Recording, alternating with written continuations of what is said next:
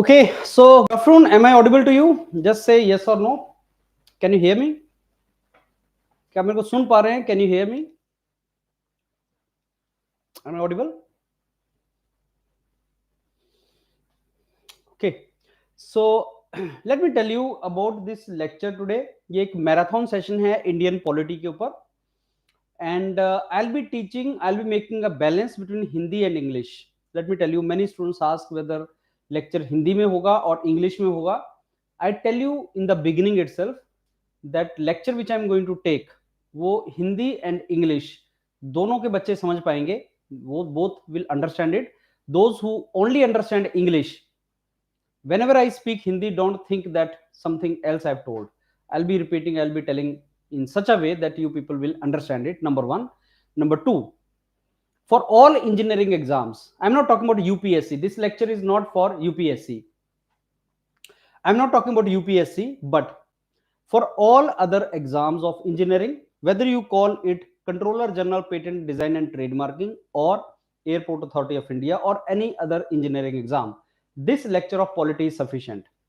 So I have so I have 300 plus slides. I'll be discussing this polity in a very simple way. You will understand it. Try to focus on understanding. Those of you who are listening to this lecture, please make sure you are sitting with pen and copy so that whenever I say in a slide, this is the most important thing, please note it down. You note it down. You please attend my lecture as you are sitting in the offline class. I'm teaching here and you are sitting in offline class. If with that particular intention you are sitting, I'm very sure you will get maximum from this lecture. And Indian polity is the easiest topic. I have taught many subjects, physics, mechanical engineering, English, so many subjects. Polity is the easiest subject. Why? Because you can feel it, you can see it. When I talk about election, you can see the elections are going on presently in the states. You can see that. तो ये easiest subject है, बहुत ही आसान subject है, trouble नहीं आएगा. You will understand at the end of the lecture. आपको majority चीज पता चल जाएगी और जो कुछ data होगा, so whatever things will be missing if at all, वो मैं एक क्वेश्चन वाली क्लास भी कवर करूंगा. उस क्वेश्चन वाली क्लास में we will cover that. So Indian polity you can depend upon me and my lecture. I can assure you that you need not to go anywhere. But CGPDTM, they have told in January, assume it will to be in January. If CGPDTM exam, Controller General Patent Design and Trademarking, if that exam is not in January, तो ये बाद में हो भी नहीं पाएगा. Right, सो ये जनवरी में होगा. I think Kapil is telling about 23rd जनवरी. सो अगर ये जनवरी में नहीं हुआ तो बाद में हो भी नहीं पाएगा. So those of you who are going for this CGPDTM exam also, please start preparing now, assuming that exam is going to be in January. So you have December, you have 1 month now for that exam. Ab for today's lecture, you need to enjoy this lecture. I'll be giving breaks. I don't know whether it will be 4 hours, 5 hours, 6 hours. I don't know that, depending upon the pace. But you please sit comfortably and we will complete this particular on Sunday. This topic we will complete it. Okay, so friends, let's start our lecture now. And when we talk about polity, two things we normally talk about. One is Indian Constitution, another we talk about Parliament. तो polity के अंदर ये दो चीज हमें पढ़नी होती है, एक पार्लियामेंट के बारे में और एक कॉन्स्टिट्यूशन के बारे में. लार्जली वहीं से आपके सारा का सारा इंडियन पॉलिटी सिस्टम आता है. But you know, starting of the polity is from modern India. India का जो आज का कॉन्स्टिट्यूशन है, आज का जो इंडिया का constitution, whatever constitution we have today, that is basically evolved constitution during British Raj in India. And if you see, British rule in India is nothing but we study that in modern history. So Indian polity starts where modern history ends. Where modern history actually starts ending, Indian polity system start evolving. तो आज हम उसी के बारे में पढ़ेंगे. I'm sure all of you have heard about these two battles, Plassey का battle and Buxar का battle, right? I'm sure you people have heard about these two battles, 1757 and Battle of Buxar 1764. What is the significance of these two battles? आप history में इसको पढ़ते हो. इनका significance ये था that after these two battles, British became supreme in India. Before that, British were like a merchant company, East India Company. But after these two battles, British decided why not rule the country directly. इस country के अंदर rule करते हैं, इस country के अंदर administration करते हैं. Remember then when British came in the court of Jahangir, they never came, to rule the country. They came as a merchant. They came to, do the some kind of trade with India. But in next 100, 200 years, they realized they came in 1600 when Mughal Emperor Jahangir was in power. So during the reign of Jahangir, British as merchant entered in 1600. And now we are talking about 1764. 160 साल के अंदर they realized that they can rule this country. And now East India Company started, thinking that let's rule this country. Still it is East India Company. They are thinking, let's rule this country. Let's collect the tax from the people. Let's start administering this country. And whenever you have to rule in the country, you need to make policies, you need to make laws. And that is from where our legal system started evolving. तो polity कहां से start हुआ? जब से अंग्रेजों ने decide किया कि भाई साहब हमें इस कंट्री के अंदर रूल करना है. वो कब से स्टार्ट हुआ? After these two battles. बहुत इंपॉर्टेंट बैटल्स हैं, इनके बारे में आप हिस्ट्री में पढ़ते हो, not in the polity, but still you should understand कि इन बैटल्स के बाद ब्रिटिश ने ये सोच लिया कि हमें अब इस कंट्री के अंदर रूल करना है. And then comes most important first topic which I am going to study is evolution of Indian political system. तो इंडियन कॉन्स्टिट्यूशन जब बना 1946 में, we started writing the constitution for us.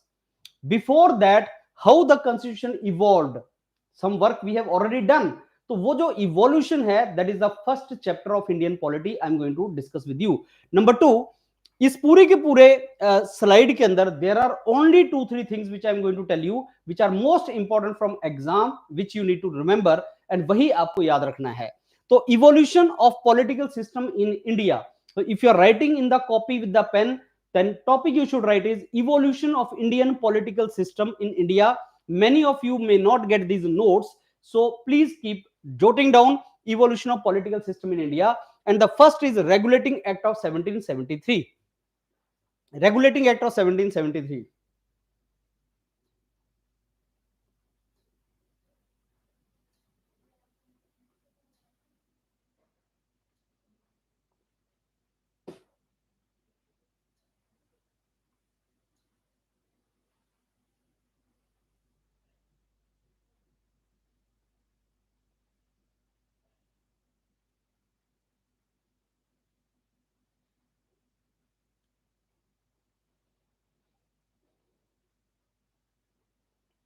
Okay, now I told you the names, don't bother about the names. Why this name is Regulating Act, why this name is Indian Council Act, why this name is Government of India Act, why this name is Charter Act. So don't bother about these terminologies, they are not important. But I tell you one thing, regulating means now British government wanted to regulate the affair of East India Company, because East India Company had become very big. East India company बहुत बड़ी हो गई थी. Bengal province, Bombay province, and then Madras province, presidencies, बहुत बड़े बड़े ये इन्होंने प्रोविंस बना दिए थे.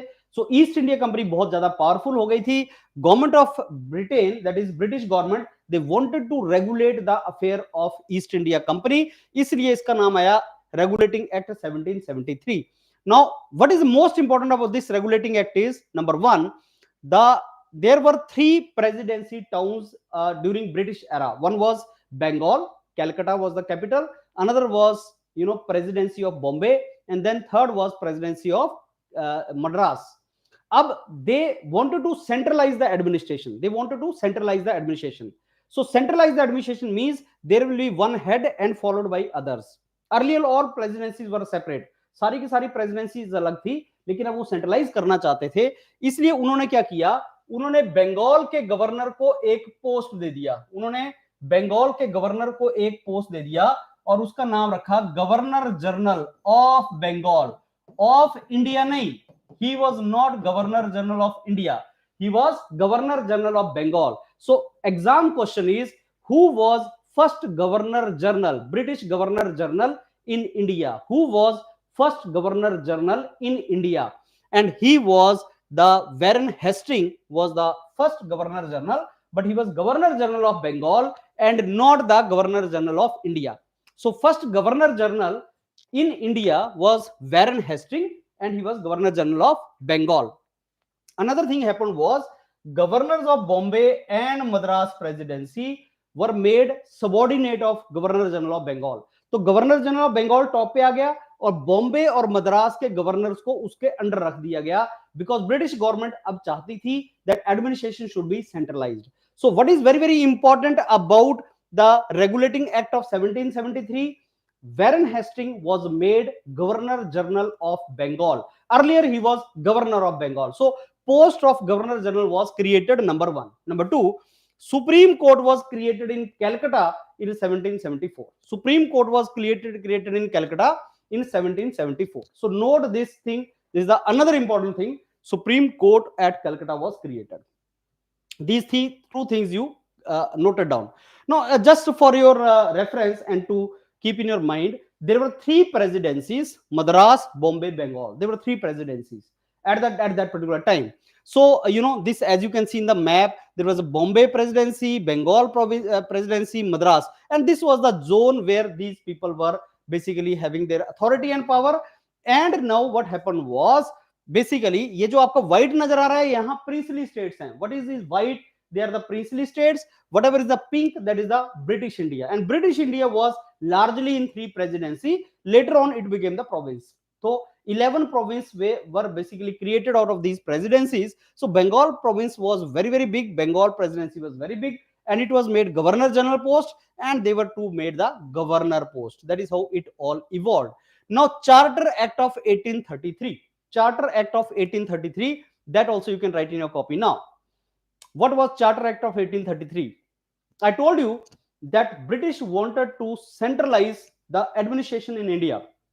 British wanted that administration in India should be centralized. So it started with the Regulating Act of 1773 and it completed with this Charter Act of 1833. So what started with 1733, it ended up with Charter Act of 1833. So in next 60 years they completed that particular task. उसमें क्या हुआ? उसमें they created the first Governor General of India. Lord William Bentinck became the first Governor General of India. Lord William Bentinck became the first Governor General of India. So who is the first Governor General in India? That is Warren Hastings. First Governor General in India, Warren Hastings. First Governor General of India, William Bentinck. And I tell you one thing, William Bentinck is also known for his reforming activities. सती प्रथा, तुम लोगों को पता है सती प्रथा क्या होती है? You know what is the ritual of sati, right? Now the widow will die along with her husband and she will be put on the funeral pyre only. She will die. That is sati pratha.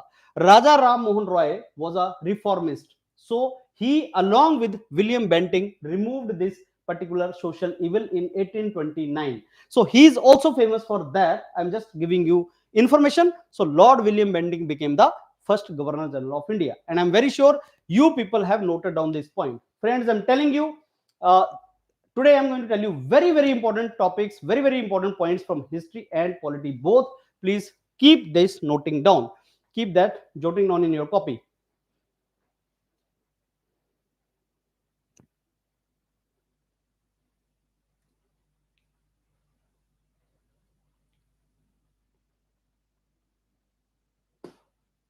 Okay. So it was centralization in India. Now, let me tell you, there was then Charter Act of 1853. Charter Act of 1853. This lecture is a polity lecture, not a history lecture. मैं तुम्हें polity पढ़ा रहा हूं, history नहीं. और हमें यह देखना है कि पॉलिटिकल सिस्टम इंडिया में कैसे इवॉल्व हुआ, पॉलिटिकल सिस्टम इंडिया में कैसे बना. That is what we are going to discuss today. So what was charter act of 1853? ये मैंने आपको पहले बता दिया. Don't bother about regulating act, charter act, Indian council act, government of India act. ये terminology is not important for you. Exam में कभी question नहीं आएगा. जस्ट अंडरस्टैंड कि एक चार्टर एक्ट आया 1853 और उसमें क्या हुआ, first time legislative and executive function of governor general's council were separated. And polity mein I have taught you these terms: legislation, executive and judiciary. Three organs: executive organ, judicial organ, legislative organ. Legislative means those who make law. Executive means those who execute those laws. And let me ask you a question today. In present India, which organ is stronger, legislative or executive? Answer this question. In present India, which organ is stronger, executive or legislative? That is my question to you. Executive or legislative, which organ is stronger in India today? Yes, legislative. Why? Because executive, council of minister, is accountable to lok sabha. मैंने बताया था ना तुम्हें, executive जो है council of minister is accountable to lok sabha. So legislative is more powerful. In British India, governor general was supreme, strongest, and his executive council was very very strong. So executive council of governor general was stronger than legislative council. तो अंग्रेजों के time पे क्या हुआ, executive council was created first and then legislative council was also created. फिर उन्होंने Indians को add करना स्टार्ट किया लेजिस्लेटिव काउंसिल में. बहुत लेट उन्होंने इंडियन को एग्जीक्यूटिव काउंसिल में ऐड किया. So understand, the governor general was having two wings, executive council and legislative council, advisor like cabinet today. So executive council was stronger, legislative council was not stronger. Indian were added in legislative council in the beginning and Indian were added in the executive council very very late. So in this Charter Act 1853, legislative and executive function of governor general council were separated. जो notes बना रहे हैं बच्चे, जो बच्चे notes साथ साथ बना रहे हैं, उनको ये जो लाल में मैंने लिखा है बस यही आपने कॉपी पे निकालना है.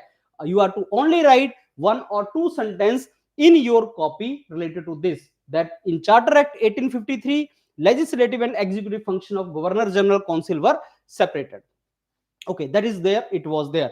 And then legislative council, Indian, that is legislative council which we call today as a parliament, Indian legislative council was also created. So that is called mini parliament. So Indian legislative council first time was created in the Charter Act of 1853. Charter Act 1853 created Indian legislative council. I told you Indian legislative council was nothing but the mini parliament, what we call today as a parliament, उसका एक छोटा सा version Indian legislative council, that was created in 1853. Third thing was, as per Macaulay committee recommendation, for the selection of civil servant, exam was suggested. So there was a competitive exam. You know, Union Public Service Commission today conducts one written exam for selection of civil servant, IAS, IPS and all. That exam was started in 1854 after Macaulay committee recommendation. So write in your copy Macaulay committee recommendation, starting of written exam for civil services in India. So this Charter Act 53 was having three things. These two functions were separated. Indian Legislative Council, mini parliament was created, and Macaulay committee and recruitment of civil servants. These two things you have to understand. So 3 points. Charter Act 1853, please write 1 point, 2 point, 3 point. 3 point आप यहाँ पे copy के ऊपर लिखो. These 3 points please write in your copy. And you are watching the entire polity lecture, marathon lecture today. Don't miss this lecture. Please don't go anywhere. Those who are attending, sit with pen and copy. It is going to be 4-5 hours lecture. Sit as you are sitting in the class. And I'm very sure question is going to come in exam from here. And surely you will understand polity today. आपको polity अच्छे तरीके से समझ आ जाएगा, right? Now this is what happened. Indian Mutiny of 1857. 1857 का revolt हुआ. 1857 revolt हो गया. And just before the revolt of 1857, Lord Dalhousie was the Governor General of India.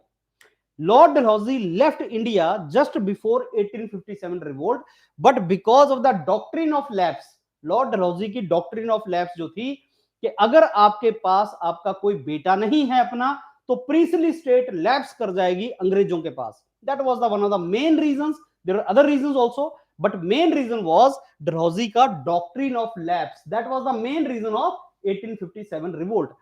Why I am mentioning 1857 revolt in the lecture of polity? Because after this the politics entirely changed in India. British entirely changed the administration in India. Before that, East India Company used to be there. After that, East India Company and its administration was abolished in India, and British started ruling the country directly. So before 1857 revolt, East India Company was ruling the India. After 1857 revolt, the king or queen will rule the country, rule the India. British Parliament will make laws for us. That is the reason 1857 revolt is very important. 1857 revolt is very, very important, right? So this is also known as First War of Independence, Sepoy Mutiny, Indian Mutiny. There are different names for that. But yes, under this particular lapse, this doctrine of lapse of Dalhousie, many states were merged in British India, and the people were against the rule of British in India. Immediately after this revolt, then British government sitting in London, they made this law for India. Government of India Act 1858. Government of India Act 1858. So in your copy, you will write Government of India Act 1858. The topic is evolution of political system in India. India के अंदर political system कैसे बना? We are learning different laws. So Government of India Act 1858 that says that East India Company will be abolished, and all the now government activities will go to British Crown. So East India Company will be abolished, and British Crown will start ruling the country. British Crown will start ruling the country. So Government of India Act 1858, immediately after 1857 revolt, said British India will start, this British Crown will start ruling the country. That is number one. East India Company abolished, Crown will start ruling the country. Very, very important thing is two new posts came. दो नई post I. Understand these two posts. There were two new posts were created. One was post for Viceroy of India.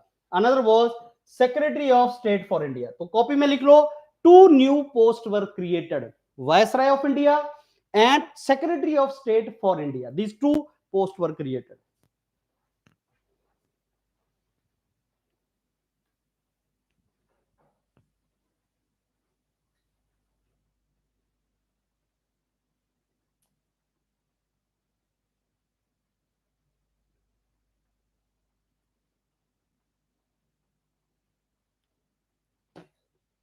Okay, now what is Viceroy post?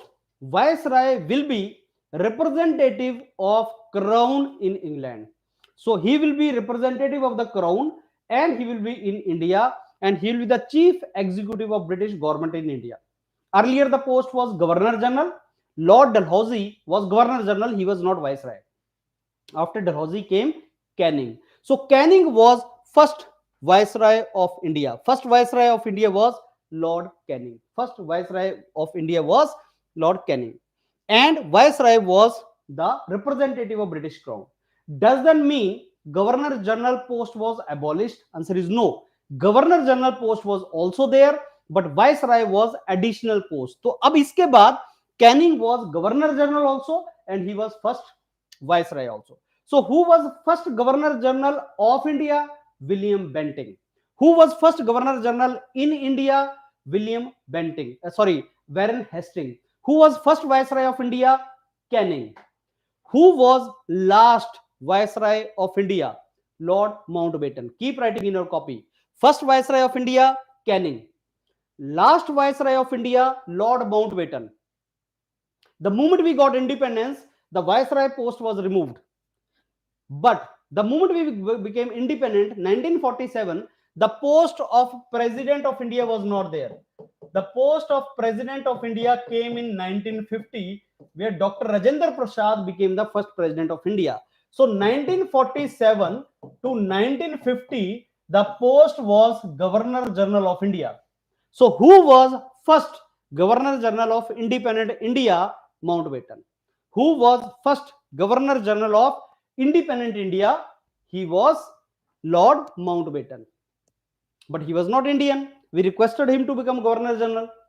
Who was first and the only Indian Governor General of India? C. Raj Gopalachari. Write the name C. Raj Gopalachari. Rajaji also is called. So he was the first and the only Governor General of Independent India. He was the Indian Governor General of independent India. Who was the first Governor General in 1947 of independent India? Mountbatten. Who was the last Viceroy? Mountbatten. Who was the only Indian Governor General of India? Gopalacharya. Who was the first Viceroy of India? Lord Canning. So this post was created in Government of India Act 1858. Now, the second post created was Secretary of State. Now, let me tell you what is the meaning of Secretary of State. He is like a minister. He was a member of Parliament of Britain. He will sit in England only, and he will be giving direction to Viceroy. So Viceroy will act under the, under the directions of Secretary of State for India. He will be the minister sitting in England. तो secretary of state कौन था? वो Britain का मंत्री था, जिसकी अपनी एक काउंसिल होगी, that will be called Council of India, 15-member Council of India. So there will be Secretary of State of India, and he will be giving direction to Viceroy of India, and Viceroy will give direction to governors in each province of India. तो 11 province थे India में British के, तो 11 province के अपने governor थे. तो governor in each province, then Viceroy, then Secretary of State of India, that will be sitting in England, and then Prime Minister of India, Prime Minister of England, Prime Minister of Britain. That is how it was. So two posts were created, Secretary of State for India and 15-member Council of India. So now you will see Secretary of State of India and Viceroy, they will make the laws for India. These two together will make the laws for India. And he is a member of British Parliament also. So many laws will be formed from the British Parliament. So Secretary of State of India and Viceroy. These two things you remember. Right? So that was Government of India Act of 1858. Now, what was Indian Council Act 1861? I told you 1857 का revolt हुआ. After the revolt of 1857, this law, this act was brought in hurry. So Government of India Act 1858 was brought in hurry, and then after a couple of years, this act came, Indian Council Act 1861. Sir, why is this called Indian Council Act now? Because Council for India was created under this act. Before that, you will not find Council of India Act. So this was created, Council created, and now they made a law. The Council made a law which was 1861. अब इस law में क्या था? This Indian Council Act said that let's join Indian in the administration work also, in the law making activities also. I told you that they started joining Indian first with the legislative work. So remember that Lord Canning nominated 3 Indians to legislative council, Banaras का राजा, पटियाला का महाराजा and sir Dinkar Rao. Exam में बहुत बार question आता है, sir Dinkar Rao से related question आता है. He was nominated by Lord Canning as the member to legislative council. I told you Viceroy was having 2 councils, one legislative council, another executive council, and he joined first time Indian in the legislative council. So legislative council में 3 members को add किया गया, Raja of Banaras, Maharaja of Patiala and Sir Dinkar Rao. These 3 members were joined in the Legislative Council of 1861. Okay, now comes Indian Council Act of 1909.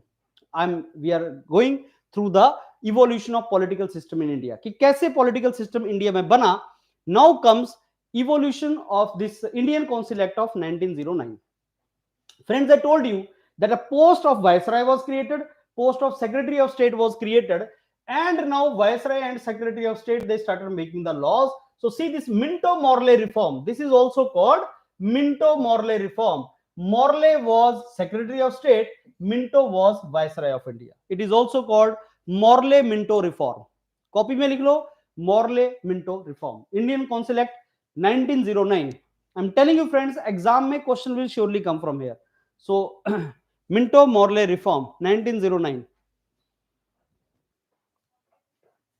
What is most important thing about Indian Council Act of 1909?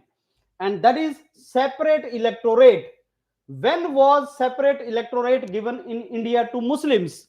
Separate electorate was given to Muslims through Indian Council Act of 1909.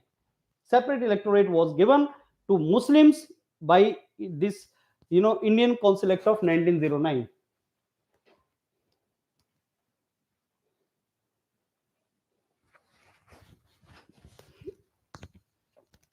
Right? Lord Minto is called the father of communal electorate in India. Lord Minto is called father of communal electorate in India. Note these important points. So 1909 separate electorate. If you ask me, maximum number of times which question has been asked from modern India in exams, this is separate electorate. When was separate electorate given to Muslims in India? That was Indian Council Act 1909. Now what is separate electorate? Let me explain you the meaning of that, because later on हमें इसको समझना पड़ेगा separate electorate क्या था, इसको हम पूर्ण factor वगैरह के साथ जोड़ेंगे. तो सेपरेट इलेक्टोरेट था क्या, समझो इसको. सेपरेट मींस अलग, electorate means voter. Electorate means voter, the people who vote you. If I'm a Muslim, only Muslim will vote me. If I'm Hindu, only Hindu will vote me. That is the meaning of separate electorate. So if you are Muslim, then only Muslim will vote you. Why British are doing this? Because British wanted to divide and rule. Divide and rule. British realized in 1857 revolt that Hindu and Muslims are fighting against us together. So if we want to rule in this country, we need to divide and rule in this country. We need to divide this country and rule in this country. So what they did, they created 1906 में they created Muslim League in India. They created Muslim League because they did not want Muslim leaders to be in Indian National Congress. Muhammad Ali Jinnah and all, then they got separated and they became Muslim League. Later on they conceived the idea of separate country for Muslims, that is Pakistan. So that was basically creation later on. That was the demand of Muslim League. So British wanted to divide and rule in this country, and this particular separate electorate was the biggest step in that direction, where British wanted to divide and rule the country. So later on British not only divided Muslims, they gave the separate electorate to Christians, they gave separate electorate to Sikh, they gave separate electorate even to the so-called lower caste communities in India, through Pune, through this third roundtable conference, where Bhimrao Ambedkar said that okay, we will take separate electorate for these communities in Hindus, and Mahatma Gandhi sat on fast unto death. That we will see later on. तो separate electorate सबसे पहले मिला था Indian council act 1909 में, and Lord Minto is called the father of communal electorate in India. Second thing was the first member of Viceroy's Executive Council as law minister was Satyendra Prasad Sinha. Satyendra Prasad Sinha became the first. Right? So Satyendra Kumar Sinha became the first Executive Council nominated to Viceroy's Executive Council, Satyendra Kumar Sinha. So that was Indian Council Act 1909. I told you Viceroy की दो council थी, Legislative Council, Executive Council. The three members, who were nominated to the Legislative Council, I discussed with you through Indian Council Act of 1861. They were the three members nominated to Legislative Council of Viceroy. But Satyendra Kumar Sinha was the law minister nominated as executive member to Executive Council of Viceroy. And the separate electorate we saw later on. Then was Government of India Act 1919. अब लिखो Government of India Act 1919. This is also transformational law in India. Government of India Act 1919. Please write this also. Government of India Act 1919. और आप देख रहे हैं evolution of political system in India, how this political system evolved in India. So Government of India Act 1919. It is also known as Montagu-Chelmsford Reform. Montagu was the Secretary of State, Chelmsford was Viceroy. Montagu-Chelmsford Reform भी बोलते हैं इसको. अब what is the most important thing about Government of India Act 1919? वो है diarchy. Diarchy was introduced in the provinces. तो लिख लो इसको, provinces में diarchy was introduced. Diarchy क्या है मैं explain करता हूं. Dyarchy was introduced in the province, province तुम्हें पता क्या होता है, states in the British India, through government of India act 1990, through which all the provincial subjects were divided into transferred and reserved subject. दो subjects, transferred subject, reserved subjects, transferred subject and reserved subjects. अभी ये समझो जरा क्या है, diarchy means rule of two, that means two different ways में rule. So governor was given, governor in each province was given transferred subjects and reserved subjects. Governor has two councils, legislative council in which Indian can also be there, and then executive council. Normally Indians were not there in executive council. The viceroy will also have two council, governor will also have two council, legislative and executive council. Legislative council में they will also put Indian that suggest what are the laws, but when it comes to implementation तो वो executive council थी. And British India के time पे कौन ज्यादा powerful था, executive council. अब डायरकी में उन्होंने क्या किया, उन्होंने जितने भी एडमिनिस्ट्रेशन के सब्जेक्ट हैं उनको दो पार्ट में बांट दिया. You have subjects even today, हमने 7th schedule of Indian constitution में अलग अलग लिस्ट है, union list, state list, concurrent list. Union list in which parliament can make law, state list in which state legislative assembly can make law, and concurrent list in which both can make law but parliament will be given the priority. Similar to that, the subjects were divided. Most important subjects were kept under reserved category where governor with his executive council will decide, and not very important subjects were kept in the transferred list. They were transferred to legislative in which Indian were also there. So that is called diarchy. So now diarchy was introduced in the provinces. So exam में question क्या आएगा, when was a diarchy introduced in the provinces? Government of India Act 1919. उसमें क्या था, subjects were divided into two parts, transferred and reserved. Transferred were not very important and governor will listen to legislative council in which Indian will also be there. And the reserved subjects were very very important, law and order, police, administration, everything, in which governor will only listen to his executive council where British used to be there. So that means governor kept more power to him. That is called diarchy. That is called basically diarchy. Now first time bicameralism and direct election concept was introduced. Bicameralism पता है ना तुम्हें, bicameralism means both two houses like Lok Sabha, Rajya Sabha, legislative assembly, legislative council. So bicameralism and concept of direct election was introduced first time through Government of India Act 1919. So Indian Legislative Council, जिसको आज parliament बोलते हैं, basically became the bicameral. Indian Legislative Council, upper house Rajya Sabha, council of state, lower house Lok Sabha. So ऐसे आपके bicameralism introduce हुआ. So bicameralism was first time introduced in this Government of India Act 1919. Again, as I told you, separate electorate for Muslims was given first time in 1909. अब separate electorate को बढ़ा दिया गया, कहां पे, सिखों को दे दिया गया, क्रिश्चियंस को दे दिया गया, यूरोपियंस को दे दिया गया, एंग्लो इंडियंस को दे दिया गया. Separate electorate was expanding of that was done. It was expanded. And when was UPSC created? UPSC, Union Public Service Commission, was created in 1926. That was also Government of India Act 1990. So UPSC was created in 1926. ये points अपने copy पे लिख लो.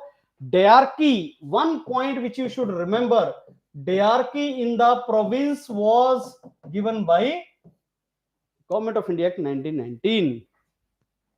Direct election in the country, Government of India Act 1919. Bicameralism first time, this, and UPSC 1926.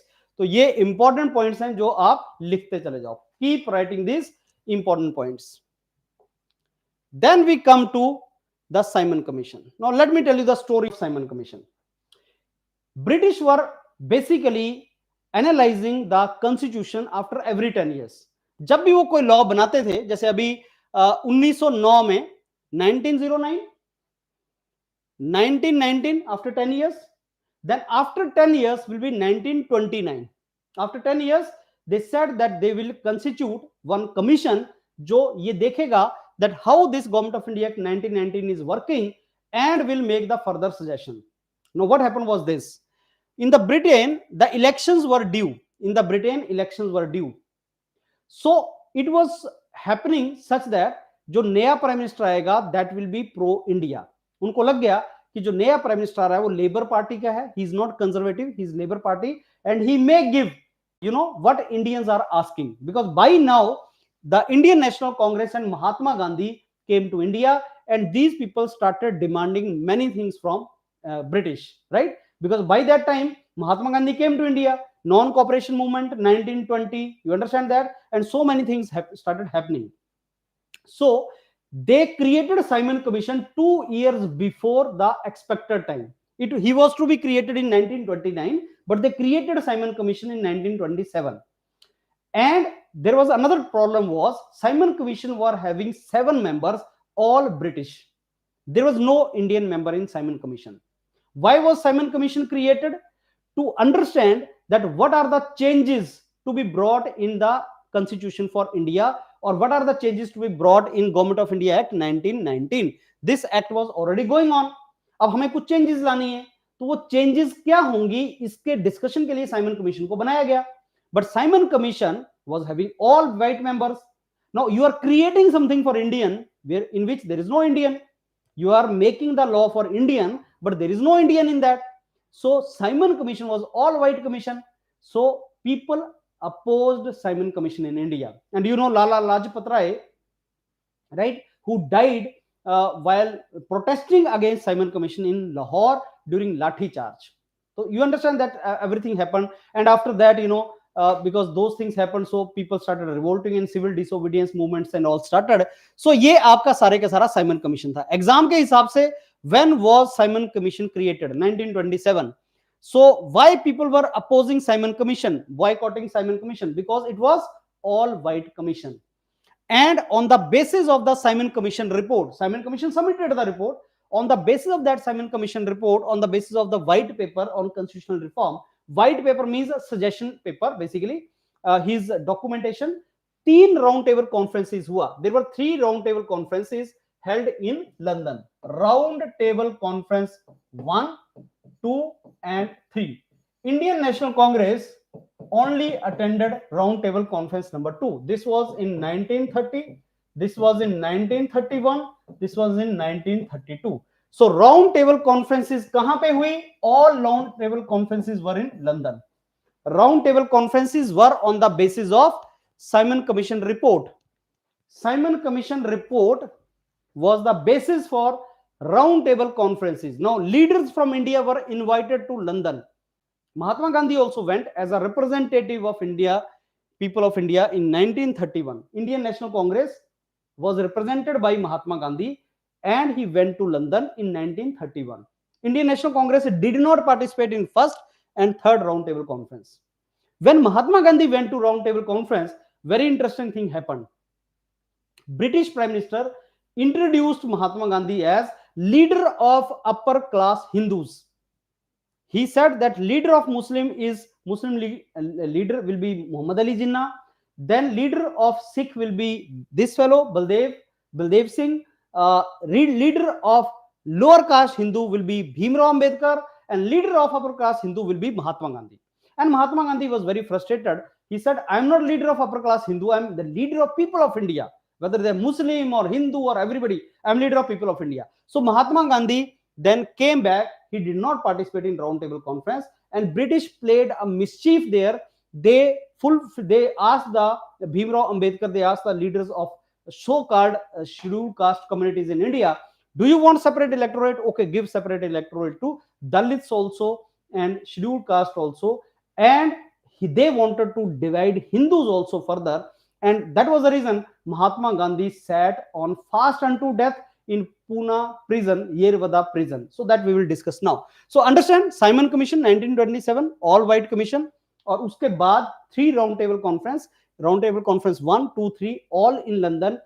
Indian National Congress only participated in second round table conference, did not participate in third. After third round table conference, then Ramsay MacDonald, that is the Prime Minister of Britain that time, he gave his communal award and against that Mahatma Gandhi sat on fast unto death. Anyhow, that is what happened. And on the basis of these three round table conference discussion, Government of India Act 1935 was born.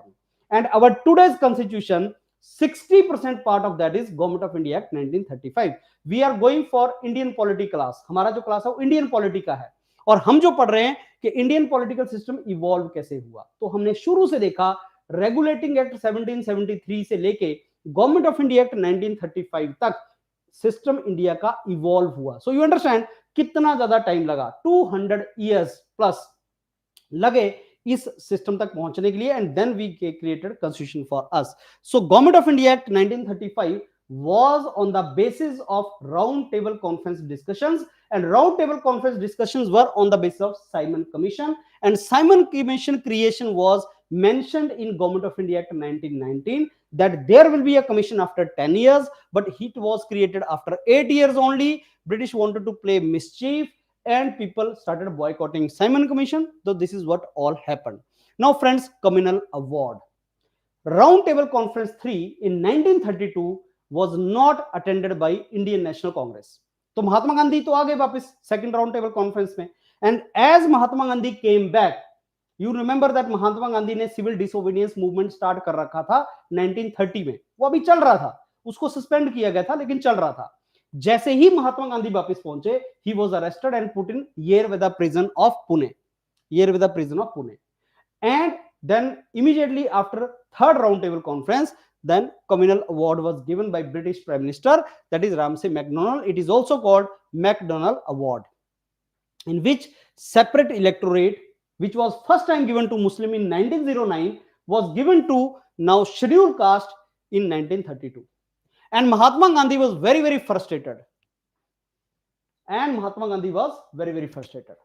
तो अभी तुमने पूरे India को separate कर दिया, मुस्लिम को तुमने separate किया 1909 में सेपरेट इलेक्टोरेट देके, फिर तुमने क्रिश्चियन को किया, सिखों को किया, यूरोपियन को किया, एंग्लो इंडियन को किया, अब तुमने शेड्यूल कास्ट कम्युनिटी जो हिंदूज में है उसको भी सेपरेट इलेक्टोरेट कर दिया, and then you are dividing the entire country. Mahatma Gandhi sat on fast unto death in prison, that is Yerweda jail, Pune. Now what happened was Indian National Congress leaders started making some kind of discussions.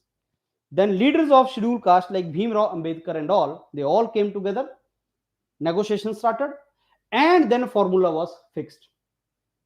In that formula, it was said that separate electorate will not be given to scheduled caste. Separate electorate क्या है? Schedule caste will only vote schedule caste. अभी क्या होता है? अभी सीटें reserve हैं sir, ये सीट शेड्यूल कास्ट के लिए रिजर्व है, लेकिन क्या उस सीट में अपर कास्ट वाला भी वोट करता है? बिल्कुल करता है.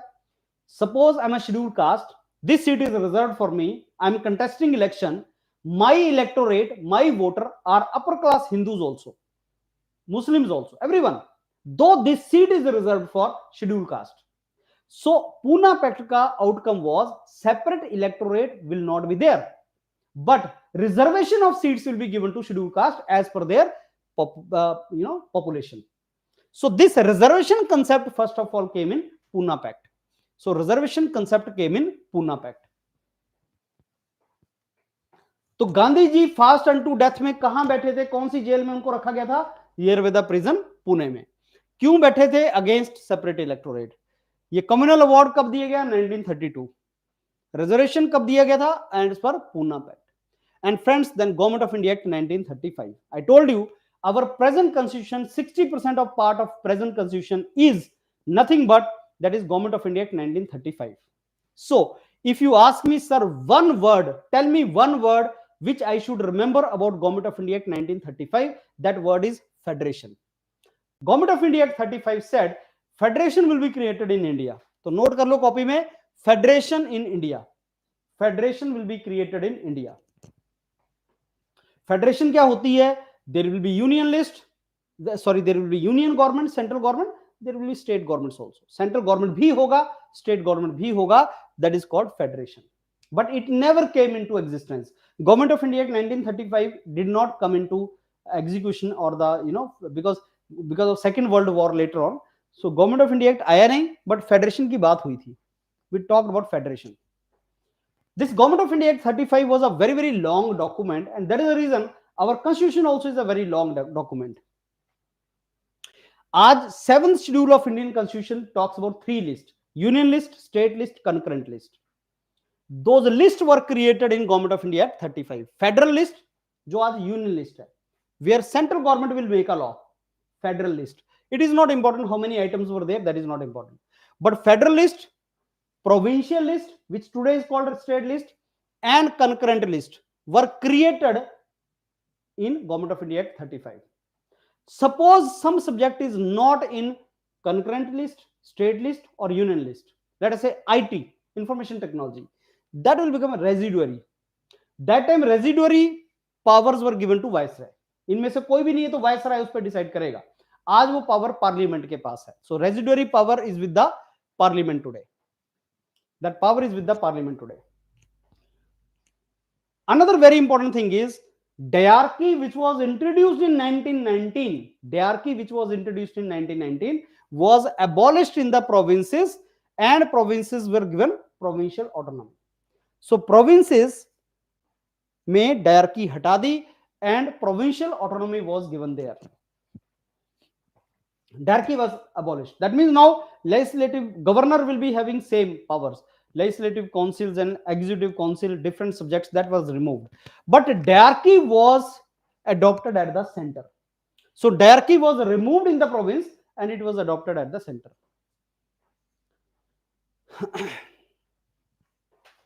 Now friends, bicameralism was introduced in 6 out of 11 provinces. Bicameralism अभी भी है 5-6 states में. जो बड़ी स्टेट है उनमें बाइकैमरलिज्म है. Legislative assembly is also there, legislative council is also there. So that bicameralism was put in some 6 provinces. That is also through this particular Government of India Act 1935. So there will be upper house, there will be lower house, legislative council and legislative assembly. So that was introduced in the provinces. So what is very important about Government of India Act 1935? Federation, All India Federation they talked about, list they talked about, provincial autonomy they gave, diarchy at the center they introduced. These were the some important points for Government of India Act 35. So before I go forward, let me give you brief of what you need to remember. Very, very important point. We are talking about the evolution of this entire the Indian political system, which is very, very important. And we all started it with Regulating Act 1773. Where post of Governor General of Bengal was created. First was Lord Warren Hastings. Then we talked about that Bengal was given more authority than Madras and Bombay. And then I told you Charter Act 1833, William Bentinck was made first Governor General of India. Then I told you Charter Act 1853, most important thing is Indian Legislative Council was created, and Macaulay suggested that okay, let's have written exam for civil services. And then I told you 57 happened, and Government of India Act 1858, then East India Company ka entire thing was taken by British, and Viceroy post was created. Lord Canning became first Viceroy, Secretary of State post was created, and the Council of India was created. Then Indian Council Act 1861 came, and some members were nominated in the legislative wing of the Viceroy. Then I told you that Indian Council Act 1909 came. Most important thing is that separate electorate was given to the Muslims. Then I told you Government of India Act 1919 came. Most important thing was provincial. The diarchy was introduced in the provinces. Most important thing. Then Government of India Act 1935, Simon Commission came. Roundtable conferences happened. Communal award was given, and then this All India Federation was talked about in Government of India Act 35. This is all happened. And then friend, this is what happened. World War II started and ended with Hiroshima and Nagasaki. So you remember when World War II was there? World War II was 1939 to 1945. That was the reason Government of India Act 1935 never came into existence. Why? Because World War हो गया. World War हुआ 1939 से 45. Did we participate in World War? Yes, we were towards British side because British were ruling us. British were ruling the country India. So our soldiers fought on behalf of the British. अगर आप India gate पे जाओ, if you go to India gate in Delhi, you'll find that names of the soldiers are written there, where our soldiers are fighting on the sidelines for British in different parts of the world.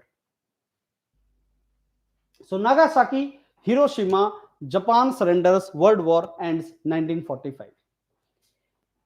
And friends, that was one of the main reasons we got independence. Obviously our freedom fighters, Mahatma Gandhi and all the leaders were basically creating ecosystem in India for independence, and we were making our nation. But then this, with 1945, this basically thing happened. During World War II, who was the Prime Minister of Britain? Winston Churchill. Who was the Prime Minister of Britain during World War II? He was Winston Churchill. And immediately after World War II, at the time of Indian independence, 1947, who was the Prime Minister of England? Clement Attlee. During Round Table Conference, who was the Prime Minister? Ramsay MacDonald, right? During World War II, who was Prime Minister of England? Winston Churchill. Winston Churchill was very much against India. He was very much against India and Mahatma Gandhi. Half-naked fakir. Those kind of words were told about Mahatma Gandhi. So Winston Churchill, though he was the most famous Briton, England. If you go to Britain, you'll ask them your best prime minister so far. They'll say Winston Churchill, because he won World War II for the country. But the moment World War was over, he lost the elections. Clement Attlee came into the power, and I told you, Britain there are two governments, one conservative, another Democrat. So Democrat are in the favor of India, conservative are not in favor of India. So Clement Attlee government came, and then they were in favor के India को हम independence दे देते हैं. That is how it all happened. So Labour Party came in power. Labour Party is pro India. Clement Attlee now was in pro India, that okay, India को अब हम लोग जो है वो दे देंगे, हम इंडिपेंडेंस दे देंगे. So who was the Prime Minister of India? Prime Minister of England at the time of independence of India? Clement Attlee. बहुत बार ये एग्जाम में क्वेश्चन आया है. So whatever information I am giving you, friends, these were asked in the exams and you should note it down. Then there was something which is called Royal Indian Navy Revolt, RIN. Indian sailors in revolt. Royal Indian Navy ratings, they are also called rating revolt, and that was in 1946 itself. February 1946. This was a very, very important mutiny. You only know 1857 mutiny, but this was a very, very important mutiny that took place in February 1946. Can you see this ship? So Royal Indian Navy, Indian soldiers in Navy, they put the guns towards Bombay city and they revolted against British. That happened in February 1946. Indian sailors revolted. Naval uprising, 1946 February. And that became one of the reasons. Now, because of this revolt, British now thought that we cannot survive in India now. World war खत्म हो गया 1945, Hiroshima Nagasaki. And 1946 में Indian navy ने revolt कर दिया, uprising कर दिया, mutiny कर दिया इंडियन नेवी ने. And then British were afraid, British were got afraid. They said अब हम इंडिया में नहीं रह सकते. सो 1946 फरवरी में Clement Attlee gave a statement in the parliament. Clement Attlee gave a statement in the parliament. He said that cabinet mission will be sent to India. Cabinet mission will be sent to India. We will send a cabinet mission to India. Who said that? Prime Minister of Britain, Clement Attlee said that in February, 19 February 1946. A special mission consisting of cabinet minister, ये नाम भी आते हैं, Patrick Lawrence, Stafford Cripps, and A.V. Alexander. They were the name of three ministers, cabinet rank minister. They are called Secretary of State there. So, Lord Patrick Lawrence, number one, Stafford Cripps, number two, A.V. Alexander. These three cabinet ministers will come to India and they will do what? What they will do in India? See this, aim. They will have discussion with the elected representative and states regarding formulation of constituent assembly. अब बात चली भाई साहब constituent assembly की. Which body wrote the constitution for India? Constituent assembly. So who created this basically constitution? Constituent assembly. Who formed, on what basis constituent assembly was formed? Cabinet mission plan. Cabinet mission. They suggested constituent assembly. And how many members were there? 3 members in cabinet mission. So let's make a constituent assembly so that Indians get the constitution for them. Right? So these were the names. So Royal Indian Navy Revolt, RIN Revolt, and then cabinet mission plan, and then constituent assembly. These are related terms, and I'm very sure you people are writing these things in your copy. You are revising the polity and history together.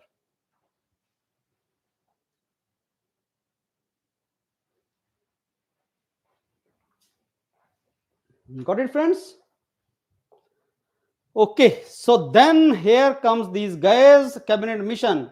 You can see Muhammad Ali Jinnah is meeting with the cabinet mission people, right? Along with Viceroy. He's the Viceroy and the 3 cabinet mission people and Muhammad Ali Jinnah. This the photo is very famous photo. So earlier Muslim League also said, okay, we will join the cabinet mission, we'll join the constituent assembly. In the beginning, Muslim said, we will sit in the constituent assembly. So in the beginning, I tell you, the 3 cabinet ministers from Britain came to India. That is called cabinet mission. Purpose, to help Indian make constitution for them. Who will make constitution for Indian? Constituent assembly. So constituent assembly was created on the basis of cabinet mission recommendation, cabinet mission plan. How many members were there? 3 members. जो मैंने नाम बताए वो दिख रहे हैं तुम्हें, 1 2 3. ये कौन है? वायसराय. ये कौन है? मोहम्मद अली जिन्ना. अब in the beginning, Muhammad Ali Jinnah was from Muslim League. In the beginning, Muslim League said, okay, we will also have a same constituent assembly. So constituent assembly in the beginning was made up of Indian National Congress, Muslim League, but Muslim League never joined it later on. Right? And then what happened was, Constitution of India was drafted by Constituent Assembly. So December 1946, December, if I'm not wrong, 9th December 1946 was the first sitting of Constituent Assembly.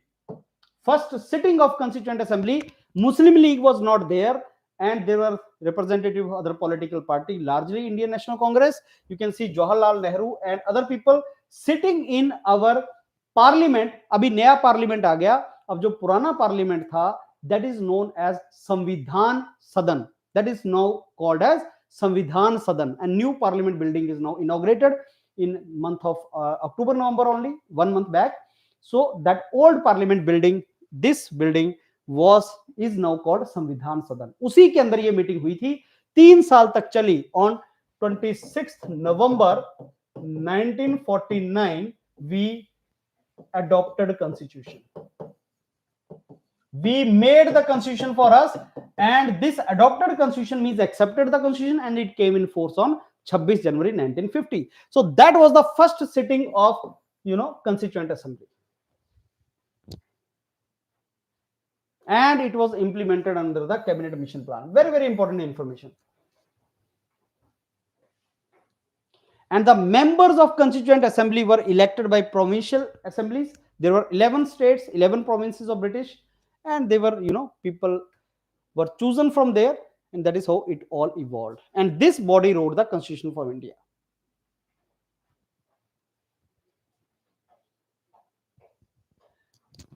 Who was the first member to suggest the Constitution for India? M.N. Roy. He was also from Communist Party of India.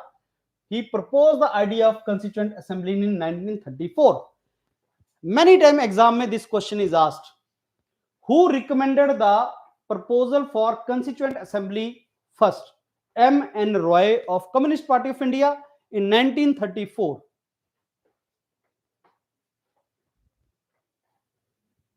Certain things about Constituent Assembly. When was it formed? 1946. Under which plan? Cabinet Mission Plan. Its first sitting, I think 9th December 1946. I'll confirm it. कितना time लगा इनको constitution लिखने को? 3 साल, 12 दिन कम या 18 दिन कम, 3 साल, अभी देखते हैं उसको। और कितने मेंबर थे? रफली 300। Who was the temporary chairman? Sachidanand Sinha, temporary. Then later on, Rajendra Prasad was the president of Constituent Assembly. Chairman of the drafting committee and the father of Indian Constitution, Dr. Bhim Rao Ambedkar. Dr. Bhim Rao Ambedkar, father of Indian Constitution, chairman of drafting committee and first law minister of independent India. He was not from Indian National Congress. Okay, so 9th December is correct as per the update by Balaji. 9th December was the first sitting of Constituent Assembly. Okay, now 9th December 1946, Constituent Assembly sit first time, and then many meetings took place. Partition between India and Pakistan happened because of June 3rd plan. There is a Mountbatten plan or 3rd June 1947 partition. June 3rd plan, where Mountbatten, last Viceroy of India, sitting in Shimla, divided the country into two parts. This is Pakistan, two Pakistan and one India. June 3rd plan. So the members, total members were 299. How much time took place? 2 years, 11 months. So 3 years minus 12 days. So we took 2 years, 11 months, 18 days. Right?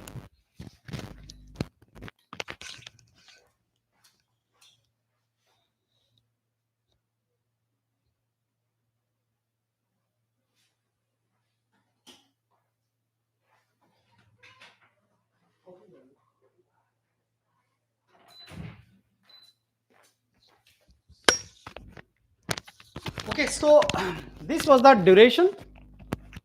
How many sessions took place? So how many sessions took place? 11 sessions. Total 11 sessions. These were the sessions for Constituent Assembly. Note करते जाओ, बहुत important चीज है. Some important other points related to Constituent Assembly. M.N. Roy first proposed Constituent Assembly in 1934. British accepted the proposal for writing Constitution in August of 1940.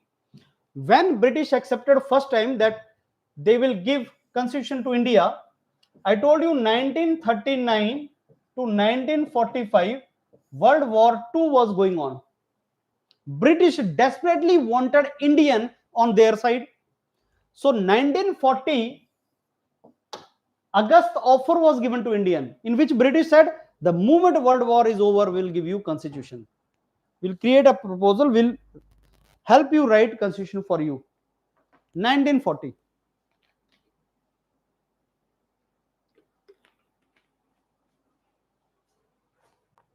August offer. So August offer, M.N. Roy, you understand? First meeting 9th December.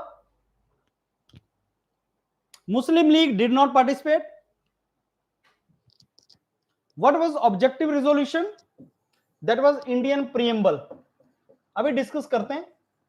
You must have seen NCERT books.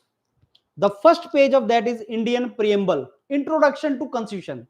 Indian preamble is basically objective resolution moved in the Constituent Assembly by our first Prime Minister Jawaharlal Nehru. Constituent Assembly में.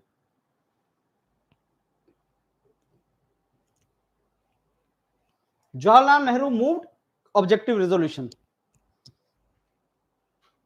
When was national flag adopted? 22nd July 1947. Now these kind of things are not polity question, they are not history question, they are general knowledge question. When was Indian flag adopted? 27 July 1947. And friends, question has come from this.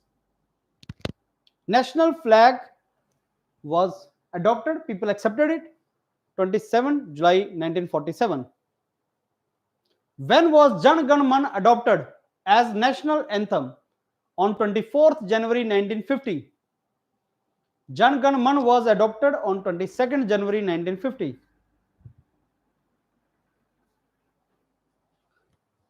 So Constituent Assembly had how many sessions? 11 sessions.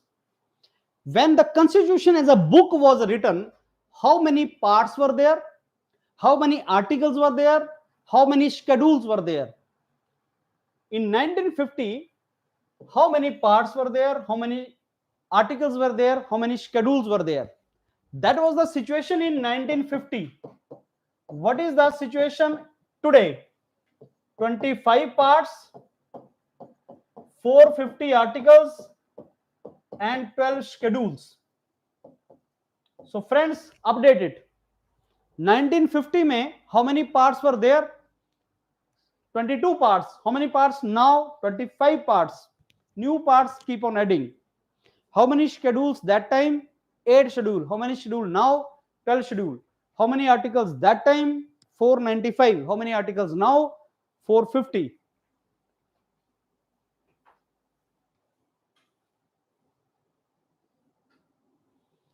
When was Constitution adopted? 26 November 1949. When it came in force and we became Republic? 26 January 1950. Why we were waiting for 2 months?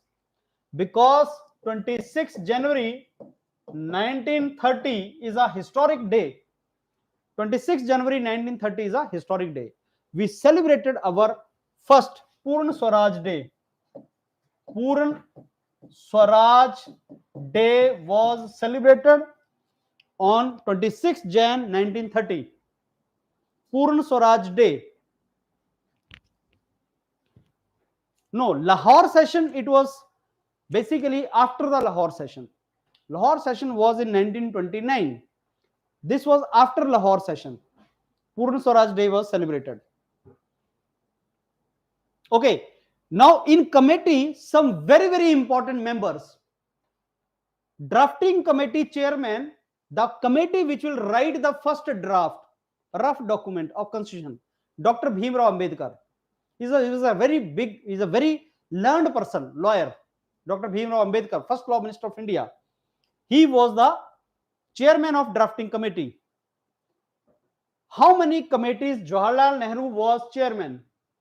Jawaharlal Nehru was first Prime Minister of India and he was also chairman of Union Constitution Committee, Union Power Committee, States Committee. Dr. Rajendra Prasad, who was the President of Constituent Assembly and also first President of India, he was the chairman of Steering Committee, Rules of Procedure Committee. Vallabhbhai Patel, first Home Minister of India, was also chairman of Provincial Constitution Committee. Sir, are these important? We should remember? No. In my opinion, no. Only Bhimrao Ambedkar and that he's the father of Indian Constitution, drafting committee is important. But please remember Sardar Vallabhbhai Patel also and Rajendra Prasad. Jawaharlal Nehru is not important. Question does not come from here. But Patel, most important, Bhimrao Ambedkar, then Vallabhbhai Patel, and then Rajendra Prasad.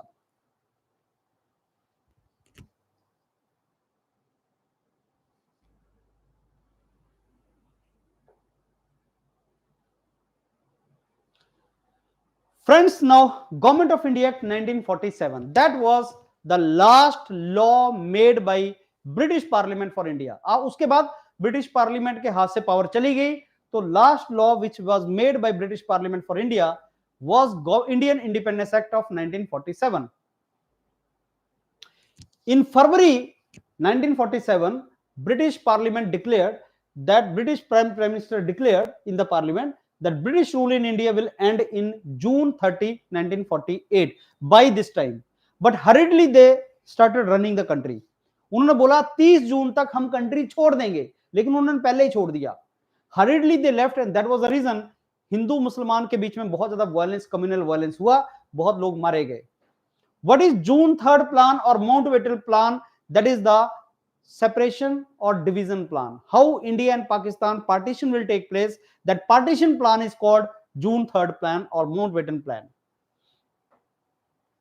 The moment the moment British will leave India, their all documents which they have signed, जब when British left India, उस time पे 11 provinces थे और 550 plus princely states थी. When India, the British left India, there were 11 provinces and 550 plus princely states. 550 princely states. India was divided into two parts: British India, 11 provinces, and princely states, where princes were ruling the country. With the princes, British were having paramountcy, agreement. Paramountcy agreement means the prince will assume the Britain king to be their supreme leader or power, right? And they will be working under that particular power only. The moment British left it, they told princely states, you have three options. When British left India, they told princely states that you are now free from our side. You have three options. Number one, either join India Dominion or join Pakistan Dominion. Dominion means some kind of geographical area, or become independent. तीन option दी गई 550 states को. Majority of princely states joined India or Pakistan. Only three said we want to be independent: Jammu and Kashmir,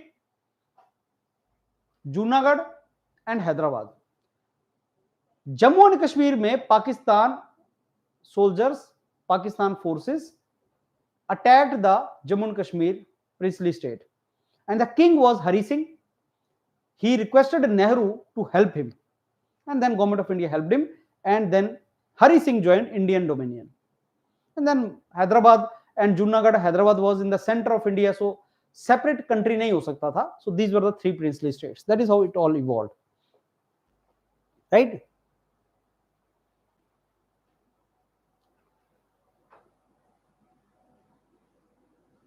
Mountbatten became first Governor General of independent India, and C. Rajgopalacharya became first Indian Governor General of India after Mountbatten.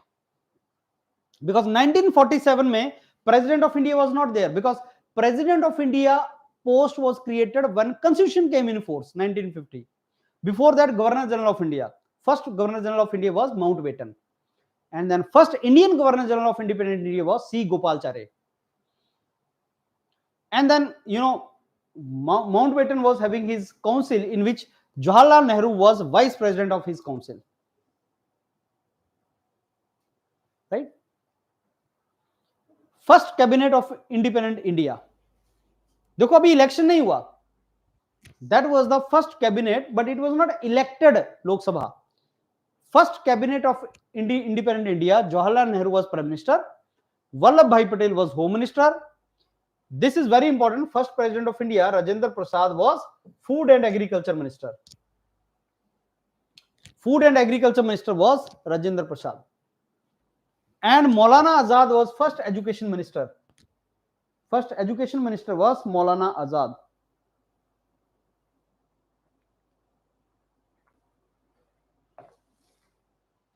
John Mathai was first Railway Minister. Shanmugam Chetty was Finance Minister. Exam में यहां से question आता है, food and agriculture minister, education minister, and सबसे important, who was our health minister, who was first health minister of India. That is the most important. That is the most important because she was the only woman member of first cabinet. So Rajkumari Amrit Kaur of Patiala, she was the first health minister of India. And see, first law minister was Bhimrao Ambedkar.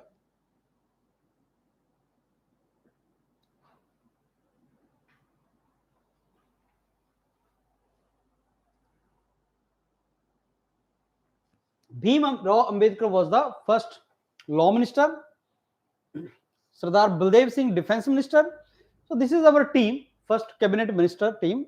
Rajkumari Amrit Kaur was the first health minister. This was our first cabinet. You can see Dr. Rajendra Prasad, Vallabhbhai Patel, Jawaharlal Nehru, Maulana Azad, Baldev Singh, Bhimrao Ambedkar. You can see all these members.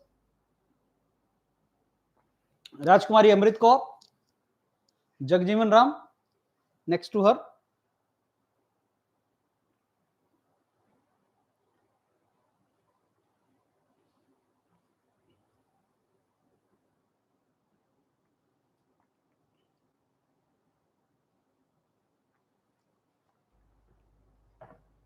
That was our first cabinet. Friends, we have already now completed one topic, that is evolution of Indian Constitution, how it evolved. हमारा constitution कैसे बना? And this was the, I think, evolution part from British India, how Britishers started evolving the constitution for India.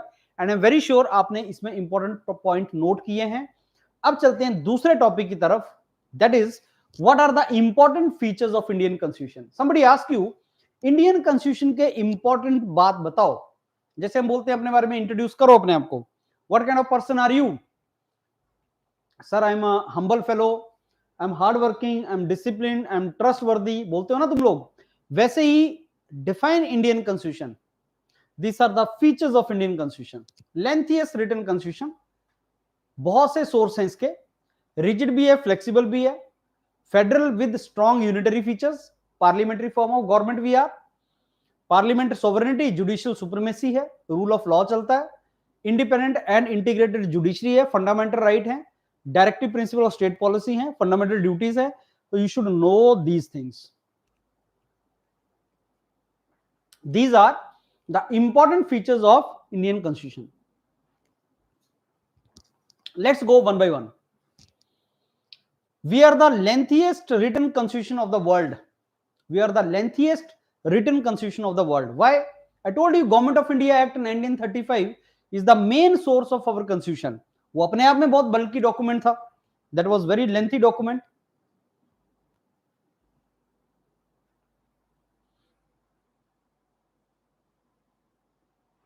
When we say written constitution, American constitution is a written constitution.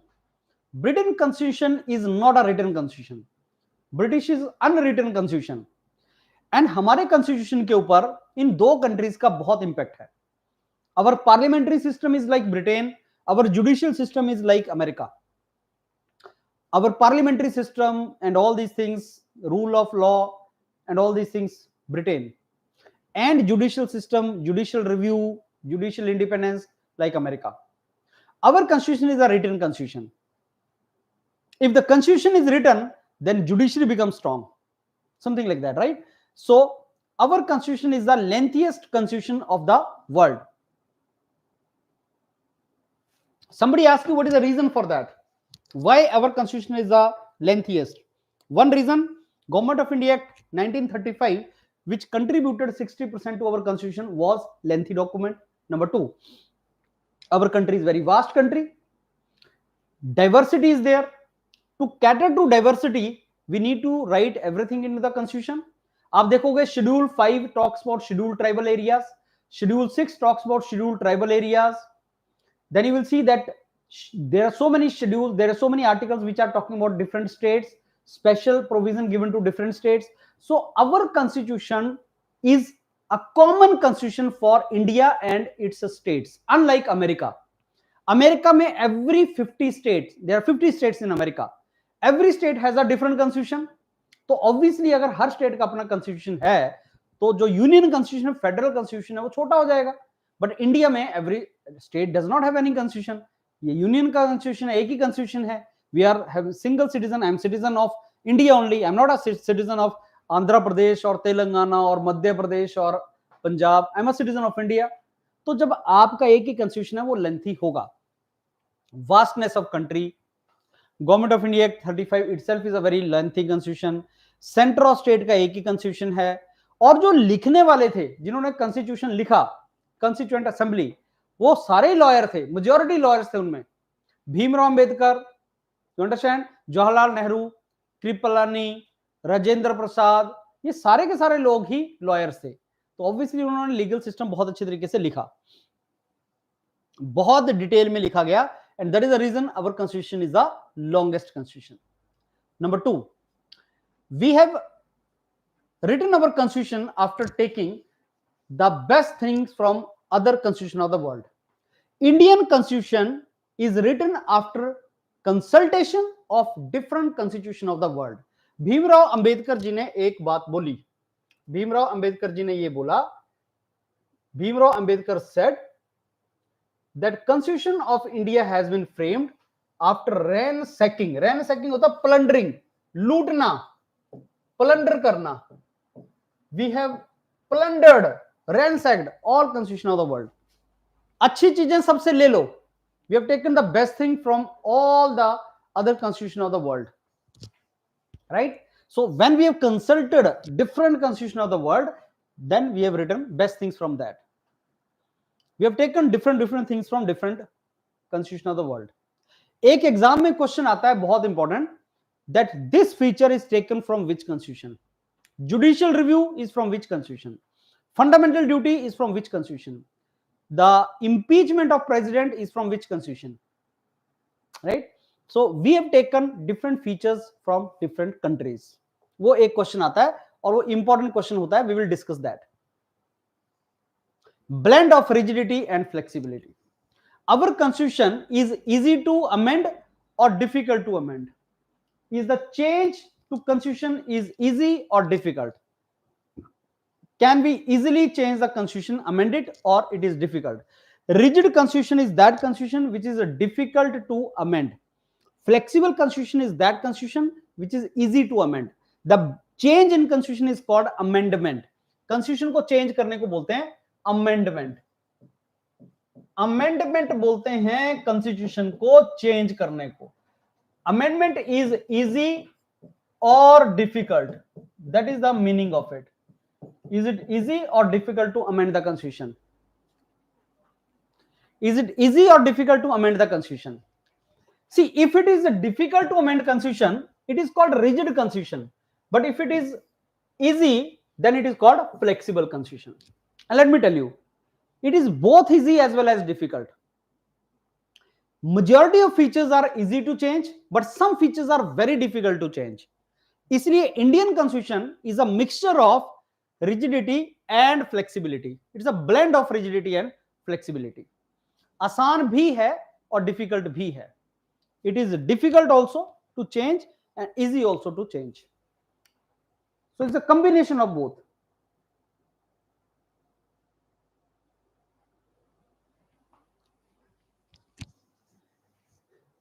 Combination of rigidity and flexibility. बाद में आएंगे, amendment का हम करेंगे. For amending the constitution, the majority required varies from simple majority to special majority. Whenever you want to change the constitution, there is voting required in parliament. Only parliament can change constitution. India में constitution को change कौन कर सकता है? Parliament. बनाया किसने था? Constituent Assembly. वो तो एक ही बार बैठती है. Constituent Assembly ने ये बोला कि आज के बाद अगर मेरे में कोई चेंज होगा, कंस्टिट्यूशन में चेंज होगा, वो पार्लियामेंट करेगी. क्या पार्लियामेंट इजीली कर सकती है? मेजॉरिटी कर सकती है. हर चीज को कर सकती है? नहीं. कईयों को चेंज करना डिफिकल्ट है, उसके लिए स्पेशल मेजॉरिटी चाहिए. कईयों के लिए सिंपल मेजॉरिटी चाहिए. हम डिफरेंट काइंड ऑफ मेजॉरिटी भी डिस्कस करेंगे. So it is a combination of both rigidity and flexibility. Federal system with unitary voice. अभी समझो फेडरल सिस्टम क्या था.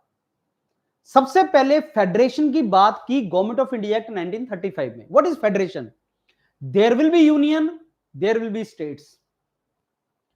सो if you see different countries of the world like England, do you have states और provinces in England? No. Central government है बस. Do you have states in Sri Lanka? No. Only central government है वहां पे. Do you have states and center both in US? Yes. Canada? Yes. India? Yes. That means जो country बड़ी है उसमें centre भी होगा, central government, and state government भी होगा, प्रोविंस भी होगा. If the country is large normally. So when there is a coexistence of central government and state government, it is called federation. Now in the world there are two kind of federation. One is American type, another is Indian type. In America, state governments are very, very strong. Federation is very strong. Typical federation is American federation. Center भी होगा, state भी होगा. In India, central government is very strong. State government is not strong. Central government ने with simple majority, parliament में with simple majority, a state can be divided, its existence can be eliminated. Andhra Pradesh became Andhra Pradesh and Telangana. Andhra was not even asked for that. Indian parliament decided the fate of Andhra Pradesh. With a simple majority, a new state can be created. A new state can be, boundary can be decided. So, sir, federation means what? There will be central government, there will be state government. Done. Which government is strong? If state government ka existence does not depend upon central government cannot touch state government much. It is a typical federation like America. In America, every state has its own Supreme Court, every state has got its own constitution, and you are a citizen of that state also. In India, there is only one Supreme Court. Centre अगर चाहे, parliament अगर चाहे तो उस state को divide कर दे, cut कर दे, नाम चेंज कर दे, कुछ भी कर दे. The way we have seen in Telangana. And that is a federation with strong unitary feature. Unitary feature means the central government is very strong. So listen now carefully. Indian federal system has a strong unitary feature. Another thing I tell you, federation word is not mentioned in Indian constitution. India is a federation, that is not mentioned in Indian constitution. Article 1 says, what is Article 1 of Indian constitution? Article 1 says, India, that is Bharat, shall be union of states. Shall be union of states. ये है Article 1. Hindustan word is not there.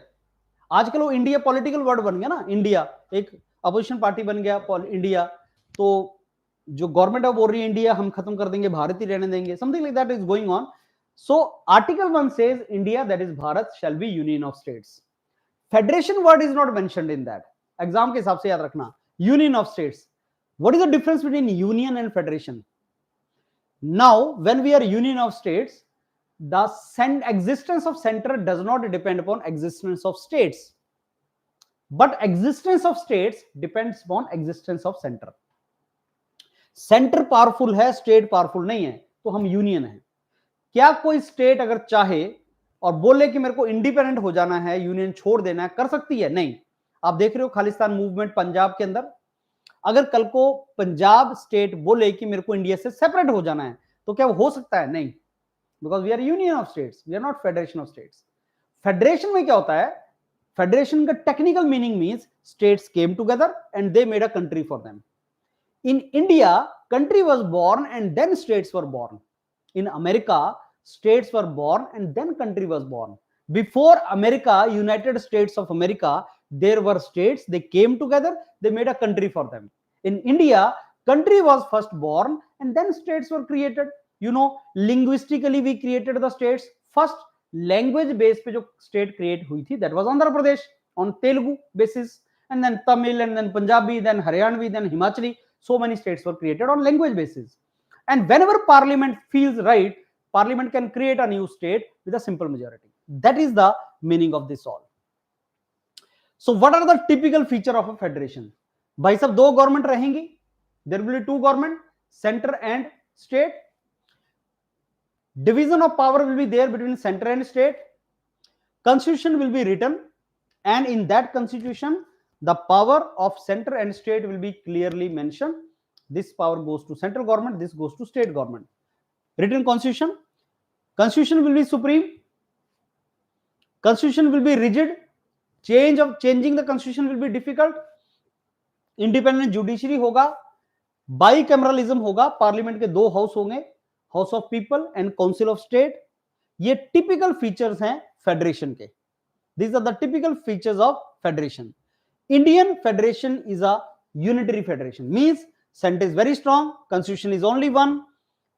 State governor, the governor will be appointed by president. He is the agent of central government in the state. I ask you one thing. Any district in the state you see, the head of the district is IAS officer. IAS are under Ministry of Personnel, which is under Prime Minister. Police ka head is Superintendent of Police in every district, and IPS is under Home Minister. Central में. Governor is basically giving a report to central government about how the state is running. So position of governor, post of governor, and all India services is the example that in India unitary features are very strong. I mean central government is very strong. So these are the features which tells that Indian Federation basically is a unitary, strongly unitary feature. So as political thinker says that federation form in India is a quasi-federal. Indian Federation is a quasi-federal, almost federal, but it is strong unitary feature. Federation तो है, लेकिन centre बहुत strong है. States भी हैं, लेकिन centre बहुत strong है. अब ये सारे के सारे features, these are the features which are related to federation. That means center and state will coexist, but states will not be as strong as center. Center will be very, very strong. That is the meaning of federal form of government.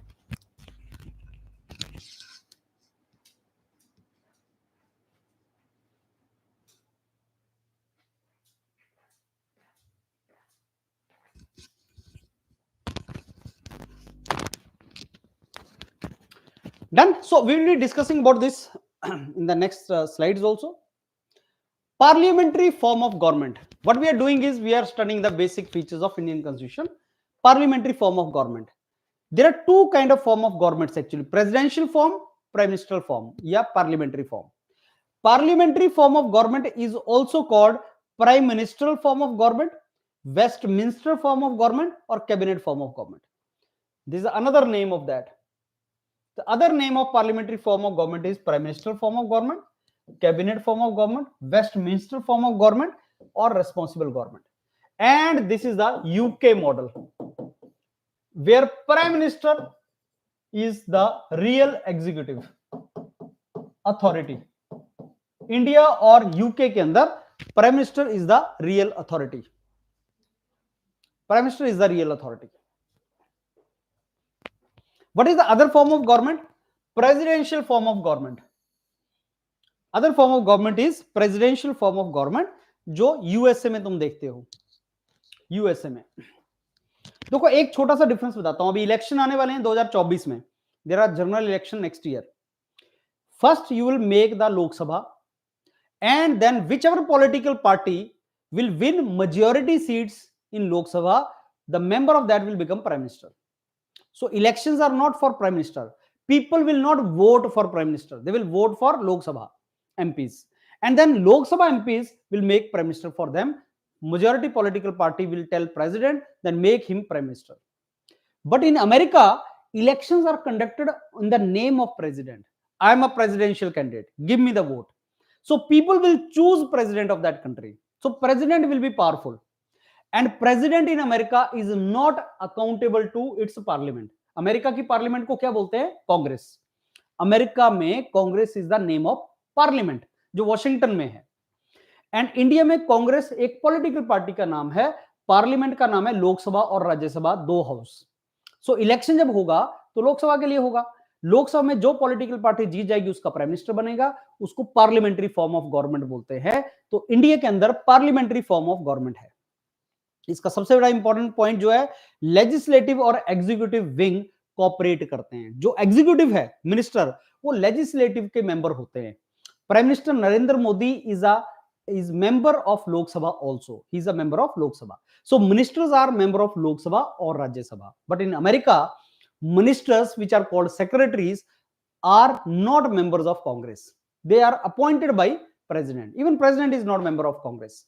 So they are appointed by president. जिसको चाहेगा president उसको अपना secretary बना लेगा.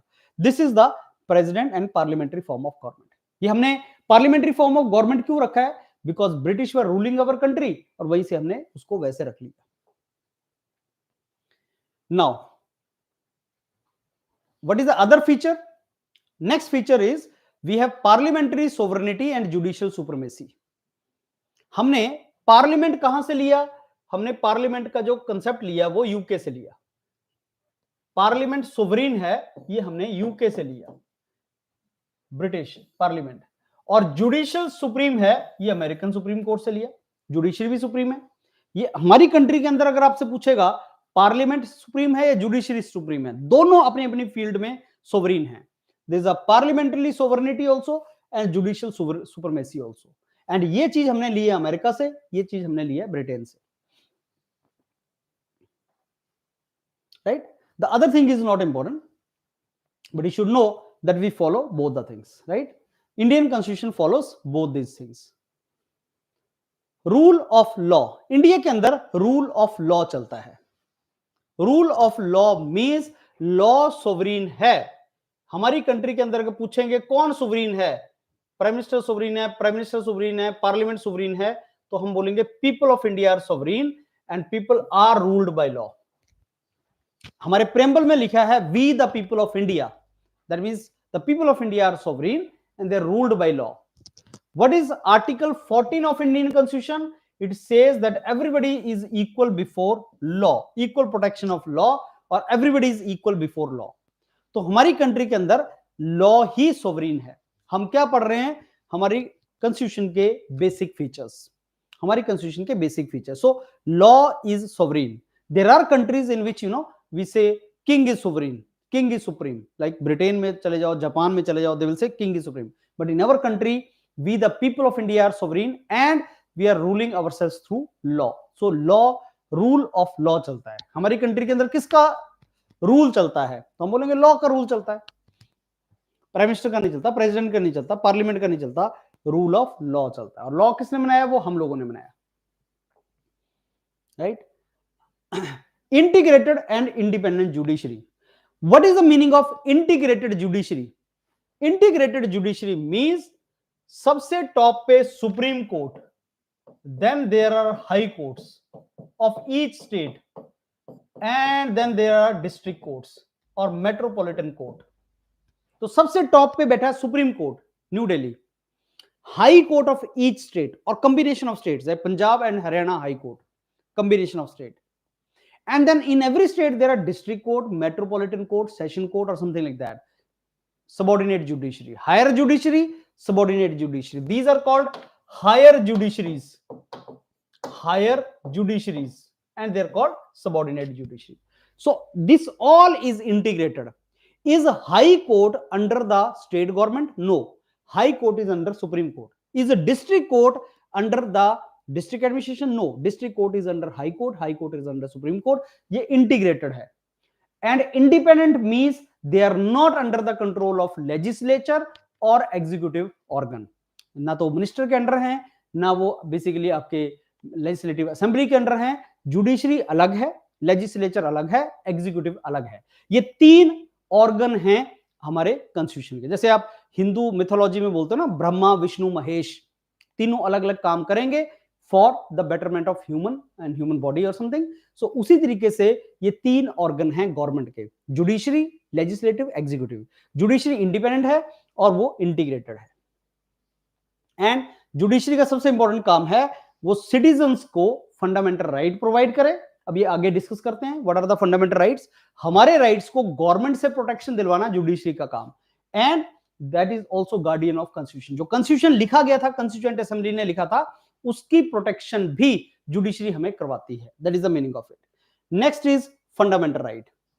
What are the other features of Indian Constitution? Fundamental right.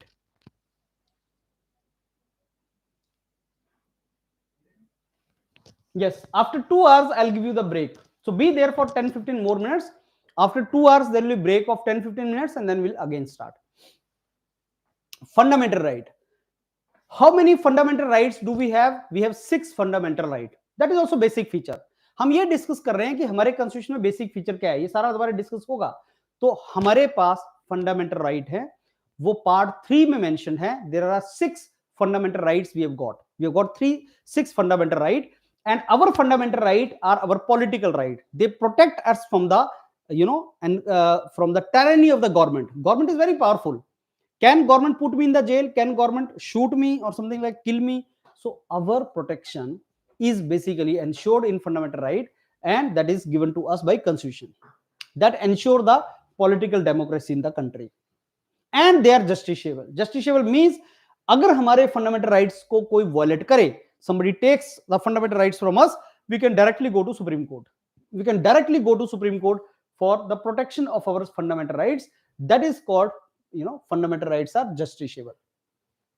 Directive principle of state policy. Friends, whenever you talk about fundamental right, you also talk about DPSP. DPSP, directive principle of state policy. Fundamental rights are in part 3 of constitution, DPSP are in part 4 of constitution.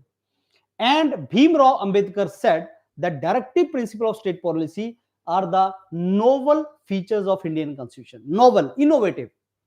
What is DPSP is what government should do, what government should do for its citizens. They are our socio-economic rights. Fundamental rights are our political rights.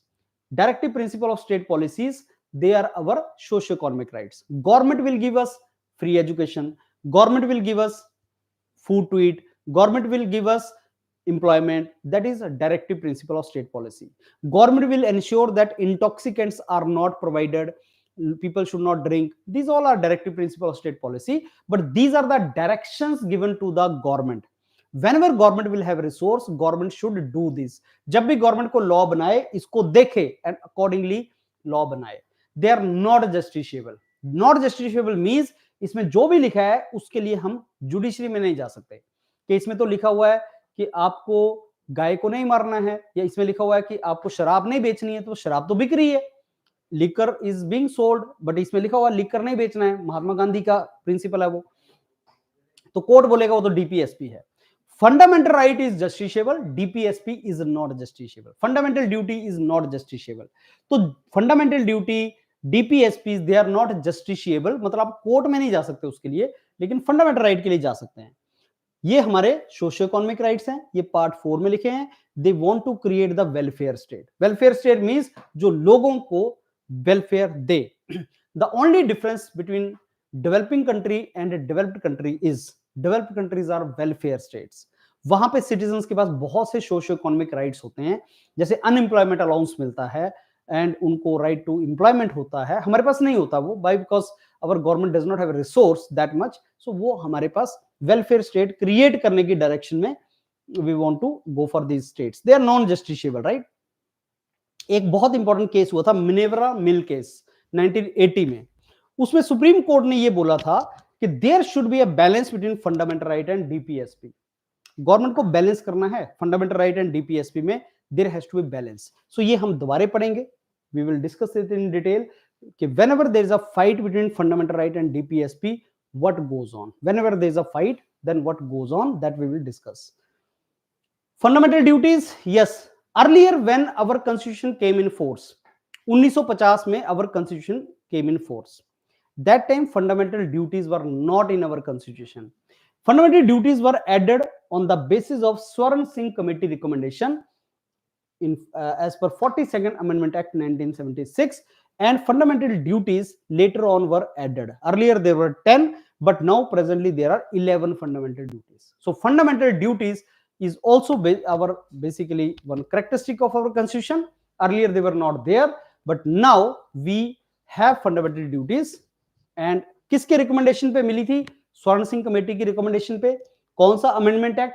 42nd amendment act. ये amendment क्या होता है? Change in the constitution. Whenever you are to remove something from constitution, whenever you are to add something in constitution, उसको amendment बोलते हैं. 42nd amendment को mini constitution बोलते हैं, बिकॉज इसमें बहुत ज्यादा चेंजेस आई थी. It changed almost entire constitution, and that is the reason 42nd amendment act is called mini constitution.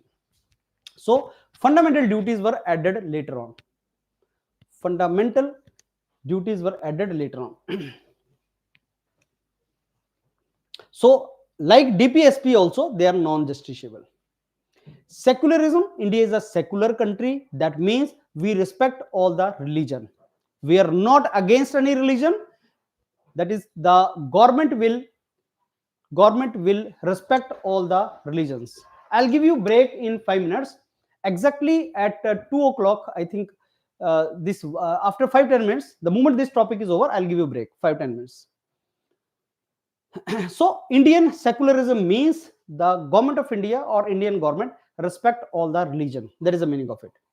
It does not have any religion, but it respect all the religion. Universal adult franchise. What is universal? Everyone. What is adult? Whosoever is 18 years plus can vote. So one person, one vote. Everyone who is 18 years plus can vote. That is called universal adult franchise. Universal adult franchise means whosoever is 18 years plus can give the vote. Earlier the age was 21, but then in 1989 the voting age was reduced from 21 to 18. वो हम बाद में discuss करेंगे जब election commission पढ़ेंगे. Single citizenship. In India, we are citizen of India, we are not citizen of a state. Single citizenship. Only single citizenship is given to us so that we all are citizen. In America, you are citizen of a state also, you are citizen of that country also. So in India, there is a single citizenship. There are some independent bodies in the Indian constitution like Controller and Auditor General, Finance Commission. So in the Indian constitution, there are certain independent offices created to keep balance and check and balance on certain things. Like Finance Commission का अपना काम है, Election Commission का अपना काम है, Controller and Auditor General का अपना काम है, Attorney General का अपना काम है. So there are some specialized offices or independent bodies in the constitution. Our constitution has emergency provisions. Emergency के लिए provision रखा हुआ है. We have three kind of emergency जिसको हम discuss करेंगे डिटेल में.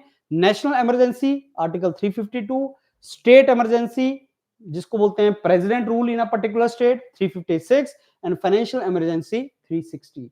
ये सारा हम discuss करेंगे in today's this entire lecture.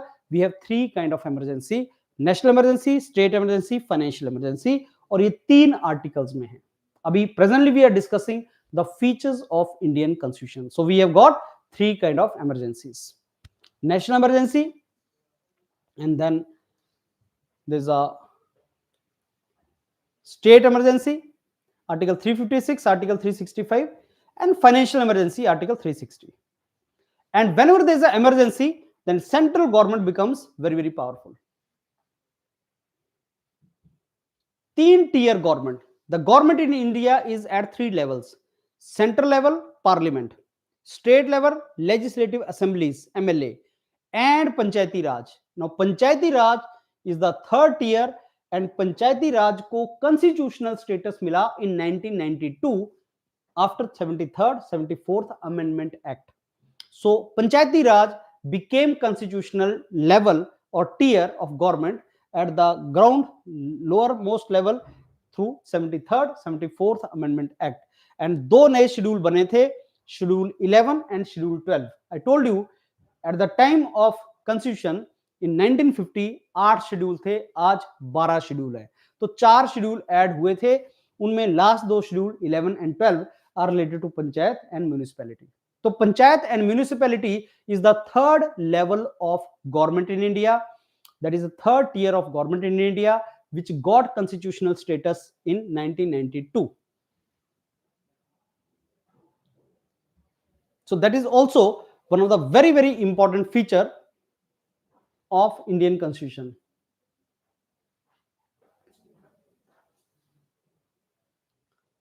And then cooperative societies. So we will be discussing today the important article, this Constitutional Amendment 1907th Constitutional Amendment Act, which gave constitutional status to cooperative societies.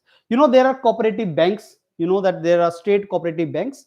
So cooperative societies are also given constitutional status through 97th Constitutional Amendment Act 2011 now. This has many examined, this question has been asked. Constitutional status given to Panchayati Raj is old question now.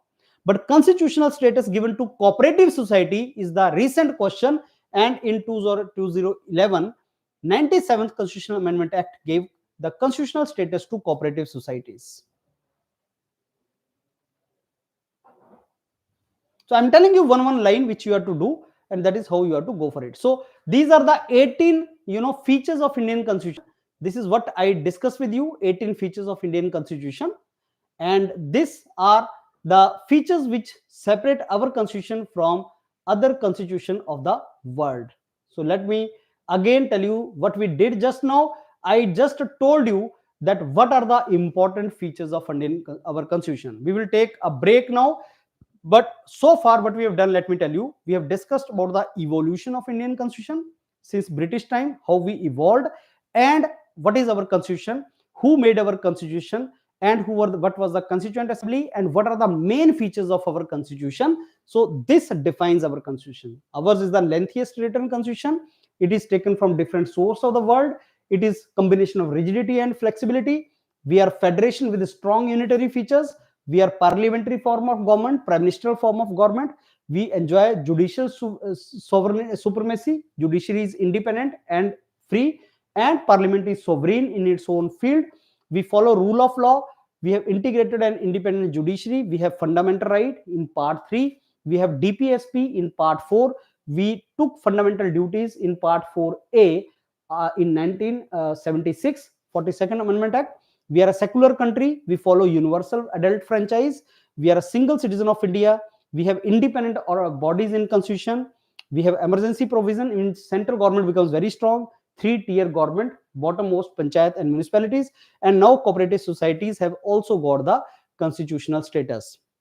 Now friends, what we do, if you have written all these things and if so far attended the lecture, please don't miss the rest part of the polity. We have reached somewhere in the middle, and after the break, 15-20 minutes break will tell. So let me give you the timings for that, and we'll again gather. So we'll start from the preamble of constitution after the break, and let me give you the timings of the break now. So we will now have this break for lunch, that is for 15 minutes. So let me tell you what is the time now. This is 2 o'clock. We start 2:15 p.m. We start again, and you're watching the marathon on Indian polity. So we'll take a break, and I catch you at 2:15.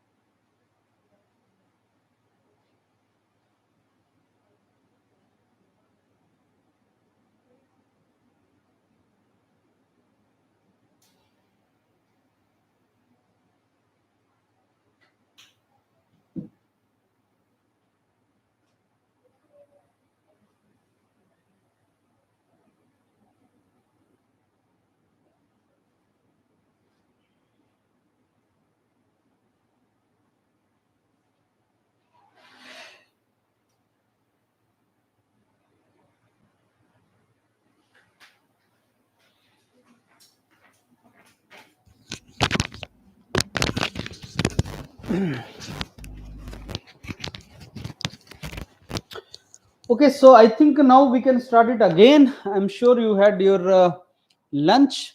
So, friends, see, this is the preamble of Indian Constitution. So, what is preamble? Let me tell you a couple of things about preamble. Preamble is the introduction to our Constitution. Constitution ki introduction is called preamble. It is on the basis of objective resolution document given by Jawaharlal Nehru to Constituent Assembly. It tells what kind of constitution do we have. Is it justiciable? Can we go to court for this? Answer is no. It is not justiciable. Can it be amended? Answer is yes. Has it been amended? Answer is yes, only once इसकी amendment हुई थी 1976 में through 42nd constitution amendment act, 42nd constitution amendment act. And I tell you, 42nd constitutional amendment act is very very important. It is called mini constitution. 42nd Constitution Amendment Act 1976. It was brought by Indira Gandhi when internal emergency was going on in India. Indira Gandhi imposed internal emergency in India in 1975. And 42nd Constitution Amendment Act changed almost entire constitution. This is called mini constitution. And उसी time पे this Constitution of India was also amended. There were a couple of things which were added in Indian Constitution at that time, and that was, certain terms were added into that, like this socialist, secular, and this I think fraternity, this particular term, that is unity and integrity. So we will discuss these terms which were added in the 42nd Amendment Act.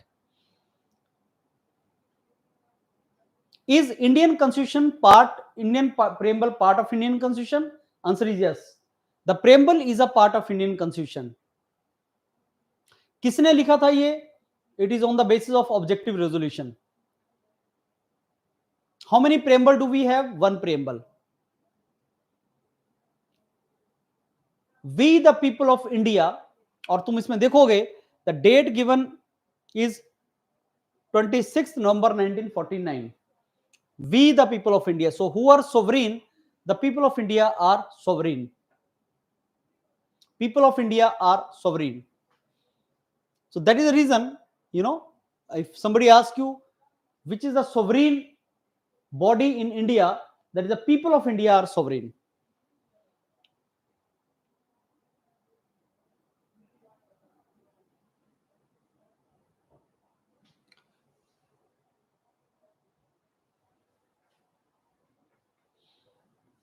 The term secular was not there in the beginning.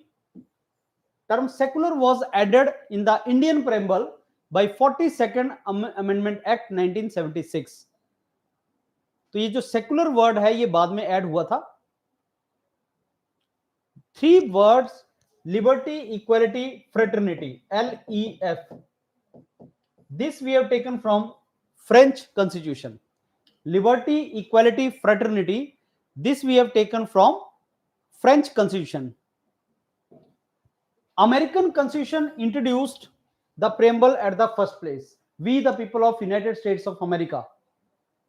तो वहीं से हम लोगों ने इस तरीके का constitution का प्रेम्बल बनाया.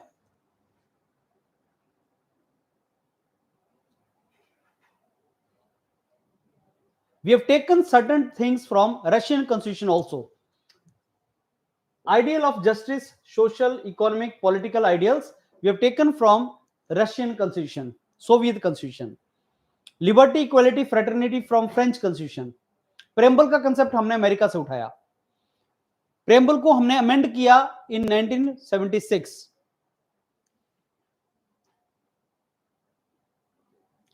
Preamble also tells that what is the date when we adopted the constitution. 26th November 1949 is the date written in the preamble. किस तरह का constitution है इंडिया का? Sovereign, secular, republic, democratic. That is, this is a country. ये हमारा definition है. What kind of country is India? Republic. Head of the state is representative of the public. That is President of India. हमारी country का जो head है वो President of India है, जो represent करता है, and that is representative of people. That is the reason we are called republic. Representative of public is our head.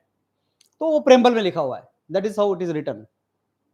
Now friends, let's talk about sources of Indian Constitution. I told you that हमारा constitution अलग अलग sources से लिया गया है. We have taken the different features from different constitution of the world. कौन सा feature हमने कहां से लिया है उसके बारे में discuss करते हैं. So which feature we have taken from where? Let's discuss about that. This is the image. If you can see, the Constitution of India We have taken features from US, we have taken from Canada, Soviet, Germany, French, Australia, Ireland, British, Government of India, Japan. We have taken features from all the countries. One question comes in the exam about from where we have taken what feature. कौन सा feature हमने किस constitution से लिया, इसका एक question exam में आता है. So this is something which is very very important. The major source of Indian Constitution is Government of India Act 1935. तो मैं आपको एक एक पॉइंट बताऊंगा जो आपको याद रखना है. The major source of Constitution is Government of India Act 1935.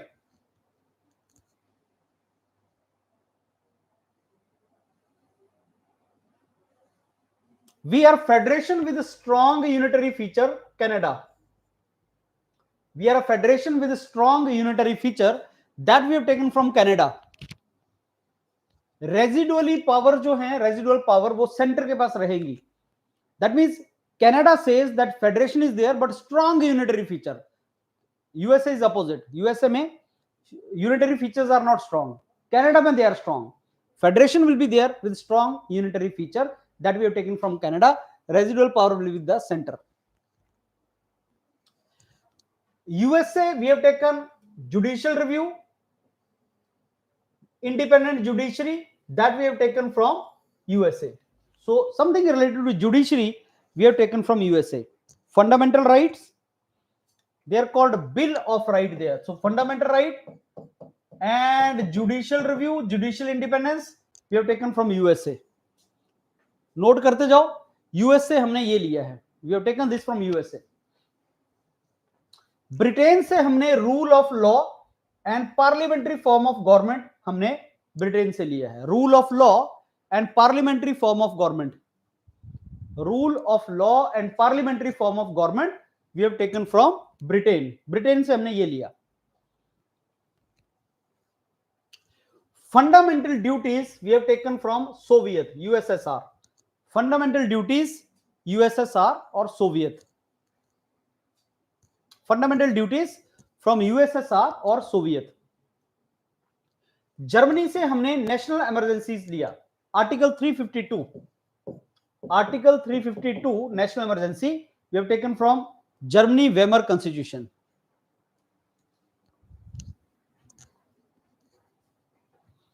Liberty equality fraternity LEF from French. Liberty, equality, fraternity.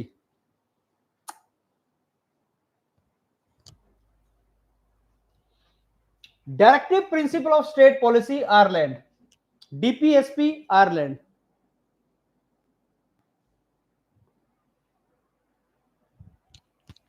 So, fundamental right, US.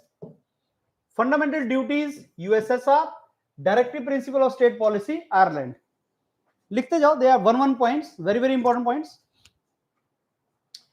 How to amend Indian constitution, ये आर्टिकल 368 है.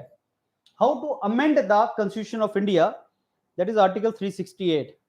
This we have taken from Africa, South Africa. South Africa से amendment to constitution we have taken from South Africa. Concurrent list, Australia. There are three lists: union list, state list, concurrent list. So concurrent list we have taken from Australia, and a joint sitting of Lok Sabha, Rajya Sabha also from Australia. Joint sitting of Lok Sabha, Rajya Sabha also from Australia. Joint sitting is under Article 108. So emergency, Article 352, Germany. Amendment of Constitution, Article 368, South Africa. Joint sitting of Lok Sabha, Rajya Sabha, Article 108. That we have taken from Australia. तो भाई एक question exam में आता है कि हमें Indian constitution has taken what feature from which constitution of the world. That is one question is asked from there.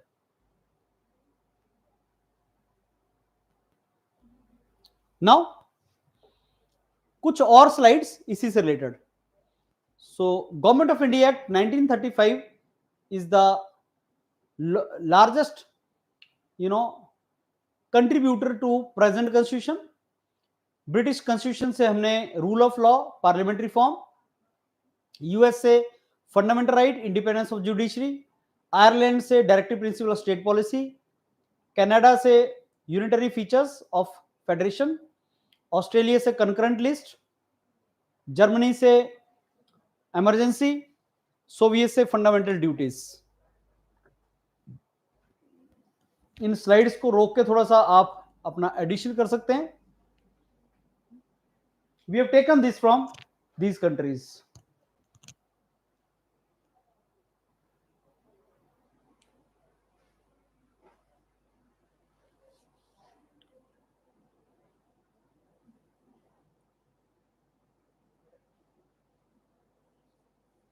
Okay, so these are we have taken from different constitution of the world. Somebody asks you, which is the largest source of Indian constitution?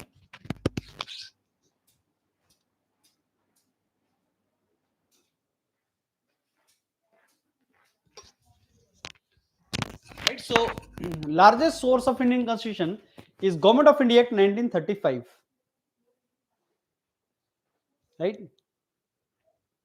Now, friends, we have discussed that how the constitution is evolved, what are the basic features of constitution, what is preamble, and from which country we have taken what source. Now we are coming to very important topic, that is important article of Indian constitution.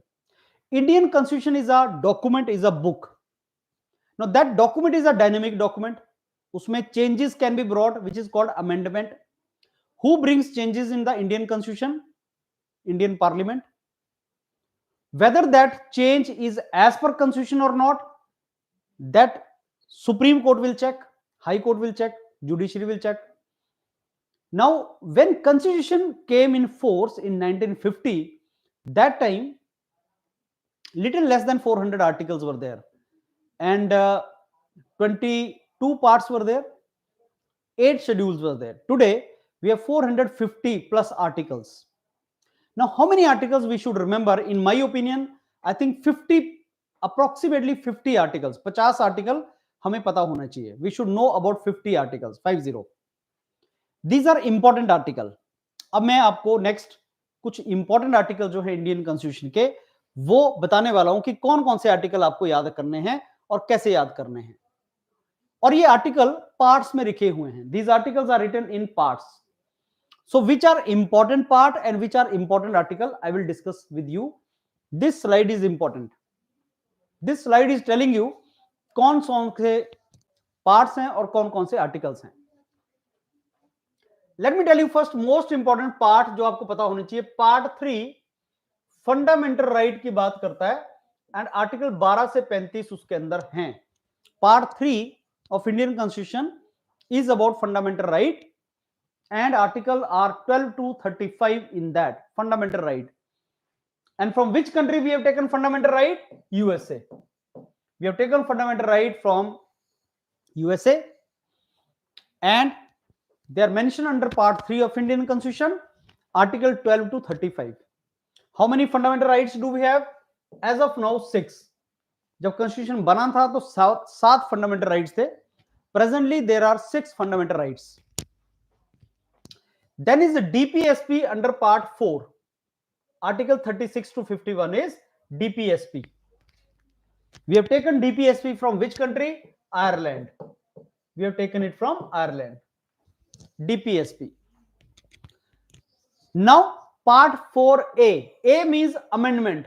Article 51A is fundamental duties. They were added after 42nd Amendment Act, Swarna Singh Committee recommendation. I will keep on revising the things. Fundamental duties were not initially added. उनको 1976 में add किया था through 42nd Amendment Act. That time there were 10 fundamental duties. Presently there are 11 fundamental duties. So how many fundamental right? 6. How many fundamental duties? 11. कौन से part में fundamental right? 3rd. कौन से part में fundamental duty? 4th A. Okay. Now which part is panchayat and municipality? Part 9 and part 9A. Which article for panchayat? 243 to 243O. So 243A से लेके O तक panchayat, and 243P to ZZ is municipality. Part 9, Part 9A. Part 9 is panchayat, Part 9A is municipality. Which article? 243A से 243O, and which article for municipality? 243P से 243ZZ.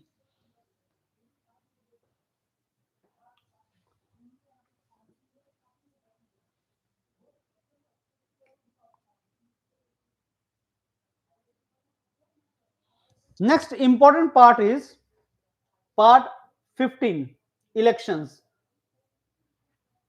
Part 15 is election, and Election Commission of India, अभी election चल रहे हैं, elections are coming also, is mentioned under Article 324 of Constitution. Article 324 जो है वो election commission है. So Part 15, देखो रोमन है ये. This is parts are written in Roman, articles are written in 1, 2, 3. That is this particular way. So Part 15 is Election Commission. Emergency provision, Part 18, Article 352 to 360. Emergency provision. Emergency provisions are in Part 18. Part 20 is Amendment to Indian Constitution, Article 368. Amendment to Indian Constitution, Article 368, and this we have taken from South Africa. Amendment to Indian Constitution we have taken from South Africa. So which part are important? Part 3, Part 4, Part 4A, Part 9, Part 9A, Part 15, Part 18, Part 20. ये important part है. And then ये मैंने आपको थोड़ा सा points बताए. I am very sure आप लोग ये नोट कर रहे हैं और आपका पॉलिटी रिवीजन होगा. देखो खुद अगर आप पढ़ोगे तो आपको पता नहीं चलेगा क्या इंपॉर्टेंट है और क्या नहीं इंपॉर्टेंट है, और लिंक नहीं बिठा पाओगे. इसलिए revise polity with me in 4-5 hours today. Indian polity you can revise in 4-5 hours. Note करते जाओ, अपने कॉपी में लिखते चले जाओ, इंपॉर्टेंट पॉइंट्स लिखते चले जाओ, and by the end you will make good notes for you. Okay, so let's go next now. How many articles are there in Indian Constitution presently? 400, approximately 50 articles, 25 parts, 12 schedules. So presently this is the situation.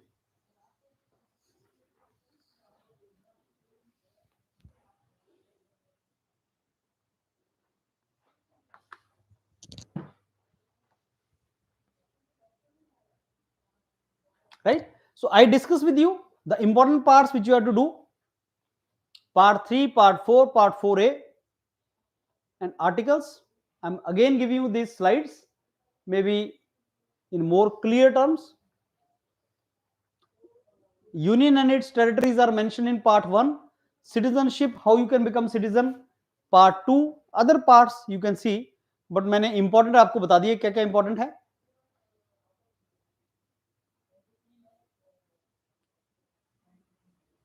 Cooperative societies, Part 9, Part 9A, Part 9B. Now, cooperative societies are also constitutional. Panchayat is constitutional status, municipality is constitutional status, cooperative society also is now constitutional status. Part 9 Panchayat, Part 9A municipality, Part 9B cooperative society. और article देख लो, 243 से O तक, 243P से ZZ तक, 243ZH से ZT तक. Last time the exam question was from this article 243. 243 is a very important article, and you see 243 to O is Panchayat, P से ZZ municipality, ZH से ZT cooperative society. Mark it important. These three parts and these constitutional bodies: Panchayat, municipalities, and cooperative society. Cooperative society also have now constitutional status. cooperative society is having constitutional status?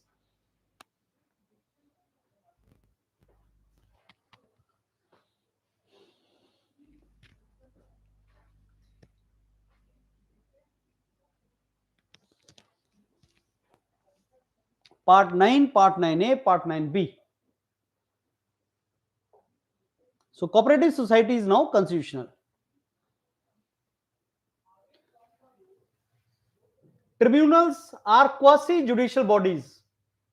Tribunals are Part 14A and Article 323A, Article 323B. And then elections, I told you. Update tribunals also. Tribunals are quasi-judicial bodies. Quasi-judicial means almost judicial. जैसे central administrative tribunal judiciary की तरह से काम करती हैं, but these are created for particular task. So tribunals are mentioned in part 4A of constitution, article 323A and B. Update it, write these in your copy. Whatever I am telling you, you have to write this. Yeah, so which amendment cooperative society came? We discussed that, I think 97th amendment दोबारे आएगा. So Neha, that will come.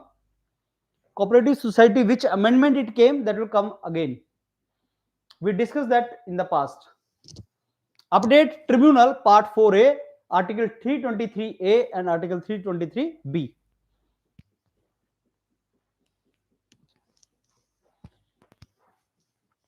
And part 5 is election, 15 is sorry election. Emergency provision part 18. Amendment to constitution part 20, article 368.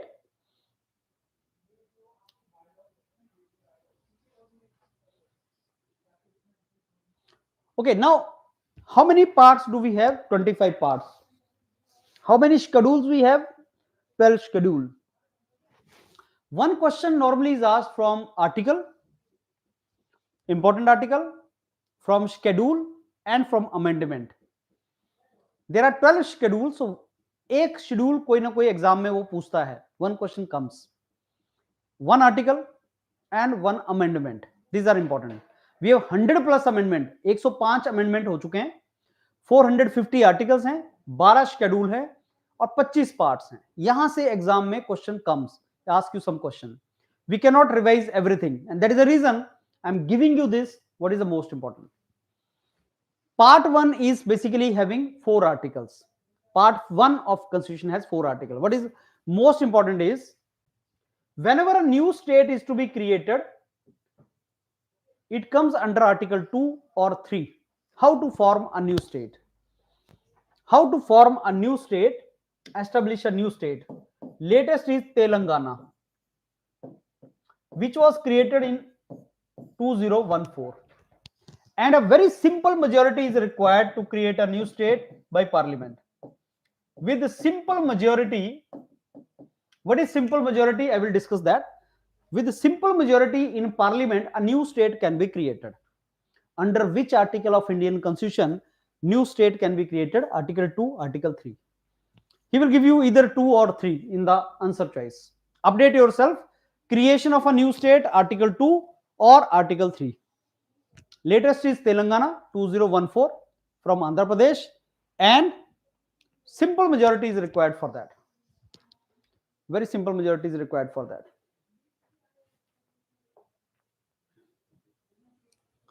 Second part having couple of more articles. Article 5 से 11 second part में है. Article 5 is only important in this. It talks about citizenship. Article 5 talks about citizenship. How can you be citizen of India? That is Article 5. Article 5 talks about citizenship.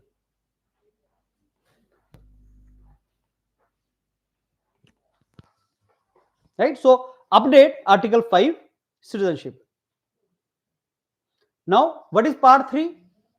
Part 3 is very, very important, and that is a fundamental right. Part 3 is a very, very important part. If you ask me, sir, which is the most important part of Indian Constitution?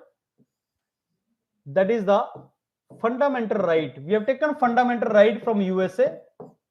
We have 6 fundamental rights and they are mentioned under article 12 से 35 part 3 of constitution.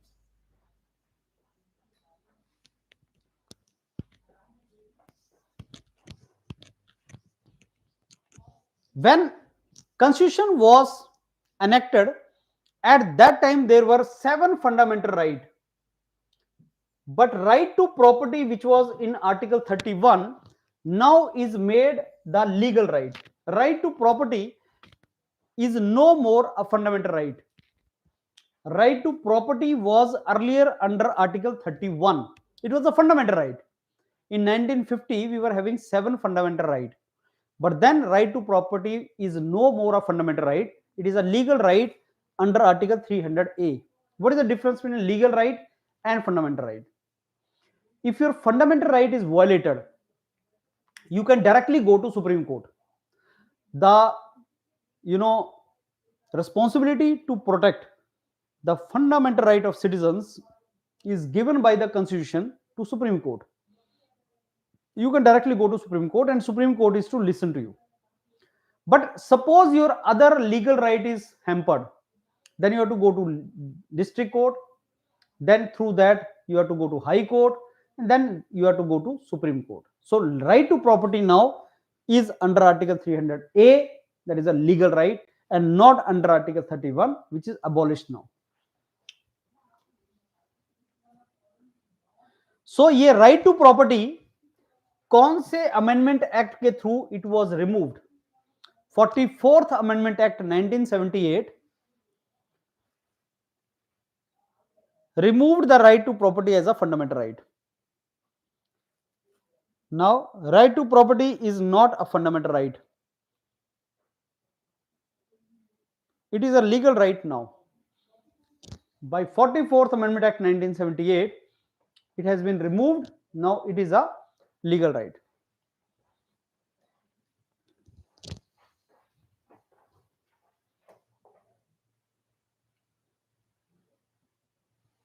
Now what is article 14? Keep writing one thing each.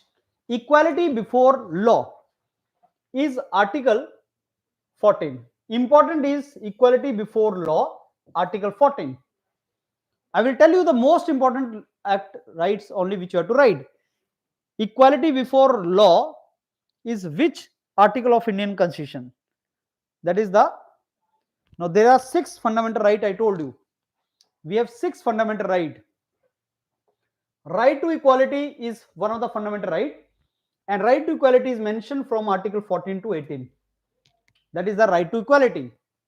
Then comes right to freedom, article 19 to 22. That is the second fundamental right, right to freedom, and that is article 19 to 22.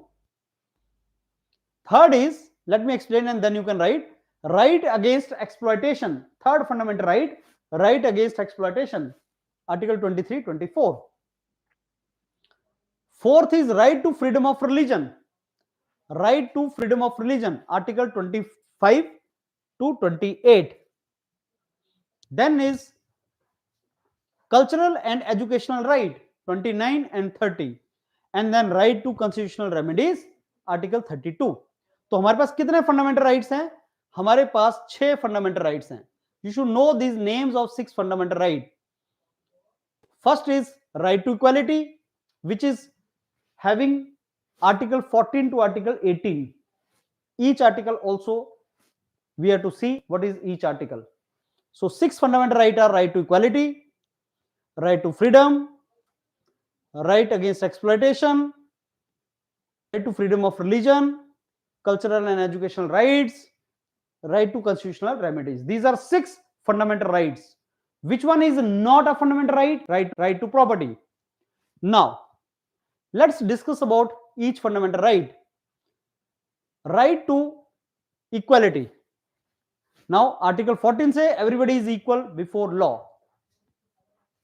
Whether you are rich, you are poor, you are this caste, you are that community, you are all equal in front of judiciary. Article 15 say that there shall be no discrimination on the grounds of religion, race, caste, sex, place of birth. No discrimination. Article 16 is right to equality of opportunities in jobs. जब jobs मिलेंगी, public jobs, government jobs मिलेंगी, तो सबको equal treat किया जाएगा, article 16. But sir SC, ST, OBC, people with disability, they get job में reservation. They got job में reservation. Article 16 says everybody will be treated equally. Article 16 says सबको equal treat करेंगे, लेकिन there is a job reservation. That means Article 16 is not absolute. In fact, only two fundamental rights are absolute. Others are not absolute. They are having exceptions. There are some kind of rider. सबको job में equal treat किया जाएगा, accept if you are from SC, you will be given job reservation. Why? Because it is called positive discrimination. This is called positive discrimination. There are some communities which are at the lowest socio-economic level. उनको ऊपर लाने के लिए, उनको uplift करने के लिए government gives positive discrimination. So equality in opportunity in jobs, Article 16, but it is not absolute. Abolition of untouchability is a absolute fundamental right. Untouchability is abolished. Which article? 17. If you practice untouchability, then there will be, a punishment for you. So this is the absolute law. There is no exception to that. Abolition of title, Article 18. Abolition of title, Article 18. So all these articles form right to equality. Everybody is equal. First fundamental right is right to equality. Under that right to equality, there are a couple of articles which you need to remember. Sir, which is the most important? Article 16 is very, very important. Equal opportunities in the public employment. Others are also to be gone through. Untouchability, titles, equality before law. Okay, now this was first fundamental right. Now comes to second fundamental right, right to freedom. Now in the right to freedom, Article 19 itself is having 6 categories. Article 19, equality to citizens, right to freedom of citizens, further is of 6 types. A, B, C, D, E, G. Freedom of speech and expression is Article 19A. Freedom of speech and expression. You enjoy freedom of speech, but is it absolute law? No. Is it absolute fundamental right? No. इसकी भी exception है. आप ऐसी कोई बात नहीं बोल सकते which creates some kind of law and order situation. Like, suppose some politician is abusing somebody else. It may not be permissible. He cannot enjoy that right to freedom of expression. Right to freedom of assembly. Right to freedom to make association. Right to freedom to move freely. Right to reside or settle in any part of India. Right to practice, profess any kind of occupation or trade. These are the 6 rights further under Article 19. Right to freedom, Article 19 to 22. Article 20, protection in respect of conviction of an offense. Article 21, protection of life. Right to life is Article 21. अभी Article 21 के अंदर ही Article 21A is right to education. So please write right to education is under Article 21A. In fact, Article 21 is the most broad fundamental right. Broad, right to life. Life is a very broad term. Sometimes Supreme Court will tell government to ban the diesel buses because that is creating pollution, and if polluted air is there, that is hampering our fundamental right to life. That is the meaning of it. During national emergency, these 2 articles are not suspended. जब Article 352 लगता है, Article 352 is a national emergency. Whenever national emergency is there, fundamental rights are suspended, except Article 20, 21. Article 19 automatically and other fundamental rights gets suspended, but Article 19 can only be suspended on the basis of war or national or the external aggression, not armed rebellion. अब ये मैंने जो statement the, that will come little later again.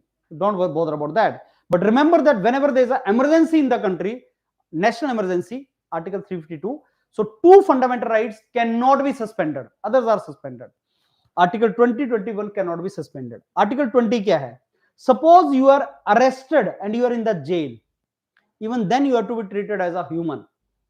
Jailer cannot treat you as animal, right? So protection in respect of conviction of an offense. You have done some offense, you are convicted in that, you are in the jail, still you are a human being. Article 20. Article 21 is right to life. Nobody can take your life. And Article 22 is protection against arrest or detention. Police cannot arrest you on frivolous reason and detain you. But is there any exception to this? Yes, there is exception. Is there exception to 21 also? Yes, there is exception to 21. What is capital punishment? ये जो फांसी की सजा ये क्या है? Right to life. Sir, you cannot, government cannot take my life unless until you have not done something heinous. अगर आपने बहुत गलत किया है, मर्डर कर दिया, किसी को मार दिया, तो आपको फांसी की सजा भी हो सकती है, right? तो Article 21 is not absolute. Only there are two absolute fundamental rights जिनका exception नहीं है. एक Article 17 untouchability and I think one is child labor or something, that is Article 24. वो देखते हैं अभी आएगा. So this is our freedom, right to freedom. Then comes right against exploitation.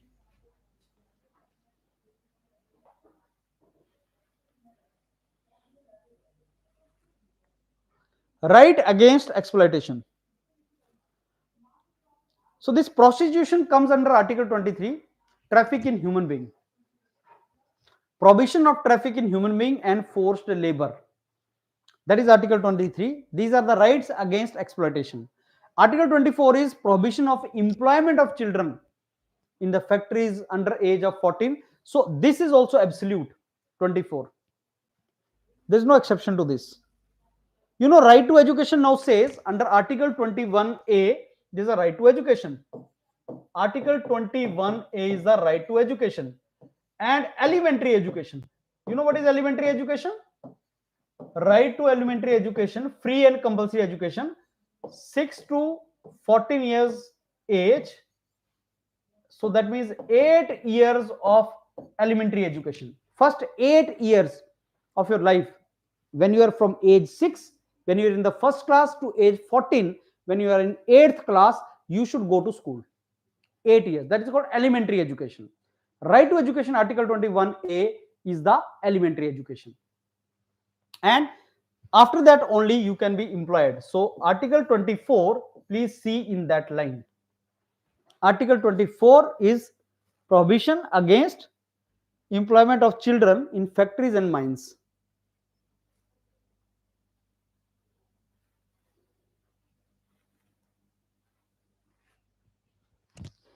Right? So that is also fundamental right against exploitation. So I am sure you have understood what is right against exploitation. Right to freedom of religion, Article 25 to 28. You can have, freedom in your profession, practice, propagation of the religion. You can manage your religious affairs, paying the tax if you are a particular religious group, like, there are gurudwaras, temples. If you get some kind of donation, then you have to pay tax or not, all those things. Cultural and educational rights are 29, 30. Article 31 was right to property. Now it is abolished. Right to property is no more a fundamental right. Now it is a legal right. Article 31 was right to property. So 44th Amendment Act. Now right to property is no more a fundamental right. Right to constitutional remedies. Friends, this is a very, very important article. It is called Heart and Soul of Indian Constitution. Bhimrao Ambedkar said that Article 32 will be the heart and soul of Indian Constitution.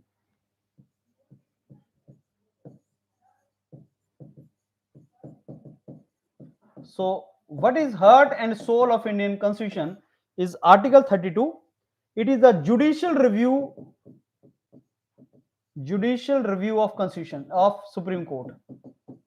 So Supreme Court can protect your fundamental rights, and you can go to Supreme Court under Article 32 and seek the remedies for your fundamental rights.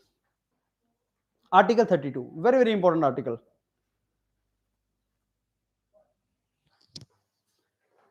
So these are 6 fundamental rights, friends. We have discussed these 6 fundamental rights. That is under part 3 of the Indian Constitution. Now part 4 of Indian Constitution says directive principle of state policy. Let me tell you something about what is directive principle of state policy. The meaning of directive principle of state policy. Directive means directions. Direction. State policy means government policy. State means government here. Whenever a government will make a policies, rules, laws, then government will follow certain principles. Whenever a government is to make some rules, policies, or laws, government is to follow certain principles. Those principles are mentioned in the DPSP part 4.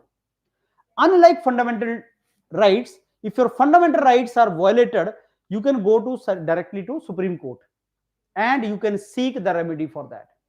But if DPSP is not given to you, you cannot go to judiciary. They are not justiciable.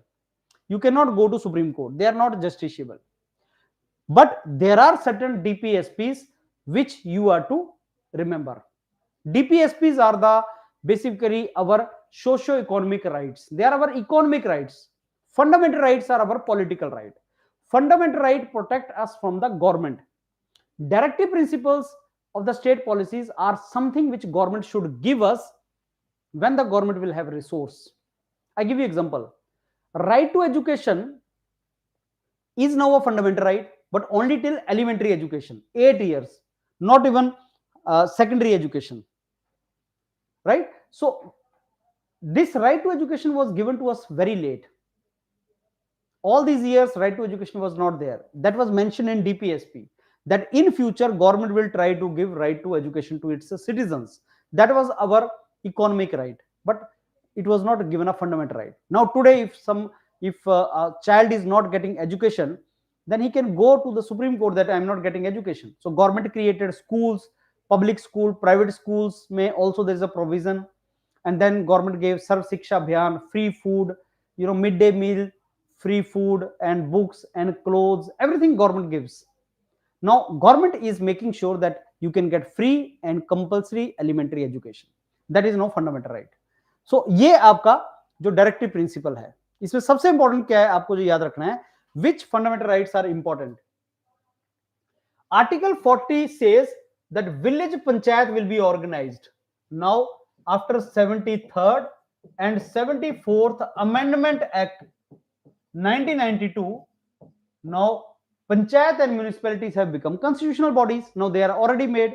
So as per Article 40, now government has given you the panchayat and municipality. Earlier government के लिए ये DPSP था, that future में government should make panchayat as a basically organization for village panchayat you have to create for people. Now they have done it. Free legal aid is Article 39A.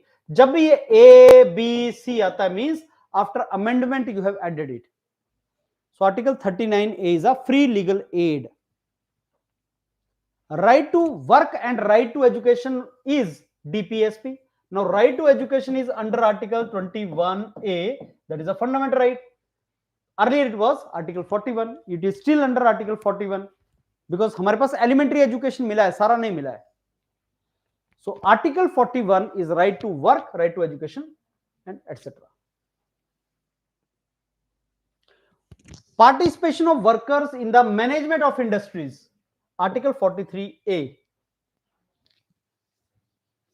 अभी Bharatiya Janata party government जो election लड़ रही है, one of the promise BJP has done to citizen of India is uniform civil code, Article 44. that country के अंदर uniform civil code लगाया जाएगा, that is DPSP. Uniform Civil Code is mentioned under Article 44.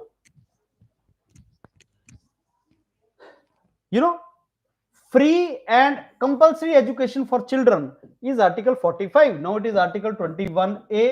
It has been provided. पहले ये article 45 था. DPSP.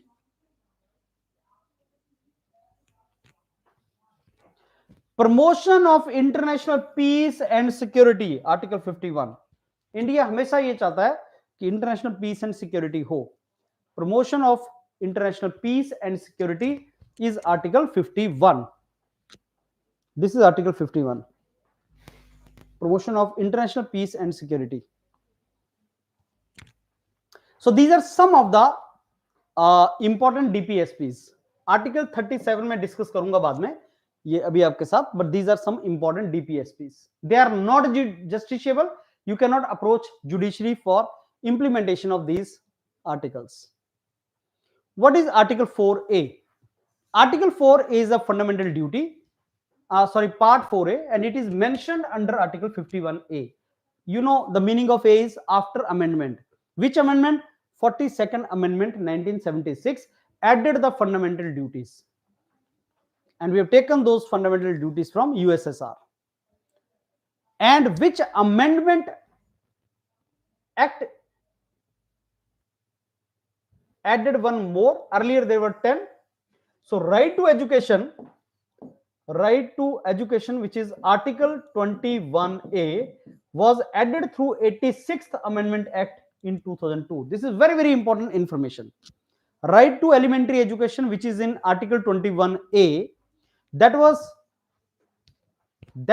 provided to country in 2002.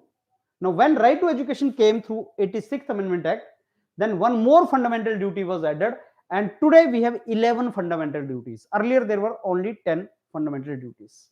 Now 11 fundamental duties are there because right to education has come under article 21A. So part 4A is this.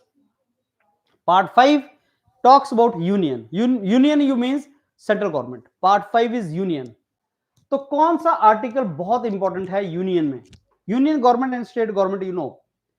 So do we need to remember all the articles? नहीं, कुछ article important है जो आपको याद करने हैं. वो बता रहा हूं कौन से आर्टिकल इंपॉर्टेंट है. आर्टिकल 52 से there shall be president of India. तो which article of constitution talks about president of India, that India will have a president? That is article 52. There shall be president of India, that is article 52.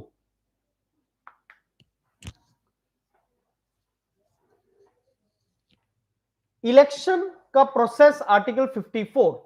Election of president article 54. There shall be president 52. Election 54. कैसे impeach किया जाएगा? How shall president be removed? Article 61. Impeachment of president article 61. Pardoning power of president article 72. If somebody is given punishment, जैसे मौत की सजा दे दी किसी को, उसको ओनली प्रेसिडेंट माफ कर सकता है, but president is bound by add and advice of council of minister. अगर सुप्रीम कोर्ट ने फांसी की सजा दे दी तो उस फांसी की सजा को प्रेसिडेंट ही माफ कर सकता है, वो भी aid and advice of council of minister. वो आपका है article 72, pardoning power of president.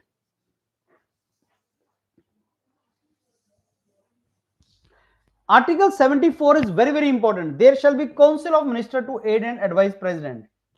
Council of Minister is mentioned under Article 74. Very, very important. Article 74. And Council of Minister is headed by Prime Minister. So basically, President is bound by the aid and advice of Prime Minister. Council of Minister is nothing but Prime Minister. Prime Minister and his ministers. So there shall be Council of Minister to aid and advise President. That is Article 74. Article 76 is the Attorney General of India, the biggest lawyer of country. जो सबसे बड़ा lawyer है, that is Attorney General. So what are the important articles? 52, election of President 54, impeachment 61, pardoning power 72, Council of Minister to aid and advise President 74, attorney general का office 76. इनको note कर लो, ये important articles हैं. Part 5K. What are we doing presently? Are which are the important articles and which are the important parts of Indian Constitution? That is what we are doing. Important part और important articles. Exam में question आता है यहां से, and I am telling you like majority question जो आने के chance हैं वो इसी लेक्चर से हैं. Next,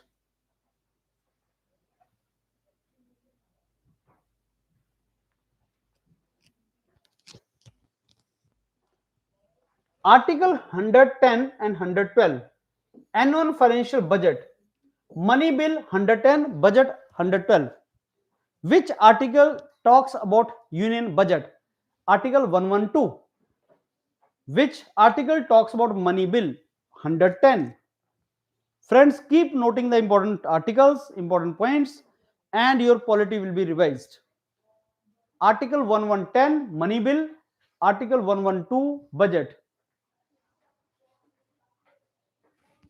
Article 123 is very, very important. That is the ordinance making power of president.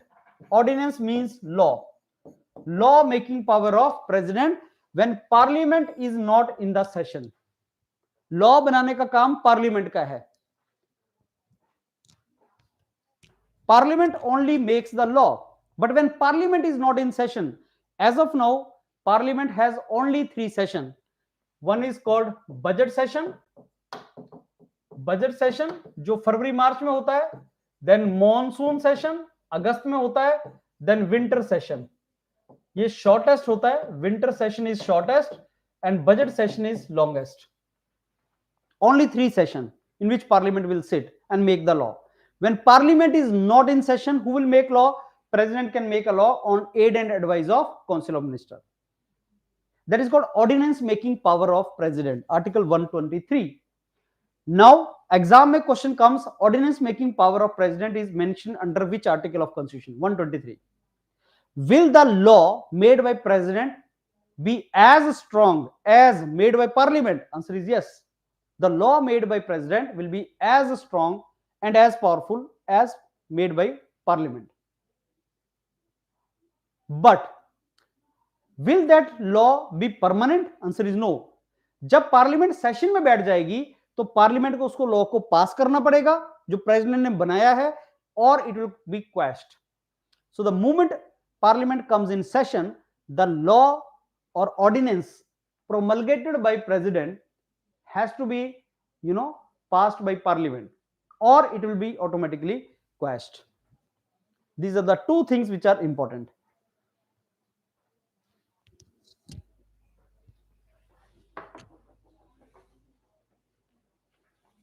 So article 123 is also very important.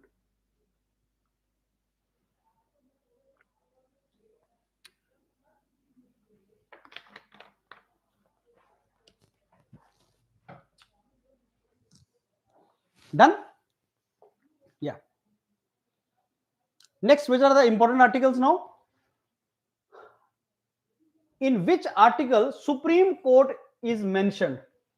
Article 124 talks about Supreme Court, that there shall be Supreme Court in India. Article 124.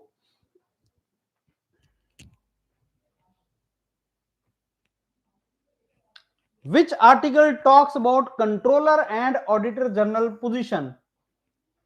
Article 148. So does that mean we have to write only 124 and 148? Answer is yes. बस आप 124 and 148 याद रखो. 124 से Supreme Court, Controller and Auditor General. What is CAG? Is a guardian of public purse.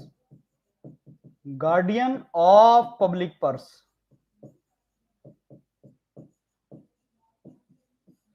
जो हमारा पैसा है, जो पीपल मनी है, पब्लिक का जो पैसा है, उसको प्रोटेक्ट करना, उसका guardian is controller and auditor general, जो पोजीशन मेंशन है आर्टिकल 148 के अंदर. What is part 6? Part 5 talks about union. Part 6 talks about states. I told you article 52 is about president. Now article 153 is about governor. Article 153 is about governor. So if there's a president in center, there's a governor in state. There's a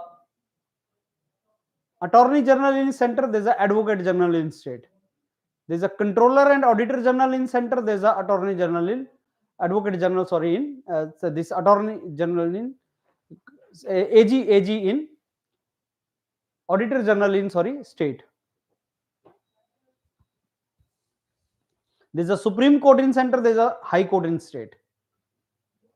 Now, another very important article is Article 226, power of High Court to issue the order or writ. I will discuss with you separately Article 32 and Article 226. Article 32 is about Supreme Court and this is about High Court. To issue the writ. This writ is nothing but this is order. Judicial review actually. How does Supreme Court protect our fundamental right? By issuing the order, issuing the writ. There are 5 kind of writs. For Supreme Court, they are under Article 32. For High Court, they are under Article 226. So, what should we remember, sir?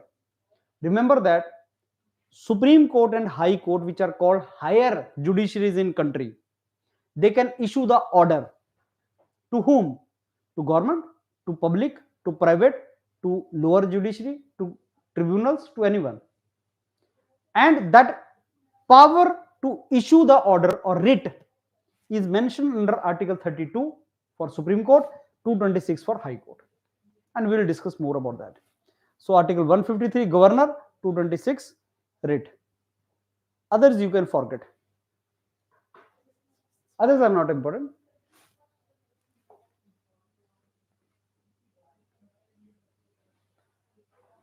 Which part is repealed? 7th. Part 7 is repealed. Which part talks about union territories? Part 8. And articles 239 to 242. Now, since we have created a new union territory of Jammu and Kashmir, so union territory as for exam has become important. Part 8 talks about union territory, Article 239 to 242.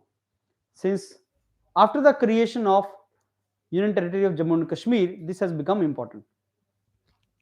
Part 9 and Part 9A are important. Part 9 is Panchayat, Article 243 to 243O, and Part 9A, Article 243P to Article 243ZZ. I'm telling you, Panchayat, municipality, and cooperative societies all are mentioned under Article 243, and they are important because they are becoming now constitutional bodies.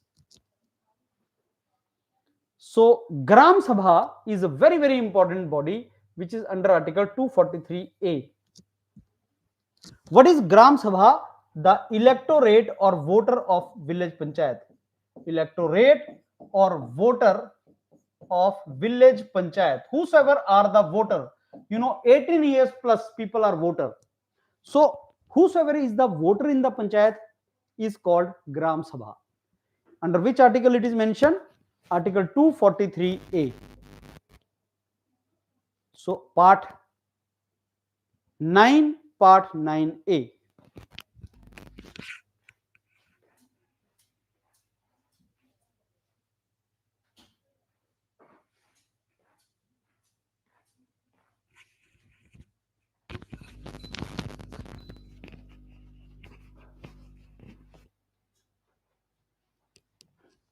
Done?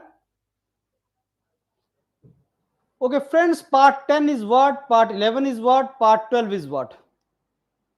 Schedule and travel areas, Part 10. Center-state relations, Part 11. And Part 12 is about finance and all. So what we should remember in this? Now, let me discuss something here about certain funds. Now, there is a consolidated fund of India. There is a contingency fund of India. That is something which we should talk about. Article 226, Consolidated Fund of India and Public Account Fund. Article 267 is Contingency Fund of India. Now, let me tell you something about these funds. What are these funds?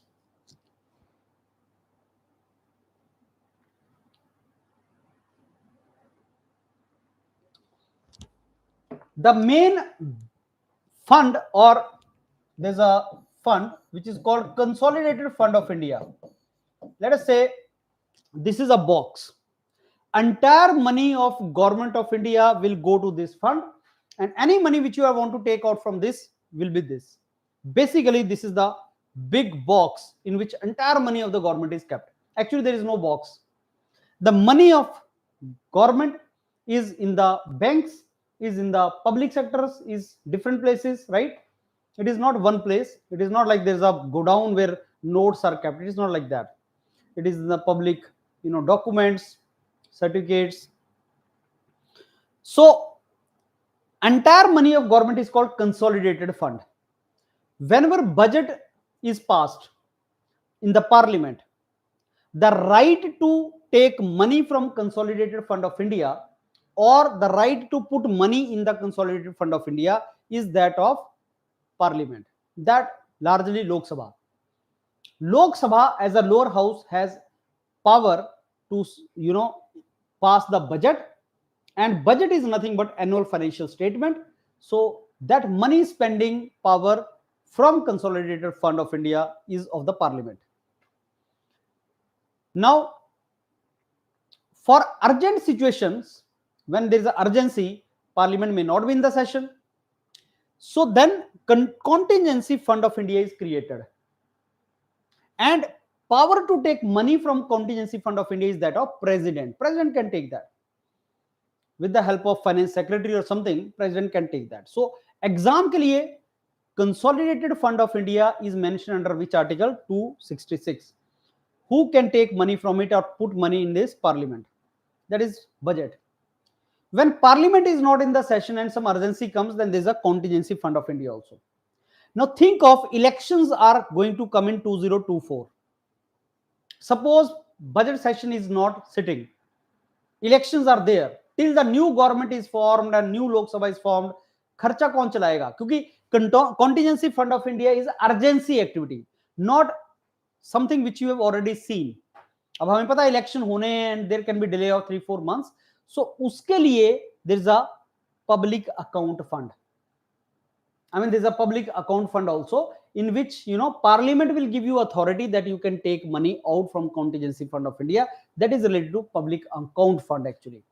So ये समझ लो कि public account fund, consolidated fund, that is under article 266, and parliament has the authority to take money out of it or can allow the executives or ministers to take the money through public account.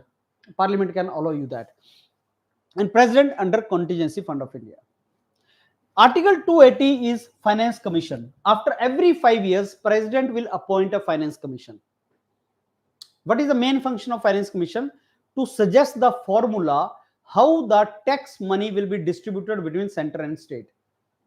So finance commission will suggest a formula through which the money will be tax collected money. Now we have goods and services tax, GST and all, right? So how money will be shared between center and state government? That is finance commission will suggest. Right to property now is a legal right. Earlier it was a fundamental right, article 31. Now it is a legal right. So ये आपके अलग-अलग article, you should remember this.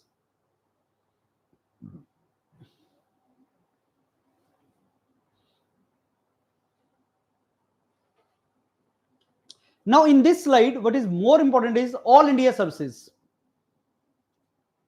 All India services are mentioned in article 312. How many all India services are there? 3. IAS, IPS, IFS.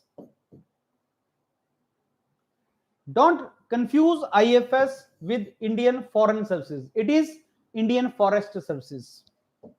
F stands here for forest. Indian Administration Services, Indian Police Services, Indian Forest Services. They are called all India services. Which article? 312. What is article 315? Public Service Commissions, Union and States. So UPSC is mentioned under article 315 of Indian Constitution. Administrative tribunals are mentioned under Article 323A. Administrative tribunals.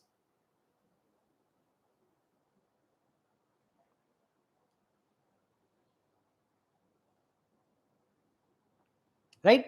So somebody asks you what is CAT, Central Administrative Tribunal or Administrative Tribunals. You say this is Article 323A. अब आता है election, part 15. Election commission of India is mentioned under article 324. Election commission के ऊपर बात करेंगे आज. कौन से आर्टिकल में मेंशन है? 324. इसको कॉपी में लिख लो. Right, article 324 is election commission of India. Article 324 is election commission of India friends.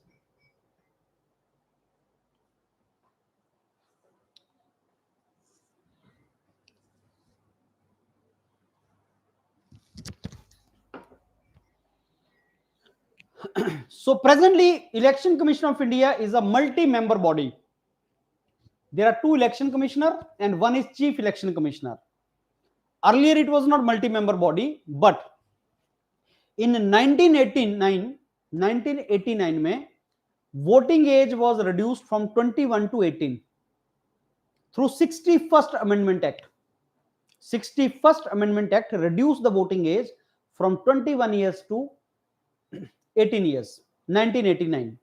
And obviously electoral rolls जो बनाते हैं वो इलेक्शन कमीशन का काम होता है, तो work of election commission increased tremendously and cater to that, two election commissioners were then appointed more. So presently there is a chief election commissioner and two more election commissioners, and it is a multi-member body now. What is part 16 of Indian Constitution? Special provision for SC, ST, minorities and all. Under which article National Commission for SC, ST is mentioned? That is Article 338.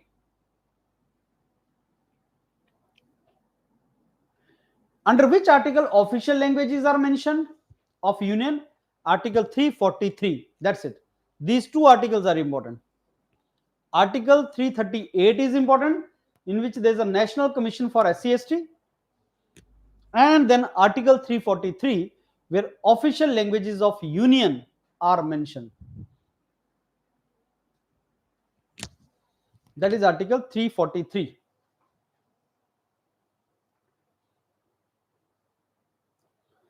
Part 18 of Indian Constitution talks about the emergency provisions. Part 18 of Indian Constitution talks about three kinds of emergencies in India. India में तीन तरह का emergency लग सकता है. Article 352 is the national emergency. 356 president rule, state emergency. 360 is financial emergency. ये तीन तरह का emergency है. These are the three kind of emergency mentioned in part 18 of Indian Constitution.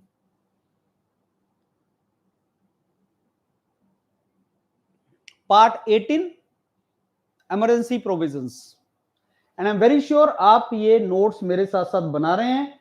अगर आप 4-5 घंटे में पॉलिटी रिवाइज करना चाहते हैं तो भाई साहब पेशेंस के साथ नोट करते जाओ. Keep writing things, keep noting down in your copy.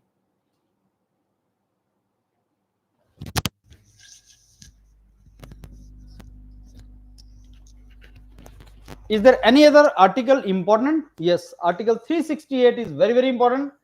Amendment powers of Parliament. Amendment to Constitution. That is mentioned in Part 20. How to amend the Constitution. That procedure is mentioned under Article 368. Constitution को कैसे amend करना है उसका procedure is mentioned under Article 368. So go through this article 368. Now this article 370 was earlier special or temporary provision of Jammu and Kashmir, but now this is diluted in 2019. Article 370 is abrogated. Article 370 is now abrogated.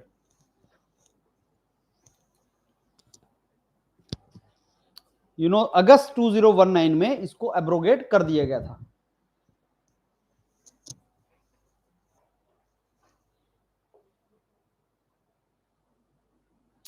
So this is a sort of revision जो हमने important parts और article देखे. Fundamental right part 3 article 12 to 35. Directive principle of state policy part 4 article 36 to 50. Fundamental duty article 51 part 4A. Then Panchayati Raj 243 to 43O. Hindi as official language 343. Then state rule 356. Special status Jammu and Kashmir was 370, now abrogated. Right, so this is what we discussed just now. Just a revision, but we just discussed this all.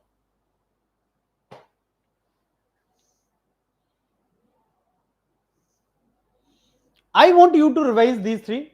Very high probability for exam. Panchayat, municipalities, cooperative society. Part 9, Part 9A, Part 9B. Article 243, 243O, P to ZZ, ZS to ZT. ये तीन कर लो, बहुत important है. This is very very important. Please revise this. Part 9, Part 9A, Part 9B. Panchayat, municipalities, cooperative societies. 243 to 243O, 243P to 243ZZ, 243ZH to 243ZT.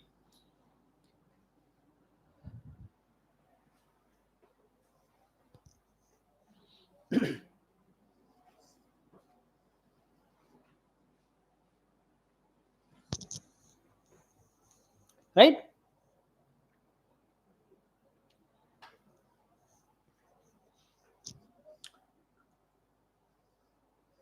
So, tribunals 14A, Article 323A, Article 323B. Elections part 15, Article 324. Tribunal and elections, important. Emergency provision, amendment to Constitution 20, all these things. I think we have discussed this all. Okay, so what did we complete just now? We completed important articles and important parts. मैंने आपको बताया एक question आता है polity से, important articles, important parts, important schedules and important amendment. Parts और मैंने schedule भी कुछ डिस्कस किए, आर्टिकल्स भी डिस्कस किए. अब हम अमेंडमेंट के बारे में डिस्कस करते हैं. Friends, let me explain you this way what is amendment. Amendment is changing the constitution. To bring the change in constitution is called amendment. Who can amend the constitution? Actually, parliament is to amend the constitution. Can parliament amend every part of constitution? Yes. But in 1973, there was a case of Nanda Bharti case in which Supreme Court said that parliament can change the constitution, but it cannot change the basic structure of constitution. Now, what is basic structure of constitution? That was not defined by Supreme Court in exclusive manner, but by case to case basis. Whenever the case came, constitution ये बताता गया कि हाँ ये basic structure है, इसको constitution change, इसको change किया जा सकता है या नहीं, वो बताता चला गया. So constitution को amend करने का जो right है वो parliament के पास है. जब पार्लियामेंट कॉन्स्टिट्यूशन में अमेंडमेंट करती है तो उसके लिए एक मेजॉरिटी चाहिए, जो आर्टिकल 368 में स्पेशल मेजॉरिटी मेंशन है, उसको डिस्कस करेंगे.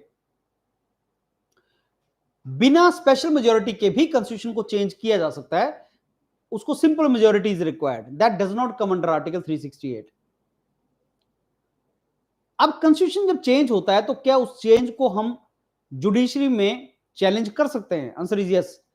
It is open to judicial review because judicial review is a basic structure of constitution. अब Indian constitution has been amended more than 100 times. So around 105 amendments are there. उस 105 में not every amendment is important. Some amendments are very important, जो हमने देखे भी हैं. I told you 42nd amendment is called mini constitution because it was brought when Indira Gandhi imposed national emergency in the country from 1975 to 1977, and 42nd amendment act was in 1976. Immediately after Indira Gandhi government came Janata Party government, so they brought 44th amendment act, in which fundamental in which right to property was replaced by legal right or something. Those changes were brought. And then other amendments were important. 73rd, 74th Amendment Act, which gave constitutional status to panchayat and municipalities. Right to education, 86th Amendment Act. And then 61st Amendment Act, through which voting age was reduced from 21 to 18 years. So some amendments are important. Let's now discuss about amendments.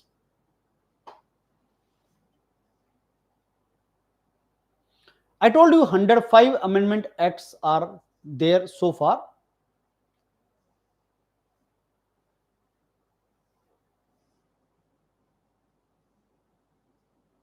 So 105th Constitutional Amendment Act is recently being passed, right? So that is how it is done.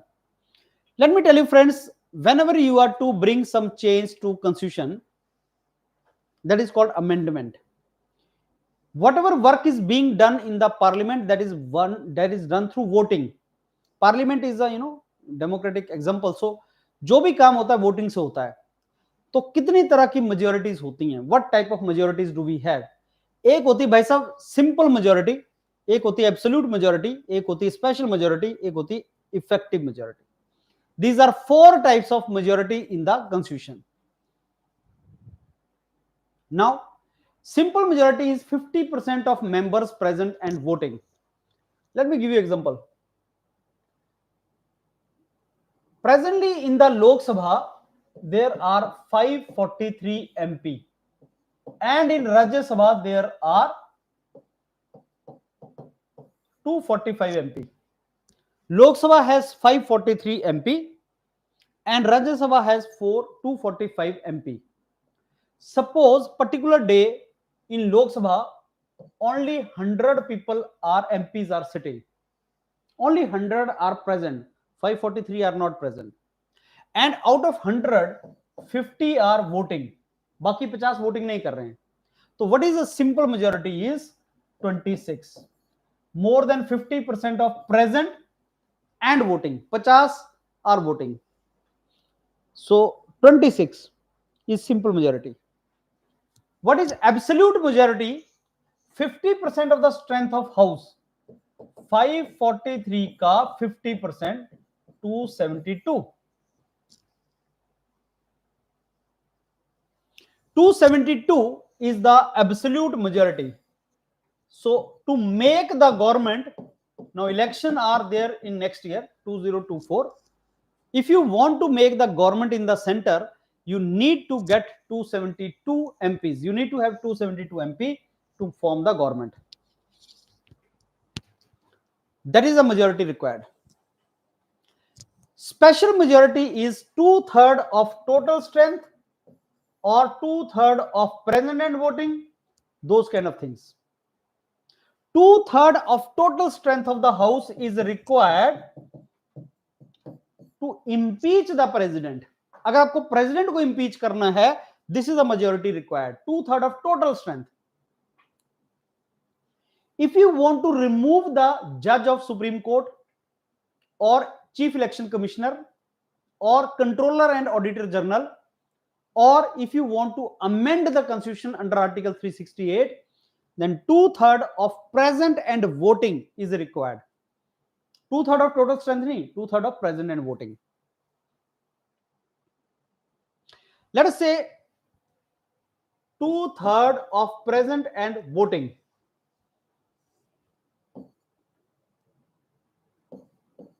Let us say 360 people are present and voting out of 543. What is 2/3 of that? 240.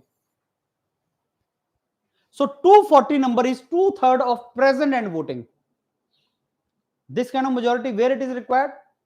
When you have to remove the Supreme Court judge, Chief Election Commissioner, Controller or Auditor General, and Article 368 में भी ये majority चाहिए, 2/3 of present and voting. इसको special majority बोलते हैं. Special type of majority, right? Absolute means this, special means this. And what is effective majority? Effective majority means effective strength of the house. क्या होती है effective strength? Out of 543, let us say 3 MPs are not there. They are not there. Election होना है अभी elect होके आए नहीं है. House के अंदर there are only 540 people. 3 people died or they resigned or the election is still to be there. So let us say only 540 are there. So 540 becomes effective strength of the house.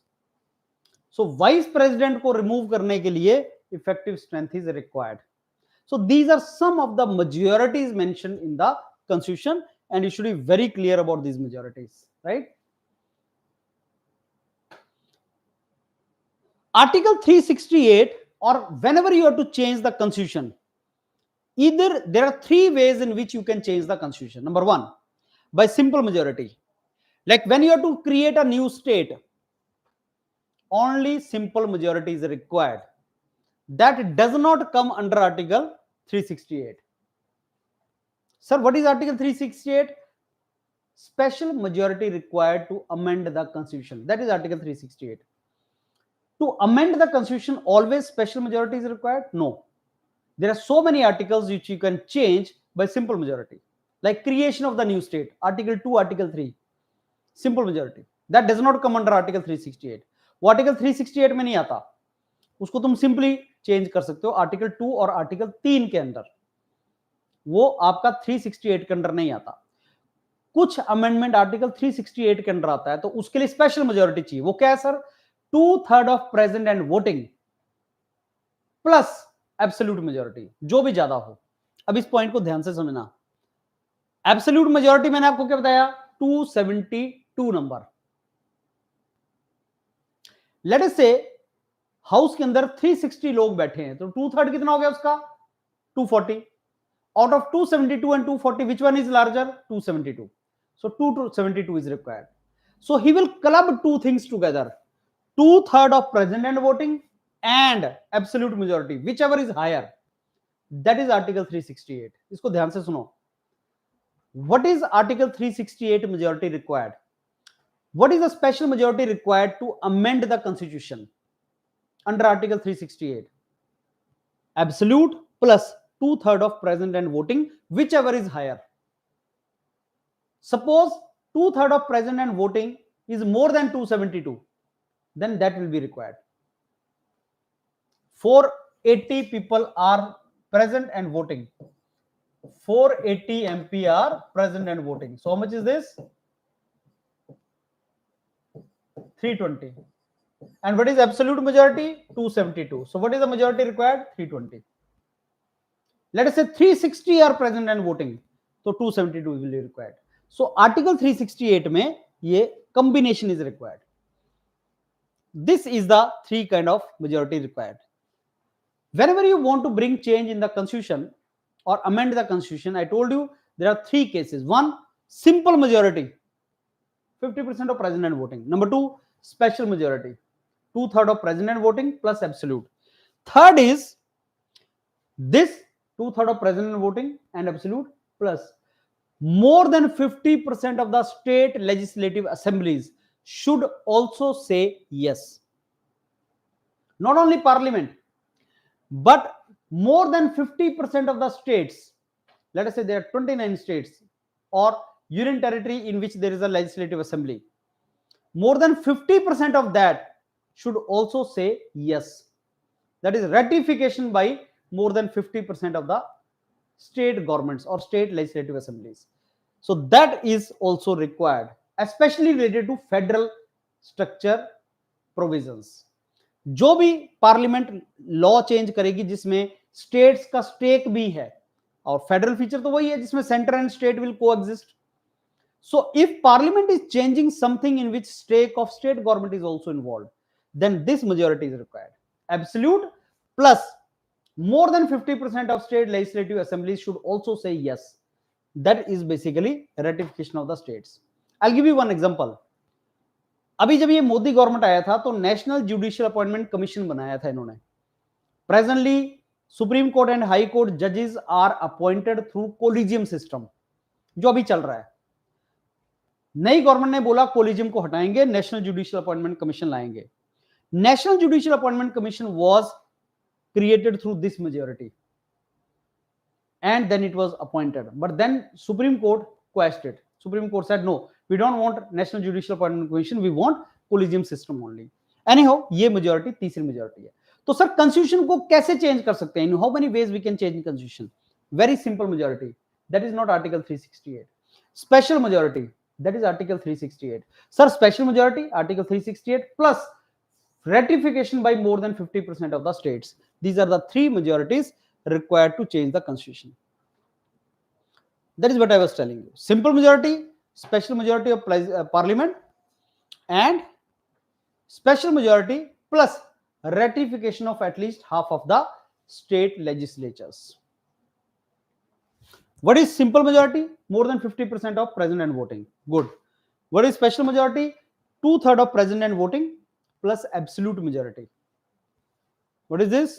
Special majority plus ratification of half of the states. ये तीन majority चाहिए to change the constitution, and technically speaking only these two are Article 368.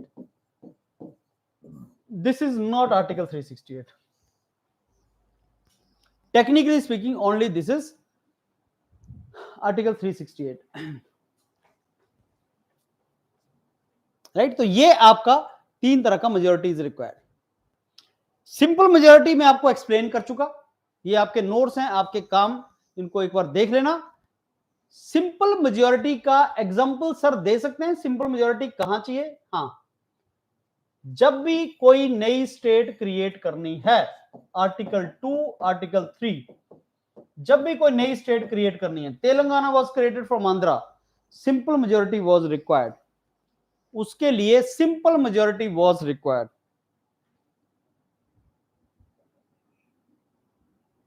Whenever a new state is to be created, and all these things require simple majority. That is not Article 368. Special majority kahan chahiye? You read this. Special majority more than 50%, that is absolute majority, and 2/3 of present and voting, जो मैंने आपको बताया.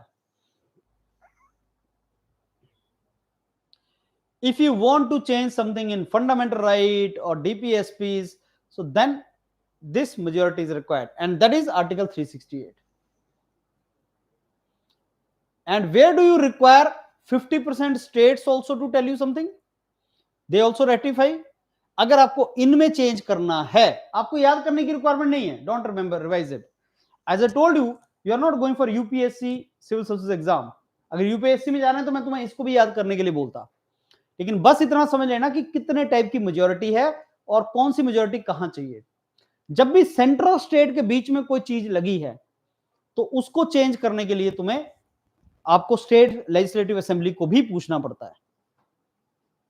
जैसे list mention है 7th schedule में कि ये list centre की है, यूनियन लिस्ट, ये स्टेट लिस्ट, ये कंकरेंट लिस्ट. अगर मैं उसमें लिस्ट में गड़बड़ करूं, लिस्ट को अमेंड करूं, तो centre and state both are involved, and hence for such amendment I need to seek the ratification of more than 50% of the states also. Ratification hota hai, yes, I need to take their permission.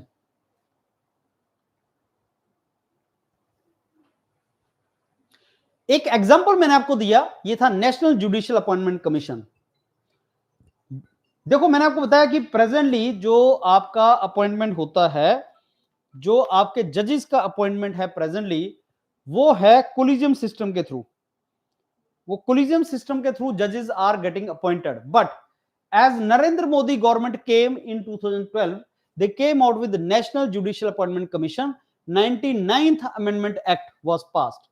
अगर आपसे को पूछे 99th amendment act क्या है, तो वो था national judicial appointment commission, उन्होंने बना दिया, और उसमें both houses of the parliament passed it and 50% of the states also ratified it, and president was Pranab Mukherjee at that time. He also gave his assent.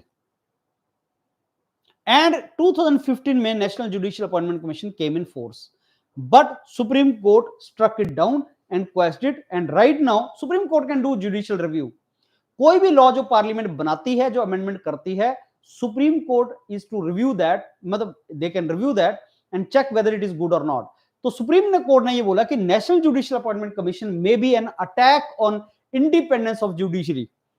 And जो presently collegium system चल रहा है, जिसमें जजेस of supreme court and high court will be appointed by a collegium of जजेस, जिसमें 5 जज होंगे, chief justice of India and 4 senior most judges of Supreme Court. These 5 judges will appoint judges for Supreme Court and High Court. That is called collegium system. And National Judicial Appointment Commission wanted to replace collegium system. तो Supreme Court ने क्या बोला कि that can be basically against the independence of judiciary. अगर executives को, ministry को, law ministry को authority मिल जाए, तो that can be attack on our independence. And hence National Judicial Appointment Commission was quashed. So 99th Amendment Act was related to National Judicial Appointment Commission.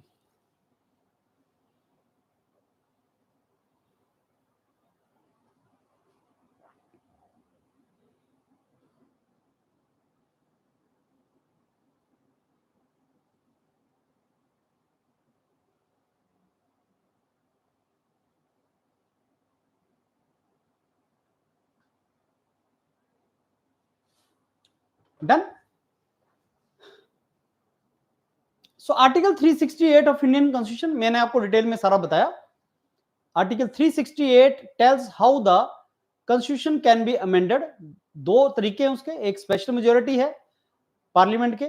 What is special majority of the parliament? I told you, this is nothing but 2/3 of present and voting plus absolute majority.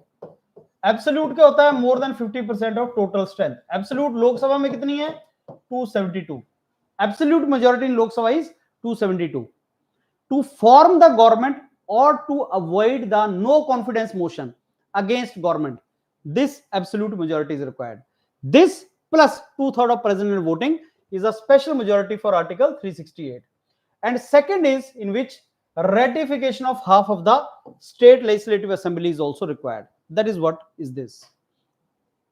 One more thing, whenever you are to amend the constitution, then the bill can be introduced in either Lok Sabha or Rajya Sabha. This bill can be introduced either the minister or private member. Private member कौन होता है? The MP who is not minister. The bill can be introduced either in Lok Sabha or Rajya Sabha by minister or by private member. Private member means that MP who is not minister. Now, prior permission of president is not required to present this bill. Each house is to separately pass this particular bill. Joint sitting is not allowed. Joint sitting of the house, जो मैंने आपको बताया था ना article 108 में, both the house provision होता है, ordinary bill में होता है वो. If ordinary bill is passed by one house but not the other house, तो both the houses can sit together. But constitutional amendment article 368 में ज्वाइंट सिटिंग का provision नहीं है. It is to be passed by both the houses sitting separately. And one more thing, President can return the bill for reconsideration once to the parliament. Once parliament pass the bill, it goes to president. President can return it for reconsideration once only. But in this case, president cannot return the bill. President has to give the yes to its, the bill which is sent to it. तो basically president को assent इसमें देनी पड़ेगी. Disagreement हो जाए तो joint sitting का provision नहीं है. President must give his assent to the bill, right? So it becomes act. तो article 368 amendment of the constitution, मैंने आपको बताया कौन सी मेजॉरिटी रिक्वायर्ड है and what is the procedure. Joint sitting is not permissible. president cannot return the bill for reconsideration. अब friends एक basic structure of constitution का मैंने आपको बात बताई. ये क्वेश्चन आया that whether parliament can amend each and every article of constitution. Answer is yes. As per supreme court they can do, but they can not change basic structure of constitution. Now what is basic structure of constitution? इसके लिए मैं एक example दूंगा आपको, and I give this example to many of my students. Suppose you have taken some house on rent. You have taken that house on rent from landlord, from the house lord. And if you ask him that, can I put my bed this side? He will say, yes, this is your room. You have taken it on rent. आप अपना bed लगा लो. Sir मैं यहाँ पे chair लगा लूँ, लगा लो. यहाँ पे मैं बल्ब लगा लूँ, लगा लो.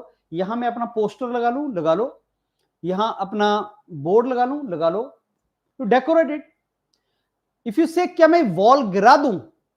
Can I make a hole in the wall? You'll say no. Why? That will change the basic structure of the building. Now that something which you cannot change is called basic structure. That is very, very important. It should not be done.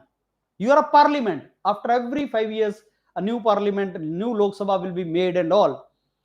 Constituent Assembly wrote this constitution for the citizen of India, people of India. You cannot change its basic structure. ये घर तुम्हारा नहीं है, ये बना के गया है कोई पुराना. तुम इसमें रेंट पे रह रहे हो, तुम रहो इसमें. तुम चेंज करो, अच्छा बनाओ, सजाओ, सब करो, लेकिन बेसिक स्ट्रक्चर मत छेड़ो. फिर मैं अगर उससे पूछूं लैंडलॉर्ड से, at the time of when I took the building on rent, if I ask him कि can you tell me what is basic structure, वो बोलेगा मैं जब तुम छेड़ोगे तब बताऊंगा, शुरू में नहीं बताऊंगा.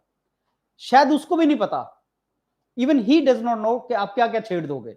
जैसे सपोज उसने सारा कुछ लिख दिया, तुम ये नहीं कर सकते, ये नहीं कर सकते, ये नहीं कर सकते. ही फॉरगॉट टू राइट कि तुम रूफ में होल नहीं कर सकते.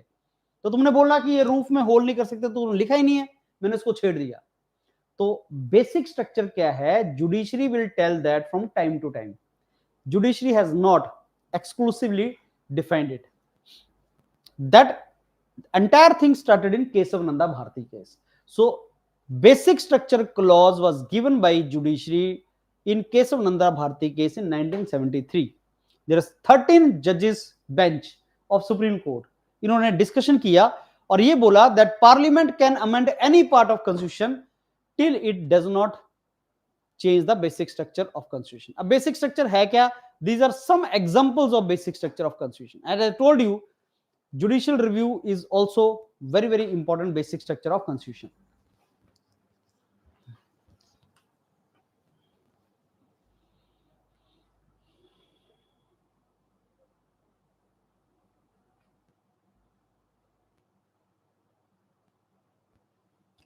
Right, so these are some basic structure of constitution, and you should know these are when judiciary defines it from time to time, right?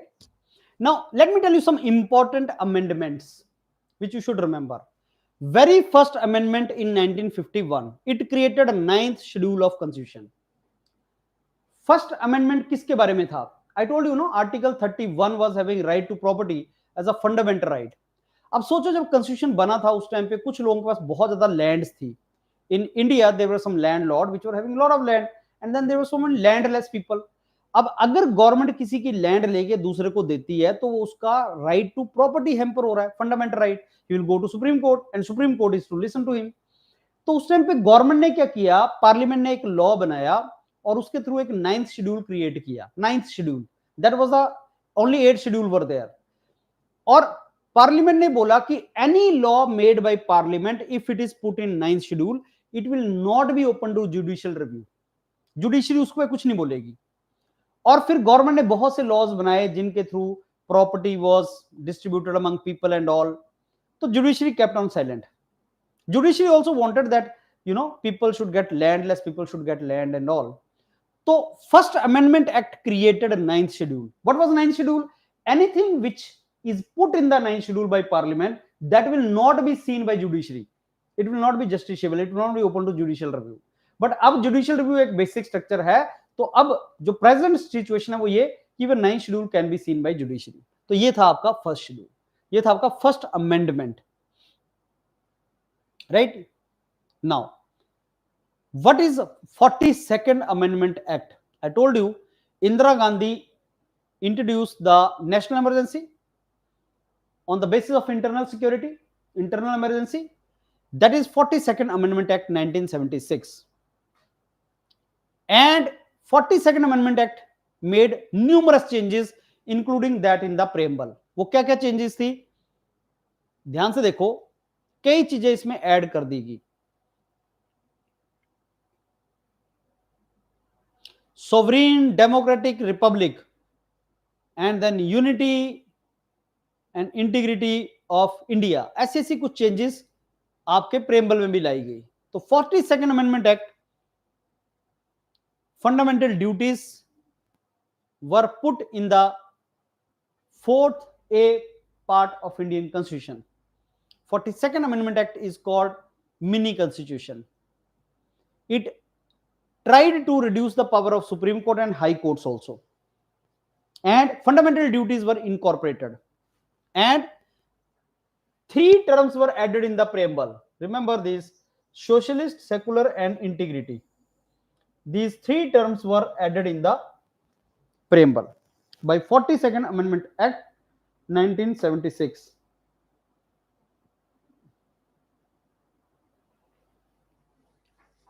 Socialist, secular, integrity. Fundamental duties were added. 10 fundamental duties were added. Powers of Supreme Court, High Court were reduced. Preamble में ये change लाया 42nd Amendment Act. 7th schedule में जो आपके list वगैरह से related था, these were the changes brought. Article 51A, which is fundamental duty, that was brought. So these were the changes brought by 42nd Amendment Act 1976. Some more changes by 42nd Amendment Act were this. Even election का जो duration था, that was increased.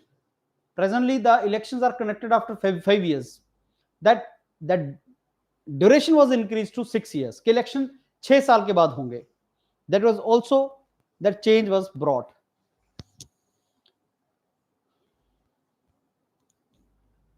So I don't think all the things are here to remember, but 42nd Amendment Act changed lot of things. I told you Indira Gandhi government के बाद Janata Party government came and they brought 44th Amendment Act 1978. They just undid what was done by 42nd Amendment Act. So undo कर दिया उन्होंने, जो भी done किया था 42nd ने, इन्होंने उसको undo कर दिया 44th में. Like the duration of Lok Sabha and Legislative Assembly, जो 6 साल कर दिए थे, दोबारा इन्होंने 5 साल कर दिया. That was brought. And right to property from part 3, fundamental right was made legal right in 300A. So 44th Amendment Act and 42nd Amendment Act are very, very important Amendment Act which are basically related to the emergency part at that time. So not very important, but if you have the time, you can go through this sometime. What is 52nd Amendment Act? 52nd Amendment Act. 10th schedule was added related to the anti-defection law. This 10th schedule of Indian Constitution. मैंने आपको बताया 9th schedule was introduced by First Amendment Act 1951. 10th schedule was added by 52nd Amendment Act. 11th schedule and 12th schedule were added by 73rd Amendment and 74th Amendment Act 1992. 10th schedule is related to anti-defection law. Let me explain you anti-defection. देखो, out of 12 schedules, 10th schedule is the most important. Anti-defection. What is anti-defection? Suppose I become member of parliament on the ticket of Bharatiya Janata Party, and if I leave Bharatiya Janata Party and join Indian National Congress, तो मेरे ऊपर anti-defection लग जाएगा. Defection means separate होना. If I am going to some parliament or legislative body after contesting election from the ticket of some political party, I cannot defect that political party. Otherwise anti-defection law लगेगा. और 10th schedule है anti-defection law. 9th schedule First Amendment Act के बाद add हुआ था. 10th schedule 52nd Amendment Act के बाद add हुआ. 11th schedule 73rd Amendment Act and 12th schedule 74th Amendment Act. ये 4 शेड्यूल बाद में ऐड हुए। ये पंचायत है, ये म्यूनिसिपैलिटीज है। 52nd amendment act basically is an anti-defection law, 10th schedule, and that was for 52nd amendment act. Now friends, these are 12 schedules and you should remember these 12 schedules. Some question comes from these schedules also in the exam. So what are the 12 schedules? You should be aware about these 12 schedules. These are the 12 important schedules. First schedule tells about the name and boundaries of union and territories. Seventh schedule tells you the salaries of president, governor, speaker. तो salaries वगैरह के बारे में बात करता है. Third schedule जो है वो ओथ एंड अफर्मेशन की बात करता है. When president or vice president will take the oath, what will be written in that, or some another constitutional bodies. Then fourth schedule is Rajya Sabha MPs from particular state, how many MPs will be there. Fifth and sixth schedule are schedule area, schedule tribes. ये fifth and sixth schedule are related to schedule areas, schedule tribe areas. We will discuss about that. Seventh is the list, union, state and concurrent list. Eighth schedule is official languages. Ninth schedule, I told you, something is put in the schedule 9. It will not be open to judicial review. 10th is anti-defection. 11 is panchayat. 12 is municipality. ये 12 schedule है. अब इन 12 schedule में से कभी ना कभी exam में कुछ ना कुछ क्वेश्चन वो पूछता है. There are 12 schedules. These are 12 schedules. हमने आज पूरे पॉलिटी के लेक्चर में इन 12 शेड्यूल्स के बारे में हम बात करेंगे. And somewhere or the other these 12 schedules are going to come.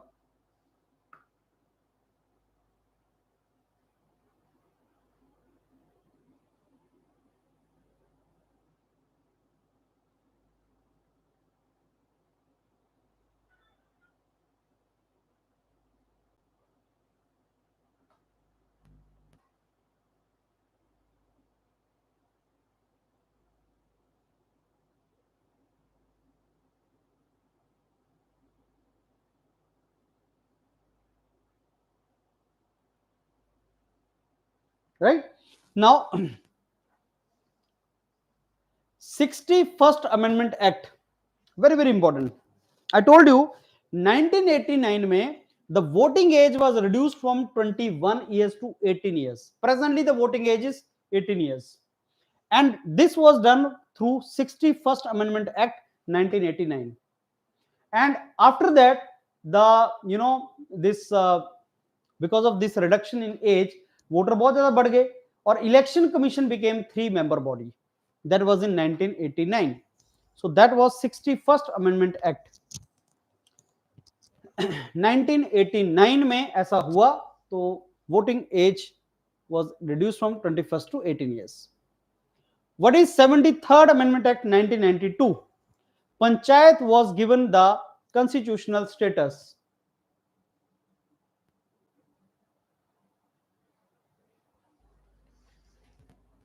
See, you are saying that how to remember it. I'm telling you, most important things are only to be revised. Like I told you, 12 schedules are there. So which are the most important schedule? That only you have to remember. And ये जो मैं बता रहा हूं तुम्हें सारे का सारा इस लेक्चर को अगर तुमने नोट कर लिया इंपॉर्टेंट चीज, that is all you have to do. So this will not be more than 10 pages for you. Only 10 page हैं important articles. There will be some 30-40 articles. There will be 5-6 schedule. There will be some amendments, 10-12 amendments. That's it. It's not more. 73rd Amendment 1992 gave the constitutional status to Panchayat. 24th April, the constitutional status was given to Panchayats in India and municipalities in India. And 24th April is celebrated as Panchayati Raj Day in India. 24th April is celebrated as Panchayati Raj Day. And 74th Amendment Act is related to municipalities. 74th Amendment Act municipalities and 73rd Amendment Act is Panchayat. So 73rd Amendment Panchayat, 74th Amendment Act is municipalities. What is 78th Amendment Act? That was also related to the immunity to legal challenge, something like 9th schedule. So it also was related to 9th schedule. Something by First Amendment Act 1951, 9th schedule create किया था 78th amendment भी उसी से related है, 9th schedule से। तो government ने फिर से 78th अमेंडमेंट एक्ट लगाने की ट्राई किया, but it is no more now immune from judicial review. 84th amendment act, very very important. Lok Sabha की सीट्स 2026 तक नहीं बढ़ेंगी।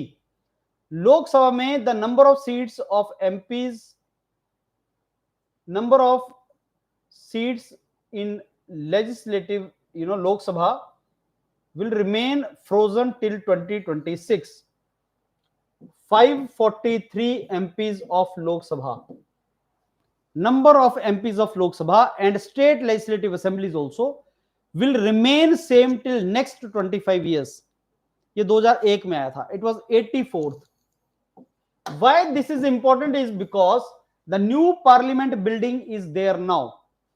The parliament building is new now. And the new parliament building is created saying that in 2026 new members of parliament can come and we need large space. So the freeze of the seats on Lok Sabha is to be removed in 2026. 2024 में is the election. So 84th Amendment Act was related to freezing the number of seats of Lok Sabha.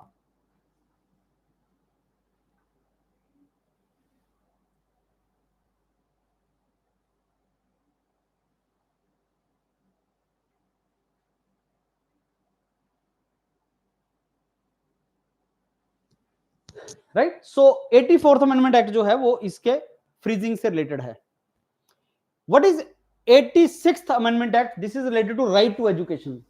So 86th amendment act is related to right to education, and right to education is a fundamental right under article 21A. so इसको याद करना कि 86th amendment act जो है वो that is related to creation of right to education under article 21A.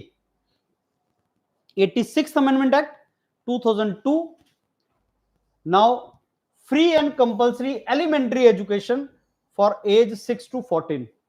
बहुत important amendment है। 86th amendment is very very important amendment, right. So 86th amendment is the right to education under article 21A. now right to education is article 21A, that is elementary education, and that is 86th amendment act 2002. I am very sure आप लोग इसको note कर रहे हैं। 91st amendment act, 91st amendment act, it has put the upper limit on the number of ministers in the council of minister cannot be more than 50% of MPs of Lok Sabha. Very very important. What can be the strength of council of minister? 15% of Lok Sabha MPs. Similarly in the states जो भी MLA, जैसे उत्तर प्रदेश में there are 404 MLA, Rajasthan में 200 MLA, there are 200 MLAs in Rajasthan, let us say, if I'm not wrong, then 15% of that will be the ministers. So somebody asks you how many ministers can be there in center or state, you'll say maximum number of ministers including chief minister, prime minister, जो भी है उस particular state या centre में, that can be 15% of number of MPs। अगर मैं centre की बात करूं, लोकसभा, राज्यसभा नहीं, लोकसभा, और 15% of MLA of that state, ये याद रखना। Except minimum number of MP ministers is kept 12 because states like Sikkim, Sikkim has only 30 MLA, I suppose. So 15% of that is very less. So I think minimum number is kept at 12, और जो आपका जो council of minister है minimum number is also kept, but otherwise 15% of council of जो number है। सो council of minister can not exceed 15% of MPs Lok Sabha. That is 91st amendment 2003।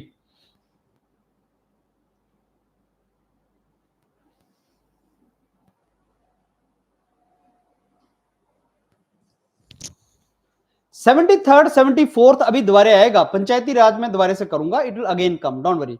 99th amendment act was related to national judicial appointment commission. 99th amendment act, national judicial appointment commission.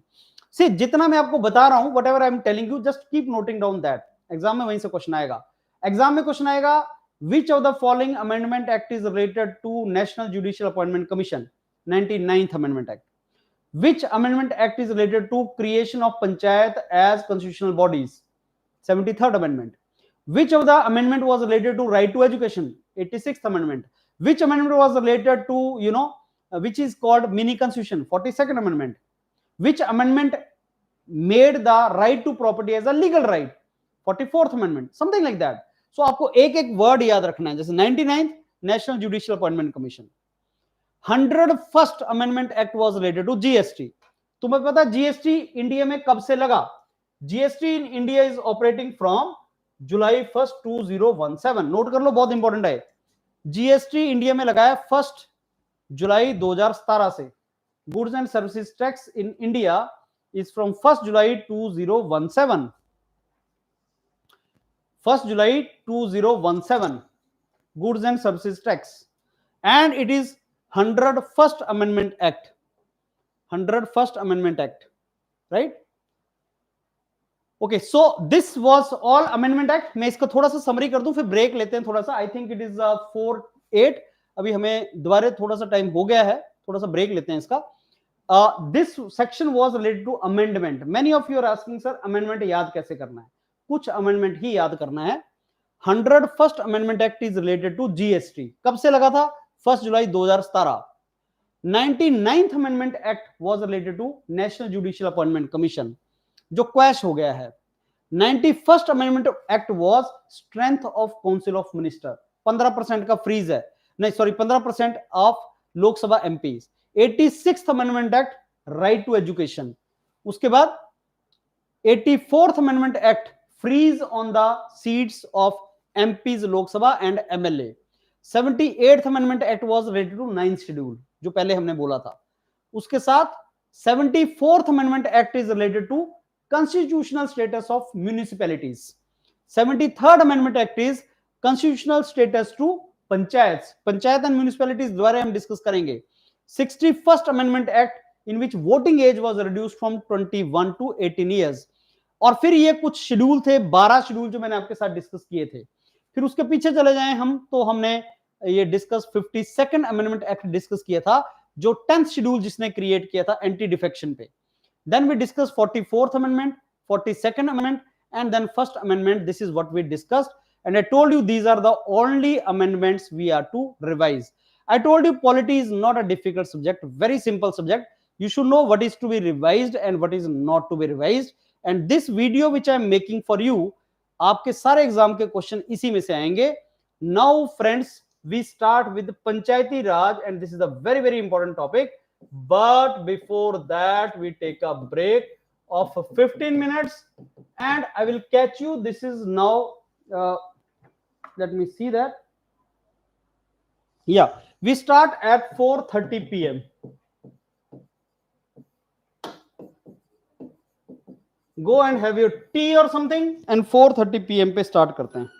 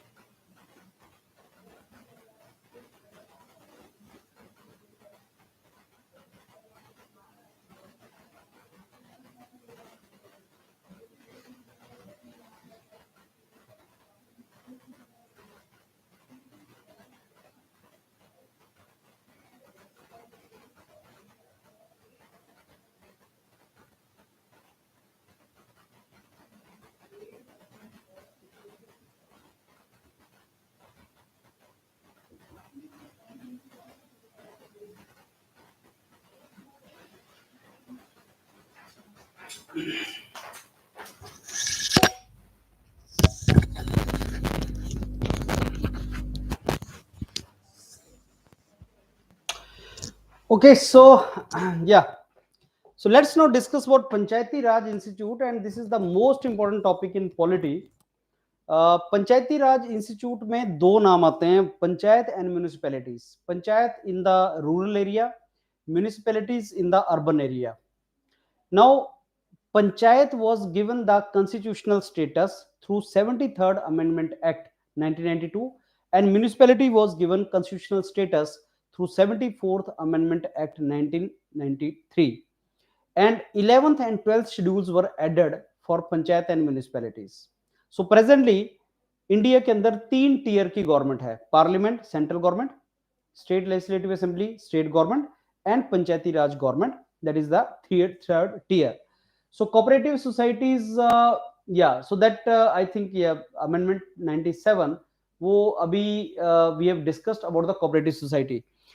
Yes, now panchayati raj institution mein, if we see how the panchayati raj evolved, in the beginning, before independence of India, बहुत पहले अगर तुम चले जाओ long back, in Rig Veda, there are 4 Vedas, RSYA: Rig Ved, Sam Ved, Yajur Ved, Athar Ved. Rig Ved is the oldest Veda.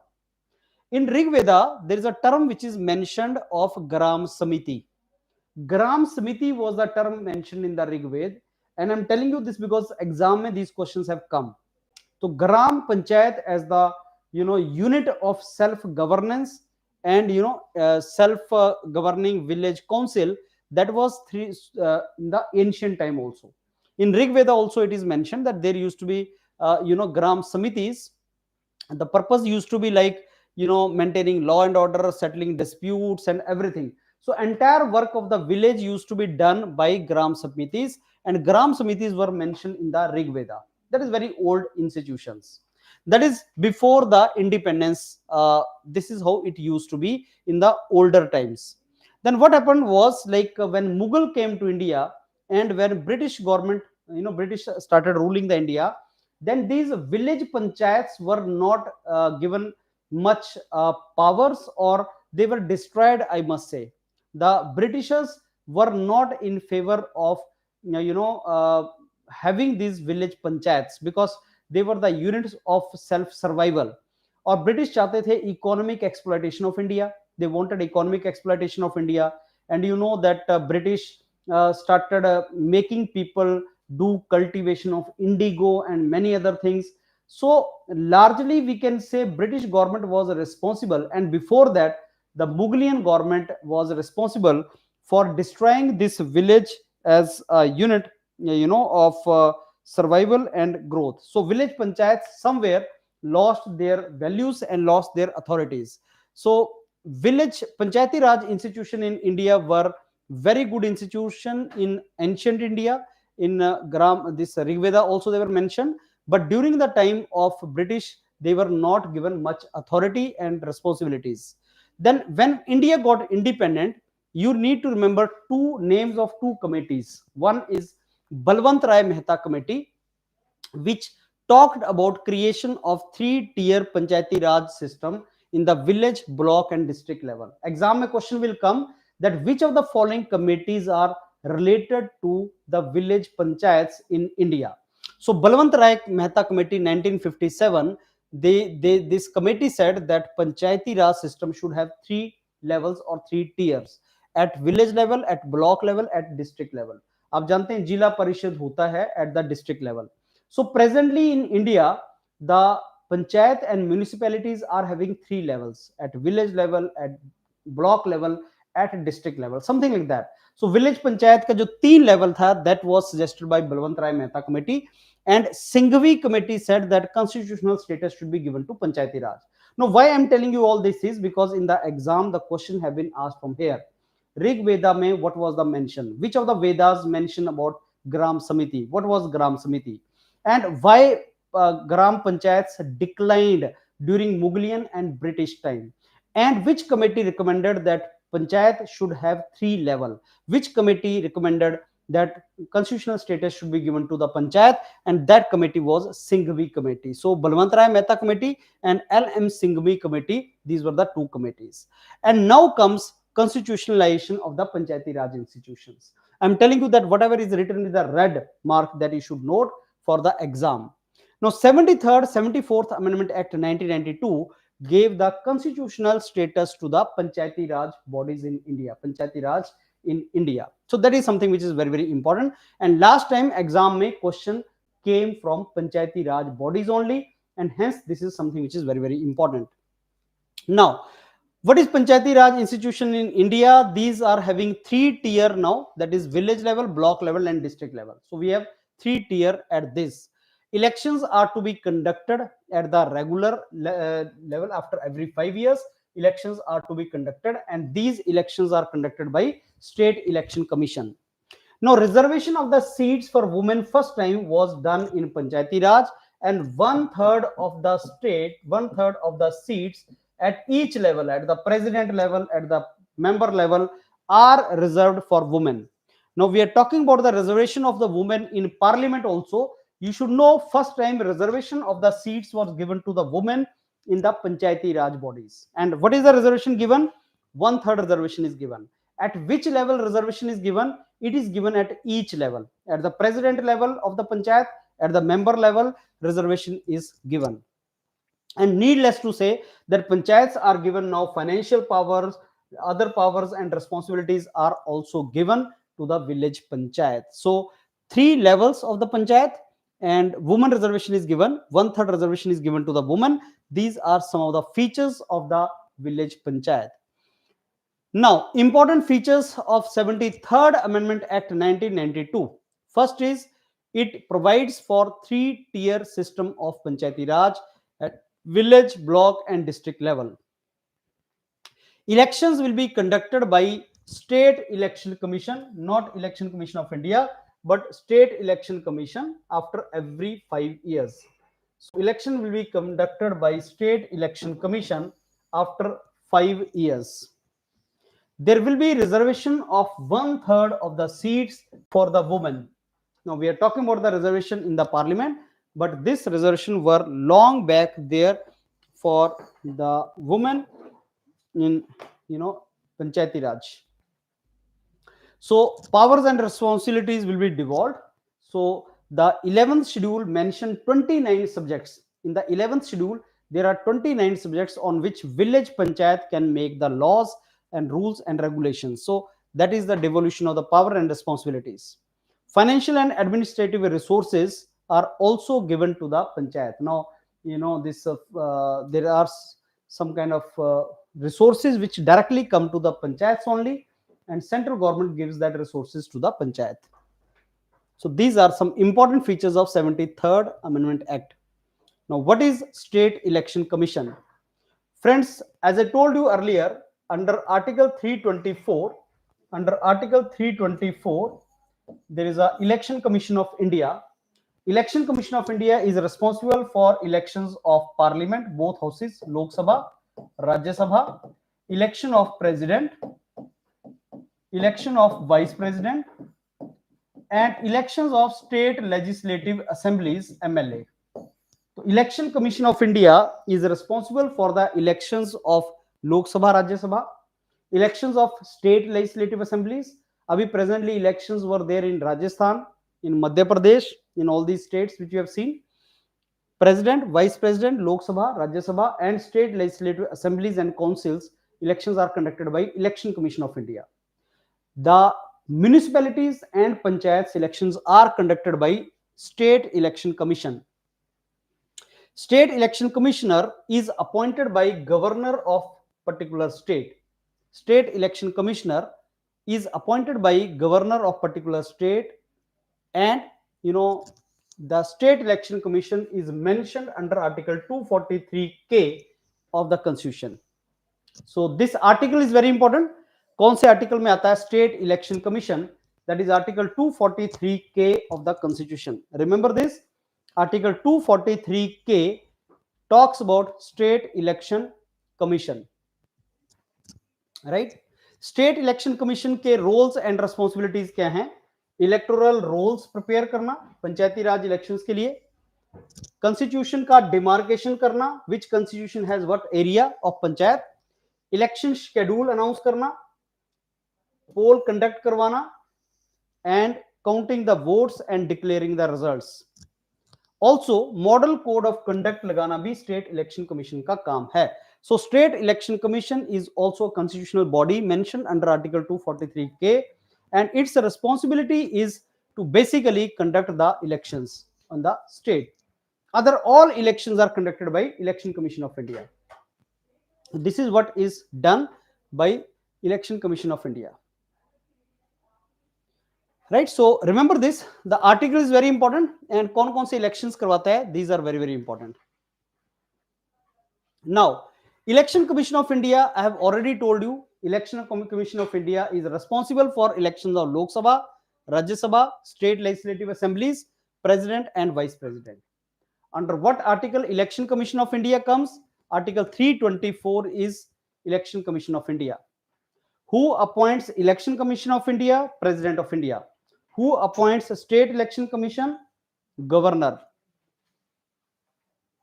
What is the tenure of Election Commission of India? This is very very important. What is the tenure of Election Commission of India?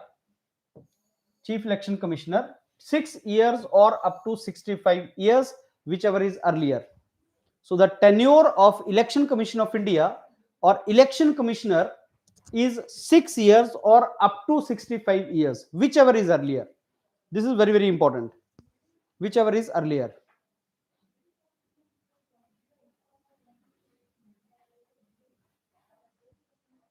Right? Election Commissioners of India, Chief Election Commissioner, will be treated similar to the Judge of Supreme Court. He will be treated similar to Judge of Supreme Court. And when we say State Election Commissioner, he will be treated similar as Judge of High Court. So Election Commission of India will be treated similar to Supreme Court of India. Treated similar to Supreme Court of India means उसकी जो salary होगी वो उतनी ही होगी जितनी एक supreme court के जज को मिलती है. Right? So this is how it is to be done. You know, Chief Election Commissioner is to be removed similar to the way you remove Judge of Supreme Court. He is removed by President, but after the voting by Parliament.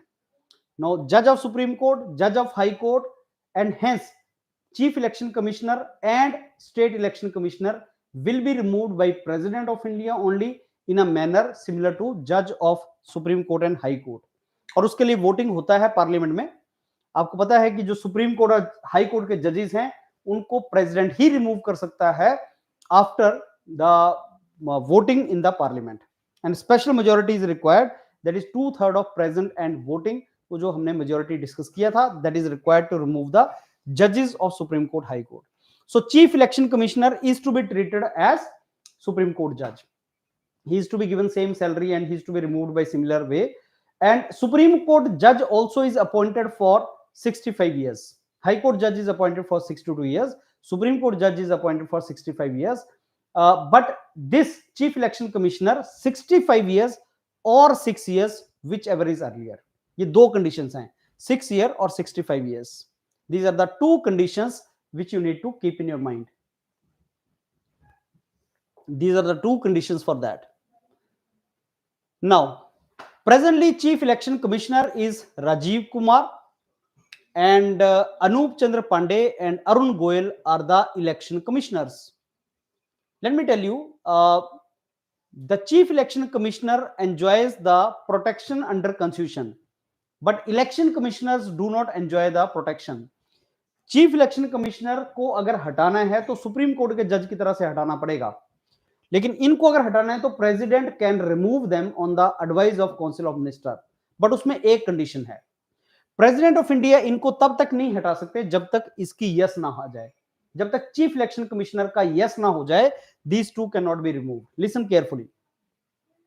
All election commissioners are appointed by president of India, but chief election commissioner enjoys the protection similar to that of supreme court जज. But these two do not enjoy the protection similar to that. These can be removed. Election commissioners can be removed by President of India on the advice of Council of Minister. But President of India is to take the advice or the recommendation of Chief Election Commissioner. अगर ये इनकार कर दें तो इनको नहीं हटाया जा सकता. इसका एक और वर्जन है. क्या अगर चीफ इलेक्शन कमिश्नर प्रेसिडेंट साहब को बोलें कि इनको हटा दो तो इनको हटाया जा सकता है? आंसर इज नहीं। President will not do anything without aid and advice of council of minister. तो इनको हटाने के लिए प्रेसिडेंट को दो जगह से यस चाहिए, एक काउंसिल ऑफ मिनिस्टर से और एक इलेक्शन कमिश्नर से। और चीफ इलेक्शन कमिश्नर को हटाने के लिए पार्लियामेंट में वोटिंग होती है, वैसे ही जैसे सुप्रीम कोर्ट के जज में होती है। So he enjoys that particular security. All of them will work for 65 years, all till 6 years of the age. That is what you should know. All are having equal powers. Any decision will be taken with majority. Out of 2, 3, if 2 say something, that decision will be taken. So it will be taken through majority. When voting age was reduced from 21 year to this 18 years through 61st Amendment Act in 1989, that time 2 more election commissioners were added. Earlier it used to be single election commissioner. This is what is the latest information you should have. सबसे पहले पंचायती राज कहां से implement हुआ था? That was in Nagaur in Rajasthan and it was implemented on 24th April 1993. Hence Panchayati Raj day is celebrated as on 24th April. Right? So Nagaur में सबसे पहले panchayat, this particular was implemented in Nagaur on 24th April. Hence 24th April is celebrated as Panchayati Raj Day. So 11th and 12th schedule of the constitution were added after this 73rd 74th Amendment Act. So what is 11th schedule and what is 12th schedule? 11th schedule mention all the 29 subjects on which Panchayat can make the law. All the 29 subjects on which Panchayat can make law are mentioned in 11th schedule, and all 18 subjects, 18, on which municipality can make law are mentioned in 12th schedule. So 11th and 12th schedule are basically related to Panchayat and municipality. They were added through 73rd and 74th Amendment Act.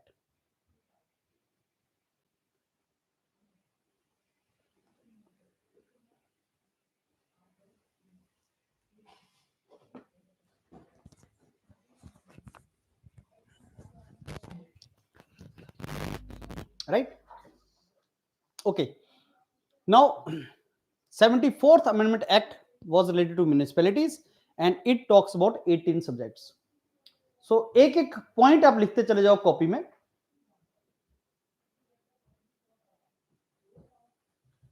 Right? 73rd Amendment Act is Panchayat, 74th Amendment Act is municipalities.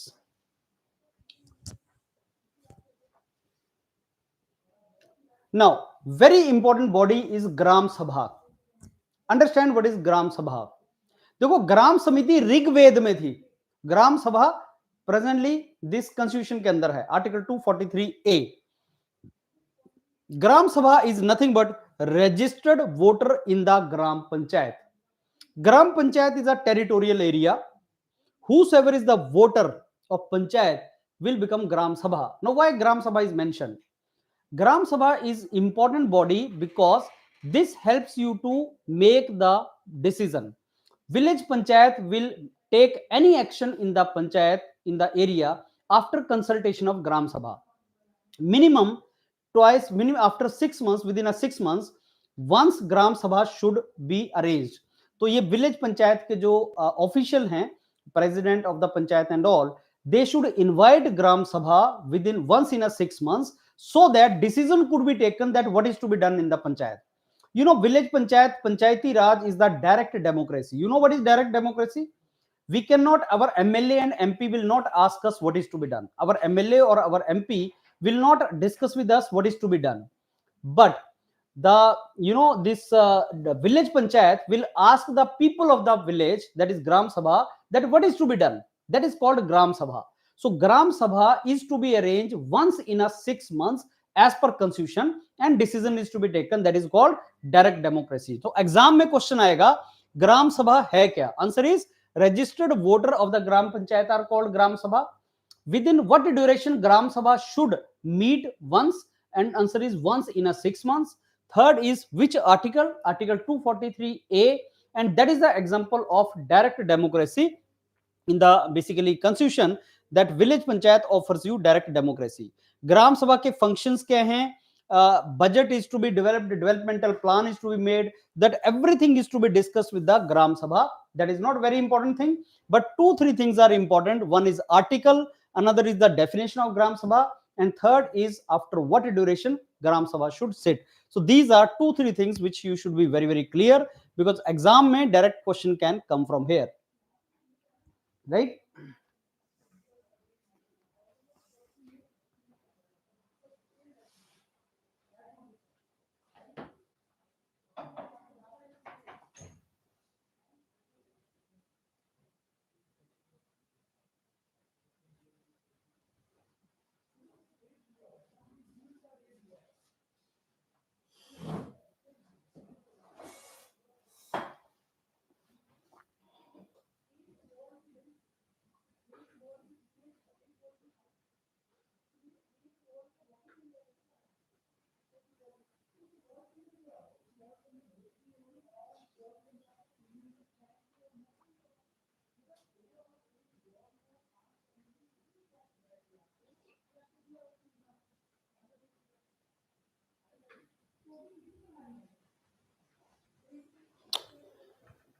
Okay, so let's go for next now. Some important articles. देखो पिछली बार article 243 is the article related to panchayat, municipality and cooperative society, and article 243 is the most important article for exams. Municipalities, panchayat and cooperative society, and many exams are asking article 243. Article 243A is a gram sabha. Article 243I is the finance commission to review the financial state of gram sabha, village panchayat. Article 243K is the election to the panchayat. Let me tell you what is very very important. Article 243A is the gram sabha. Revise that. Remember that. Article 243D is the reservation of seats in the gram panchayat. 1/3 seats are reserved for women. After that, Article 243I is related to finance commission.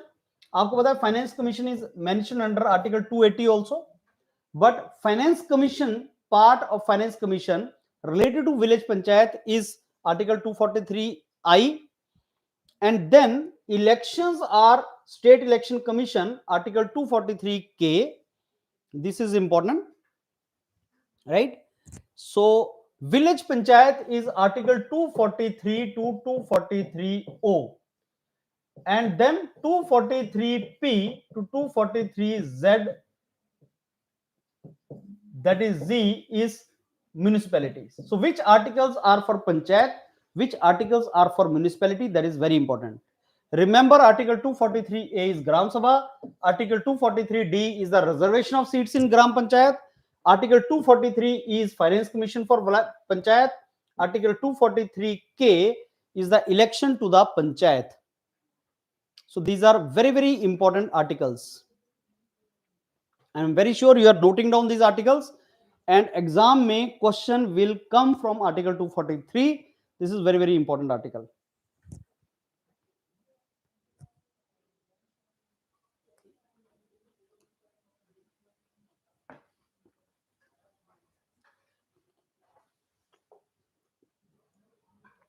Okay, now district planning committees. District planning committees are mentioned under Article 243ZD. Very very important. Exam में question आया था पिछली बार इसमें से, article 243ZD. What is district planning committee? They are responsible for preparing the district development plan, जो ग्राम panchayat implement करेगी, पंचायत समिति block level पे, एंड जिला परिषद at district level, something like that. So district planning committees are to develop the detailed plan for the development, and they are mentioned under Article 243ZD. ये भी याद कर लो. So this is important article. District planning committees mentioned under Article 243ZD. So what are the important articles now? Article 243A gram sabha, Article 243D reservation of seats, Article 243I finance, Article 243K State Election Commission. Article 243 ZD is the district planning committees.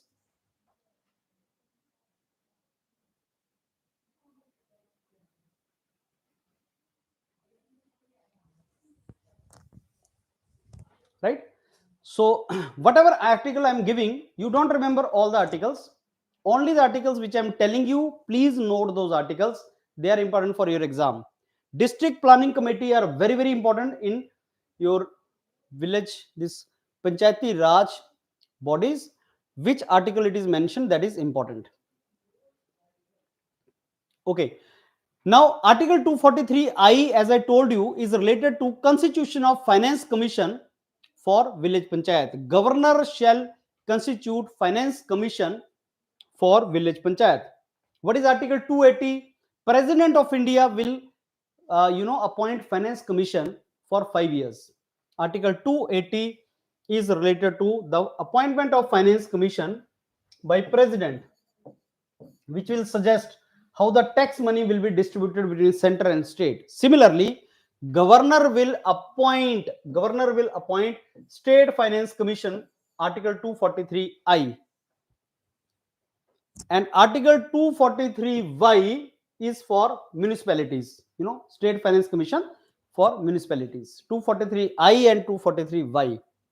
Similarly, State Election Commission is mentioned under Article 243K. Who will appoint State Election Commissioner? Governor. Who will appoint the Election Commissioner of India? President. Who will remove Election Commissioner of India? Chief Election Commissioner? President, after voting in Parliament. Who will remove State Election Commissioner? Let me ask you a question. Listen to my question carefully. ये question आया था. Who will appoint Chief Election Commissioner or Election Commissioners? President of India. Who will remove Chief Election Commissioner, President of India, after voting in Parliament?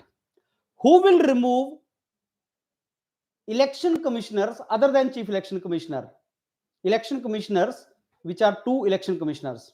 President of India, but after Council of Ministers says, Parliament की voting नहीं चाहिए, election commissioners के लिए Parliament voting नहीं चाहिए. But President is to listen to Council of Ministers and the Chief Election Commissioner also. Who will remove State Election Commissioners? Tell me that. Answer me. Who will remove State Election Commissioner?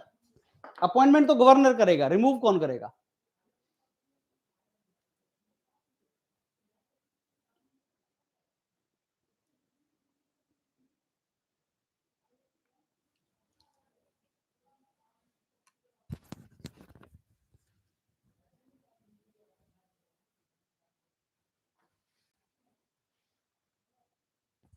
Answer is already given. So, Election Commissioner of India, Election Commissioner, State Election Commissioner can be removed by President of India only in a manner similar to Judge of High Court, and Judge of High Court is also removed similar to Judge of Supreme Court. So, Judge of High Court, Chief Justice of High Court, Judge of Supreme Court, Chief Justice of Supreme Court, all are removed by Parliament through special majority. 2/3 of present and voting, that is a majority required, and President will remove after this majority voting is attained. So State Election Commissioner are also removed by similar way, right? So this Election Commissioner and Finance Commission is important. तो क्या है salient features 73rd 74th Amendment Act के? Panchayat 73rd Amendment added Part 9, and municipalities Part 9A 74th Amendment Act. Gram Sabha in village and ward committees for municipalities are the registered voters. So whatever is the role of Gram Sabha in village is the role of ward committees in municipalities, right? So this is the decision making body. 3 tier system है panchayat, at village, at block level, at district level, right? So direct election होगा सब में, that is what we know. 1/3 seats will be reserved for women. 1/3 seats which are reserved for SC STs are also reserved for women. That is also there. So women के अंदर SC ST का reservation है. 1/3 offices of chairperson at the highest level will also be reserved for women. As I told you, Article 243D. Election Commission is Article 243K. So 11th schedule में सब कुछ mention है ये. So this all we have discussed, right? And now recently 12th National Panchayati Raj Day was celebrated on 24th April, and Prime Minister launched e-property card under Swamita survey of village and mapping with improvised technology in village area, that is Swamitwa scheme. Presently was basically the scheme was launched. So if in the exam question comes, what is Swamitwa? That is e-property card distribution scheme launched by Prime Minister. When is the National Panchayati Raj Day celebrated? 24th April. So 24th April is the National Panchayati Raj Day celebration. Scheme का नाम लिख लो, this is important scheme.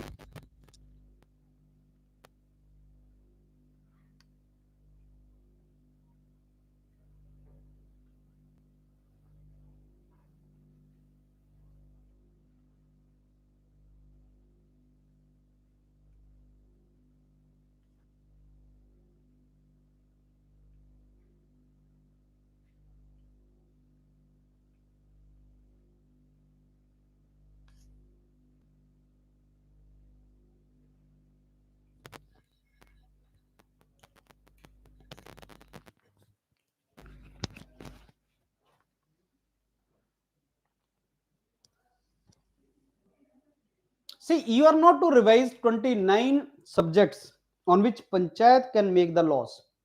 I'm not saying you to revise this, but I'm telling you that 11th and 12th schedule में है क्या? 11th schedule of Indian Constitution mentions those 29 subjects on which Panchayat can make the laws after discussion with Gram Sabha. That is a direct democracy. So should I name some? Agriculture related activities, land improvement, minor irrigation, animal husbandry, fishery, small scale industry, cottage industry, drinking water, fuel and fodder, road and culvert and bridges, rural electrification, poverty alleviation program, libraries, cultural activities. There are 29 subjects on which Panchayat can make the law. These are mentioned in 11th schedule. Similarly, there are 18 subjects on which municipality can make the law. That is mentioned in the 12th schedule. What is mentioned in the 7th schedule? There are 3 lists. Union list, something like defense, communication, railways, on which central government can make a law. State list, something like law and order, on which state government can make a law. Education, on which center and state both can make a law, concurrent list, but parliament is given priority. And residuary power, if something is not to be seen, residuary power, that will go with the parliament. So similarly, panchayat किन के ऊपर law बना सकती है, वो 11th schedule में है. Municipality किस पे बना सकती है, वो तो 12th शेड्यूल में है. कितने लिस्ट कितनी है? 29 subjects and 18 subjects. Sir, do I need to remember those? No, you are not to remember that. Just you should know that this is how it is done, right? So this salient feature we have already discussed. So I think this everything we have already discussed.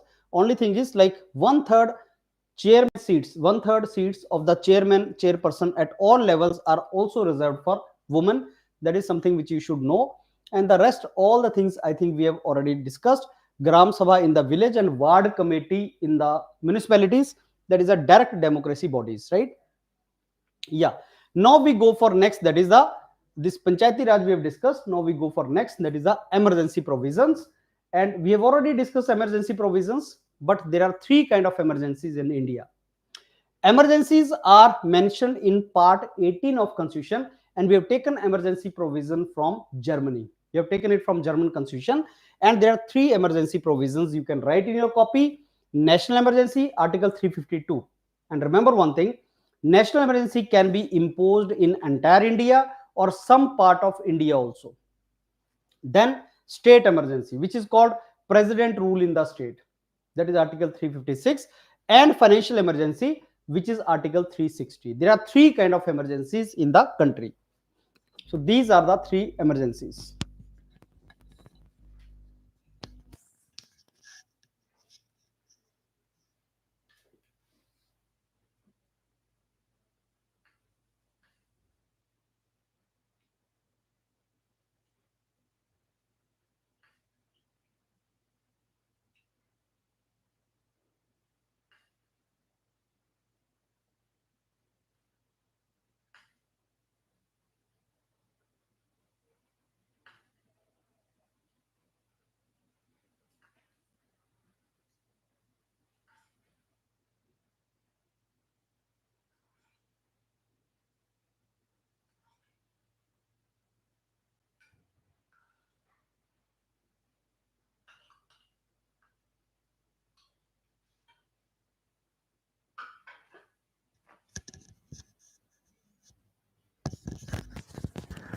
Okay, now let's discuss one by one each emergency. As per our constitution, our constitution, as I told you, is a federal structure with strong unitary feature. जैसे आपने tortoise देखा है, कछुआ देखा है, whenever everything is okay, then tortoise will keep its legs and its neck outside. But whenever there is some threat, then the tortoise will become one unit. It will take its legs and neck inside and sit in the shell and will become one unit. Indian, constitution has also provided similar provision. Whenever there is an emergency, state government will not have power. Central government will acquire all powers. Now there are three kind of emergency. One is called national emergency under Article 352. All the emergencies are imposed by President of India, and these emergencies, after President of India has imposed, need the ratification by Parliament. Listen carefully. Emergency लगाएंगे President of India, किसके कहने से? Council of minister के कहने से. लेकिन article 352 में अब president when is to impose national emergency under article 352, president can impose article 352 only after written advice from cabinet. Very very important. Though as per article 74, president of India will take any decision after the aid and advice of council of minister, that means prime minister. But क्या वो 1975 में Indira Gandhi called the president of India की emergency लगा दो. Even her cabinet colleagues were not aware कि emergency लग गया. सो उसको अवॉइड करने के लिए अब आर्टिकल 352 में लिखा है कि president can impose national emergency only on the written advice of cabinet. You know what is cabinet? This is a council of minister, and then inside there is a minister, this cabinet, and then there is a prime minister. So council of minister means all the ministers. This is the Lok Sabha, this is the Rajya Sabha. Lok Sabha, Rajya Sabha. उसमें से लोक सभा और राज्य सभा के कुछ MPs को मिनिस्टर बनाया जाता है. Some are made ministers. So that becomes council of minister.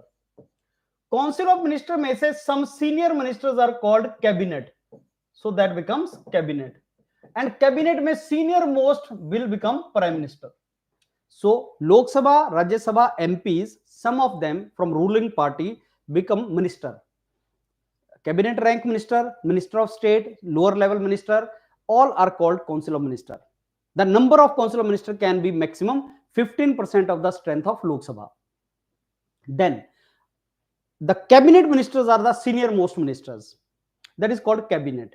And in the cabinet, the senior most fellow become prime minister, right? So to impose article 352, president needs the written advice from the cabinet now. That is very important. So president only imposes national emergency. President only imposes the president rule in the state, which is called state emergency, and financial emergency. But once president has imposed the emergency, then within particular time, parliament is to give permission for that. Otherwise, automatically it will fall. That is what we should know. Okay. So there are three kind of emergency: national emergency, state emergency, president rule in the state, and financial emergency. Now, what you should know is that national emergency, once it is declared, then our fundamental rights are also suspended, except article 20 and 21. Article 20 and 21 रहता है, बाकी fundamental right जो हैं हमारे वो suspend हो जाते हैं when emergency is there. When emergency is there, when emergency is there, then our fundamental rights are suspended. That is there. Article 20, 21 cannot be suspended, other fundamental rights are suspended. The central government becomes very, very powerful, and armed forces get more power. So when emergency is there, our powers and our fundamental rights are suspended, and the central government becomes strong, executives become strong. That is the meaning of national emergency. We are talking about Article 352 now. How many fundamental rights do we have? We have already discussed. We have 6 fundamental rights. And again, for your revision, these are the 6 fundamental rights mentioned in Part 3 of the Indian Constitution. जिन्होंने नहीं note किया है वो ये note कर ले that these are the 6 fundamental rights we have, out of which जब emergency लगेगा under Article 352 तो हमारे 2 fundamental right 20 and 21 वो रहेंगे, बाकी सस्पेंड हो जाएंगे.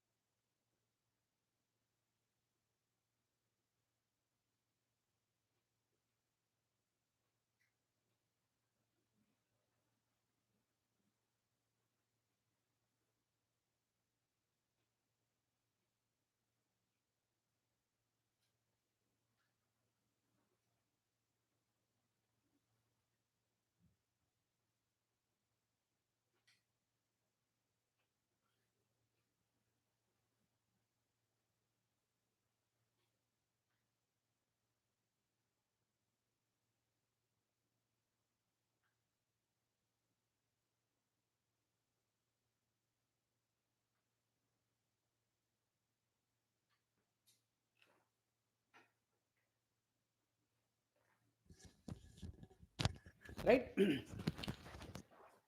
Okay, so now 2021 cannot be suspended. I'm sure you have written this. Article 20 is conviction of an offense. 21 is right to life. They cannot be suspended. All other fundamental rights can be suspended during national emergency, Article 352.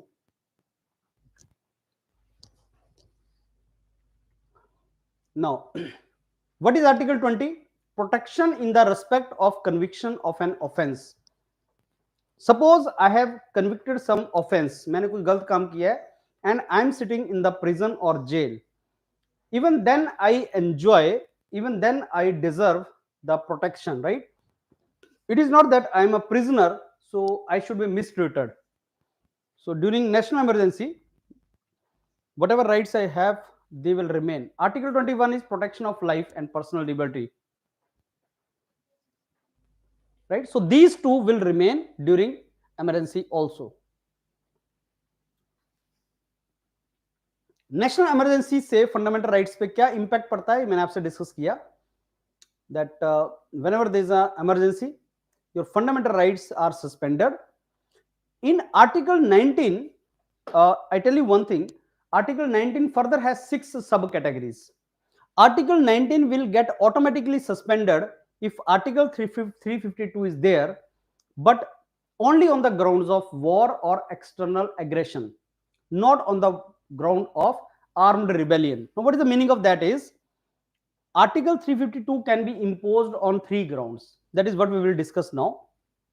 So, this Article 19 we have already discussed has 6 parts. Article 19 के आगे अपने 6 categories है. These are the 6 categories of Article 19. This is a revision. I mean, we have already done Article 19. Article 19 is freedom of speech and expression, freedom of assembly, freedom of association, freedom of movement, to reside or settle anywhere in India, to practice any profession or occupation. This is Article 19, 6 parts. Now, when you impose national emergency under Article 352 is imposed on the grounds, 3 grounds. That is, if there is a war, if there is a external aggression, or there is a armed rebellion. पहले armed rebellion की जगह पे एक term होती थी internal emergency. Now let me tell you what happened. In 1975, Indira Gandhi as a prime minister lost some case in the court, and there was a chance कि इंदिरा गांधी को arrest कर लिया जाए as a prime minister, because she was a popular leader. तो she thought कि अगर मैं arrest हो जाती हूँ, just think of Narendra Modi as a prime minister, is a popular prime minister. अगर कोई केस, कोई हाई कोर्ट ऐसा बोले कि प्राइम मिनिस्टर को अरेस्ट करना है, तो कंट्री के अंदर लॉ एंड ऑर्डर की प्रॉब्लम आएगा। That was the situation in 1975। Indira Gandhi के ऊपर कोई केस चल रहा था इलाहाबाद हाई कोर्ट में, एंड सिचुएशन आई कि उनको अरेस्ट किया जाए। अब अगर ऐसा होता है तो कंट्री के अंदर लॉ एंड ऑर्डर का प्रॉब्लम आएगा। तो she imposed internal emergency. That time term used to be internal emergency. Now, in 44th Amendment Act 1978, that internal emergency word is replaced by armed rebellion. Now, what is armed rebellion is, Article 352 internal emergency can only be imposed if there is a armed rebellion in the country. कि जिस organisation के पास अपने arms होती हैं, जैसे army, navy, air force, police, CRPF, BSF, all these bodies which armed forces are there, if they go for rebellion or they go for revolt, then only internal emergency can be imposed. अब सुनो, article 19 will be automatically suspended if article 352 national emergency is imposed on the basis of war or external aggression. But if article 352 is on the basis of armed rebellion, तो article 19 automatically suspend नहीं होगा। ये एक छोटा सा इसके अंदर point है। तो now let me summarise here. Sir, national emergency is what? Article 352. It is to be imposed in entire India or some part of it? It can be on some part of it also. How it can be imposed by president? Once president gets written, recommendation from cabinet, then president can impose it. But after that, president is to take, the parliament is to ratify that. Now, Article 352 अगर लगा हो तो fundamental right gets suspended, except Article 20 and 21 does not get suspended. Article 19 automatically gets suspended if national emergency is on the basis of war and external aggression. But if the national emergency is on the basis of armed rebellion, then it will not get suspended. So this is the catch in the national emergency, that is Article 352. Now, this Article 19, when it gets suspended, all 6 rights under Article 19 are automatically gets suspended is when it is on the basis of external aggression or war, but not on the basis of armed rebellion. So ये हमने एक छोटा सा point था article 19 से related. Now national emergency India में 3 बार लगी है. There thrice that national emergency was imposed in India. One, when there is a China war 1962, and continuously for 6 years national emergency was imposed. 1962 में there was a China war and 1965 में there is a Pakistan war. तो एक ही emergency लगा. 71 में second Pakistan war, and then 75 to 77 there was the internal emergency. Somebody asked if Kargil के time पे भी emergency लगा था. नहीं, Kargil was in 1999, but at that time emergency was not imposed. So emergency under Article 352 was imposed only during these 3 phases. And Indira Gandhi basically imposed Article 352 internal emergency, that is called internal emergency, right? And then there comes state emergency, that president rule in the state under Article 356, that has been misused many times. Hundreds of times Article 356 was imposed. It is called state emergency or president rule in the state. अगर state की machinery, किसी state government की machinery fail हो जाए, it is not working as per constitution, then this particular state government will be dissolved, state government will be removed, and the president will start ruling through the governor. The president rule will be imposed in the state. So this thrice, hundred of times, and financial emergency is never imposed in India. So far financial emergency कभी नहीं लगी.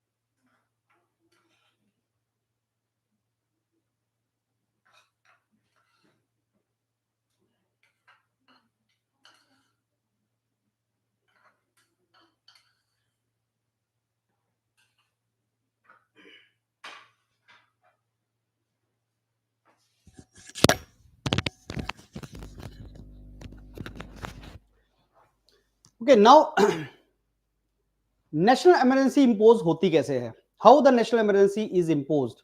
All the three emergencies are imposed by President of India. Article 352, Article 356, Article 360, President of India. I told you Article 352, which is national emergency, can be imposed by President only after written request from Cabinet. Cabinet word is mentioned under Article 352 now. तो जो Cabinet word है, that is Cabinet word is mentioned under Article 352 for this reason. Council of Minister is a term which is mentioned under Article 74. There shall be Council of Minister to aid and advise President of India. And Article 352 में Cabinet word mentioned है. Both the houses of the Parliament are to basically within 1 month approve this emergency. अगर parliament के दोनों house इसको 1 month के अंदर approve कर दें and the separate voting is to be there, then the president का जो इमरजेंसी है वो 6 मंथ्स के लिए लगा रहेगा.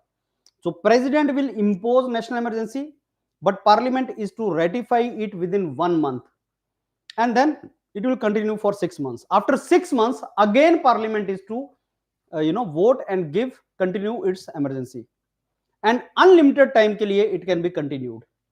So every time after every 6 months parliament is to vote in favor of national emergency and it can be continued. After that it can be continued, right? So who imposed national emergency? President, after written advice from cabinet, and within 1 month parliament both houses should ratify it, and once it is ratified it will remain in for 6 months. After 6 months again parliament permission is to be taken. And how can this be removed? President can remove it on aid and advice of council of minister. On what basis it can be imposed? If there is a war, there is an external aggression. War तो तुम्हें पता है, जैसे India China में लड़ाई लग गई. External aggression means something like Kargil, like foreign countries has entered your territory. External aggression and armed rebellion, I explained you, these are the 3 grounds on which national emergency can be imposed: war, external aggression or armed rebellion. These are the 3 grounds on which the emergency can be imposed. Now the internal emergency जो इंदिरा गांधी ने लगाई थी, the new name of internal emergency is now armed rebellion. So that name is now armed rebellion.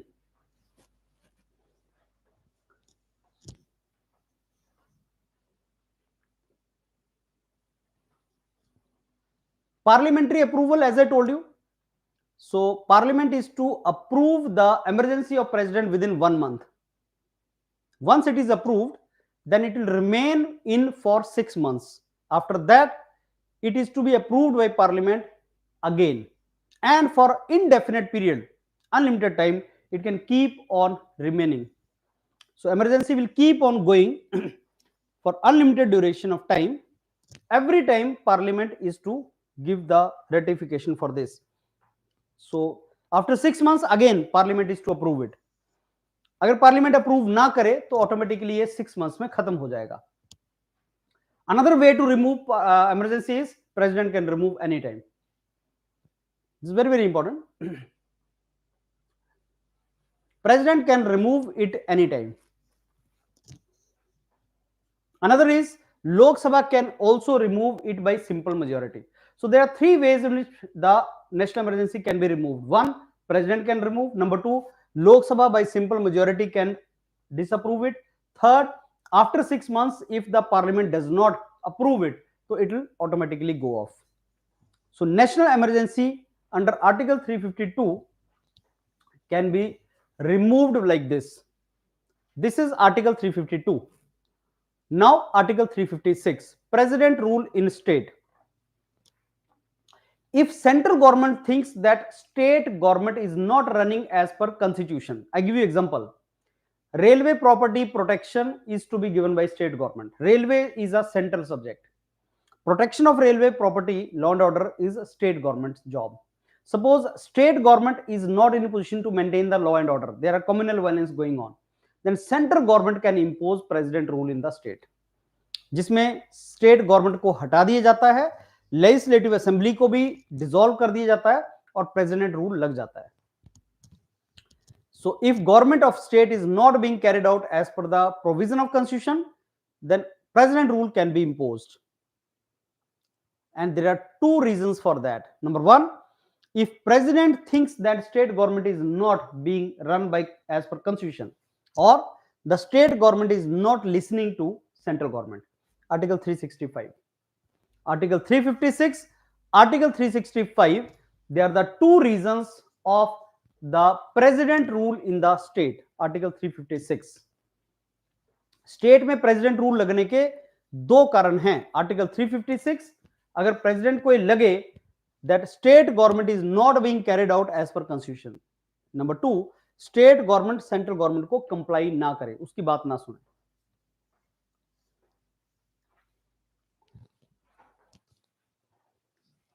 Right now you know, as per Bhimrao Ambedkar, article 356 will remain as a dead letter. इसका कभी use नहीं होगा. But unfortunately this is the most misused article of Indian constitution. Article 356 has been misused politically many times. I give you example, like central government में अगर BJP है और state government में आम आदमी पार्टी चल रहा है, लेट्स से पंजाब में आम आदमी पार्टी का गवर्नमेंट है, दिल्ली में आम आदमी पार्टी का गवर्नमेंट है. सपोज पॉलिटिकल स्कोर को सेटल करने के लिए सेंट्रल गवर्नमेंट बोलती है कि नहीं, ये स्टेट गवर्नमेंट जो है वो हमारी बात नहीं सुन रही, हटा दो इसको, दोबारा इलेक्शन करवाते हैं. तो ऐसा बहुत बार हुआ है. And after that supreme court intervene and supreme court said कि अगर तुम इसको हटाओगे तो हम इसको दोबारा से रीइंस्टेट कर देंगे अगर तुमने इसको गलत हटाया. We can do judicial review. After that the misuse has stopped now, but article 356 is the most misused article. Now I told you for Article 352, the parliamentary permission is to be taken, approval is to be taken within 1 month for 6 months every time. For Article 356, Parliament must approve the decision of President within 2 months. 352 1 month, 356 2 months. And another thing is, once Article 352 is approved by Parliament, after every 6 months it can keep on approving it unlimited times. But 356 cannot be approved maximum after 3 years. It can only be done up to 3 years. Like Parliament can keep on doing after every 6 months, but after 3 years it cannot be imposed. So Article 356, that president rule in the state cannot be extended beyond 3 years. That is very, very important. I was telling you, like in Bommai case, the Supreme Court said that you cannot misuse Article 356. So 2 months case, वहां पे 1 month का, यहां पे 2 month का है.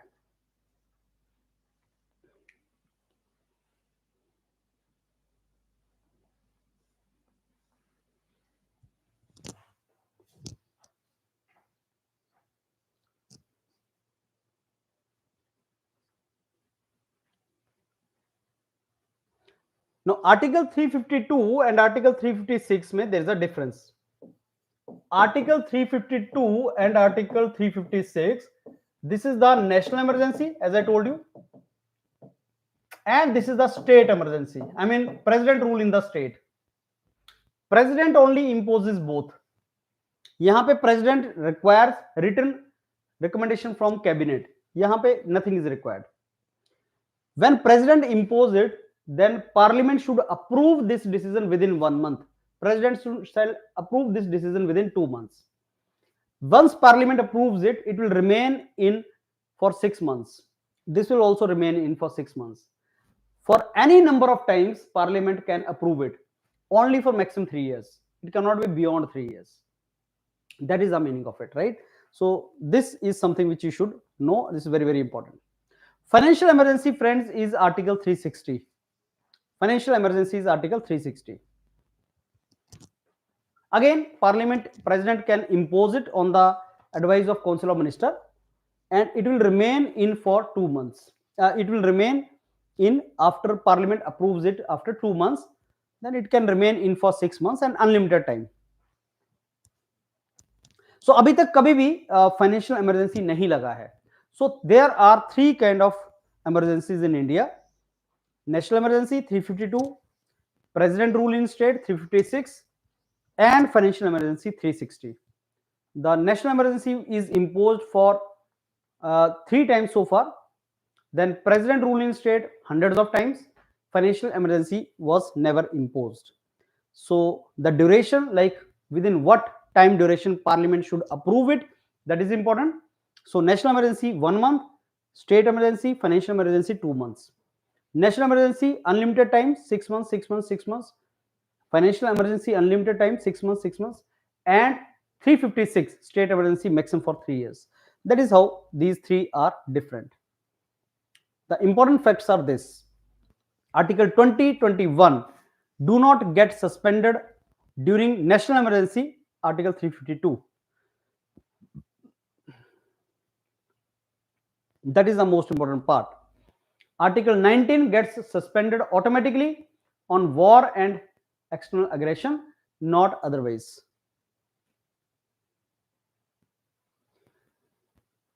Okay, so now friends, little bit about this. We discussed little bit about now directive principle of state policy. Directive principle of state policy, I told you it is mentioned under part 4 of constitution. Part 3 is fundamental right and part 4 is a directive principle of state policy. Directive principle of state policy is nothing but the principles for the government to make the laws. Directive principle of state policy were made by Sapru committee recommendation. तो ये नाम important है. Sapru committee in 1945 suggested two kind of rights: justiciable and non-justiciable. Justiciable, which are fundamental rights; non-justiciable, which are the directive principle of state policy. So Sapru committee is very, very important. Sapru committee only recommended that there should be directive principle of state policy.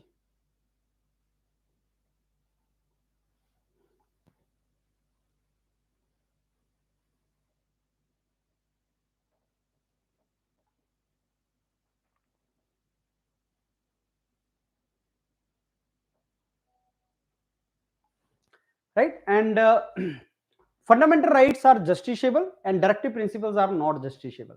मतलब आप इसमें court में जा सकते हैं, इसके लिए court में नहीं जा सकते. Directive principle of state policies are under part 4 of constitution, article 36 to 51. Right? Directive principle of state policies in government of India act 1935, उसमें इसका नाम था instrument of instructions. The name was instrument of instructions. I am giving you that point which can be asked in the exam, right? They are our social and economic rights. These rights, directive principle of state policies, they tend to bring socio-economic democracy in the country. They are not legally enforceable in the court.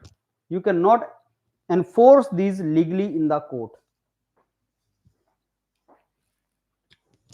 So remember Sapru committee recommendation, directive principle of state policies. Other we have discussed. Now,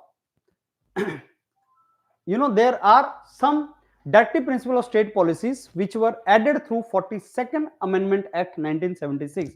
I told you 42nd Amendment Act 1946 was mini constitution. Indira Gandhi brought many things, many changes in the constitution.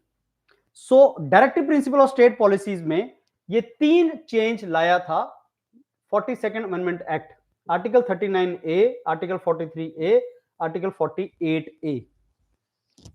There were changes in article 39 also, but that is not very important. Article 39A brought free legal aid, very, very important. These 3 changes were through 42nd Amendment Act 1976 in DPSP, and exam में this is asked. Free legal aid is under article 39A, कि जिसके पास अपने आप को legally protect करने के लिए कोई प्रोटेक्शन नहीं है,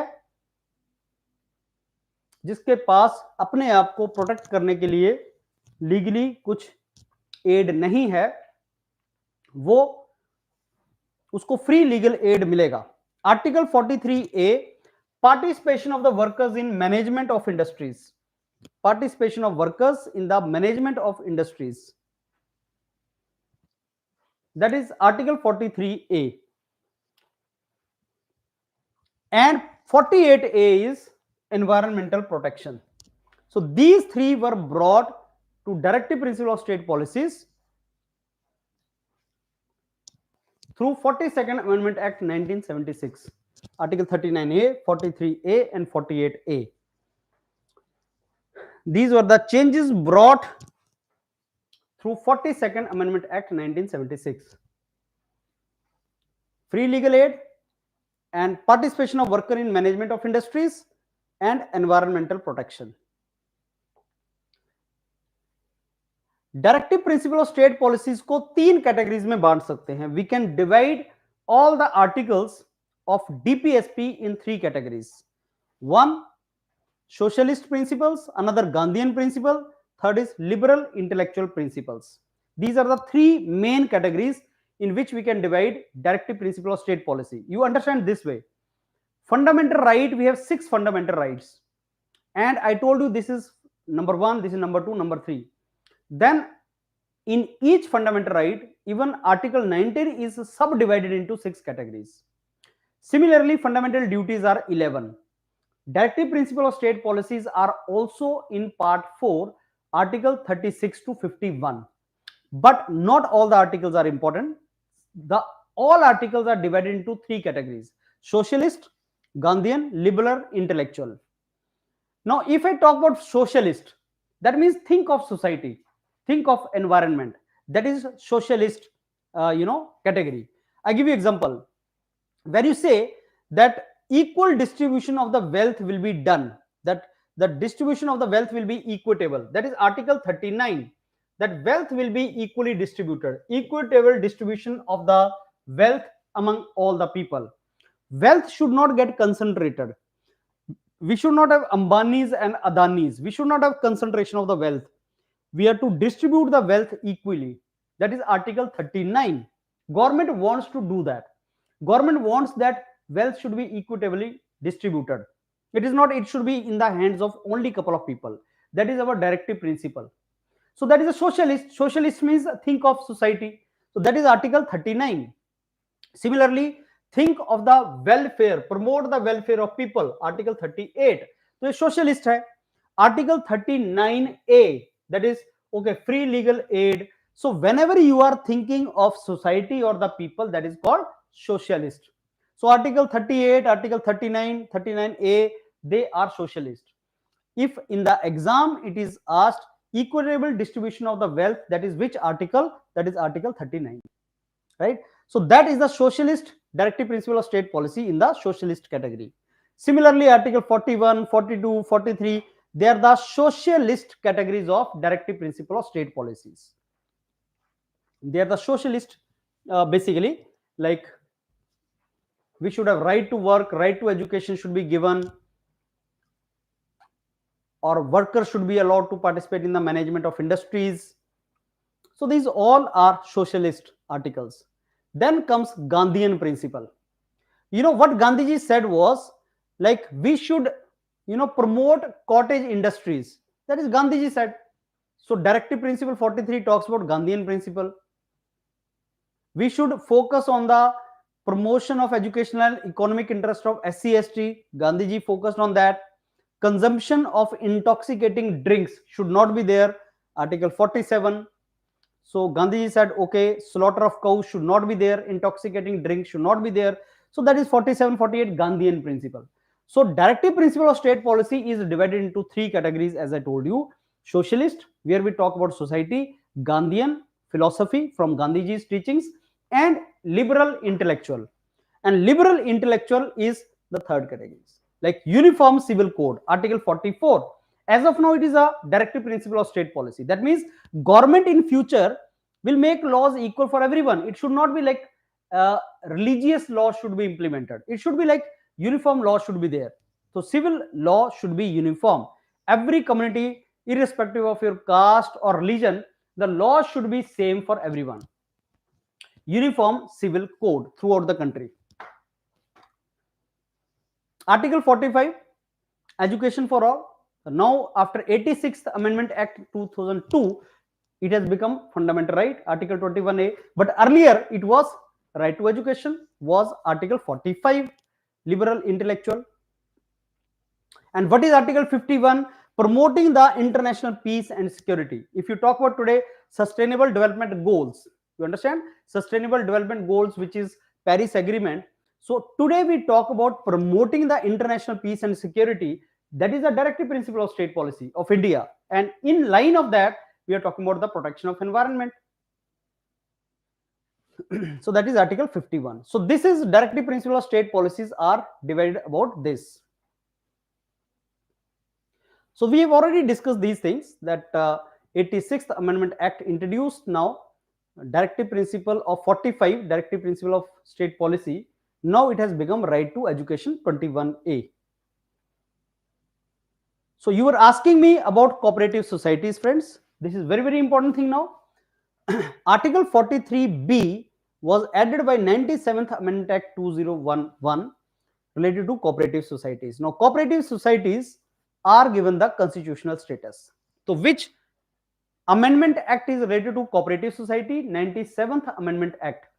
Which Amendment Act is related to village panchayat? 73rd Amendment Act. Which Amendment Act is related to the municipalities? 74th Amendment Act. Which Amendment Act is related to cooperative society? 97th Amendment Act 2011. And new article was put, that is 43B. Now present situation is that directive principle of state policies are fundamental in the governance of country, and the state government states, that is the governments will apply these in making the laws. That is what Article 37 is.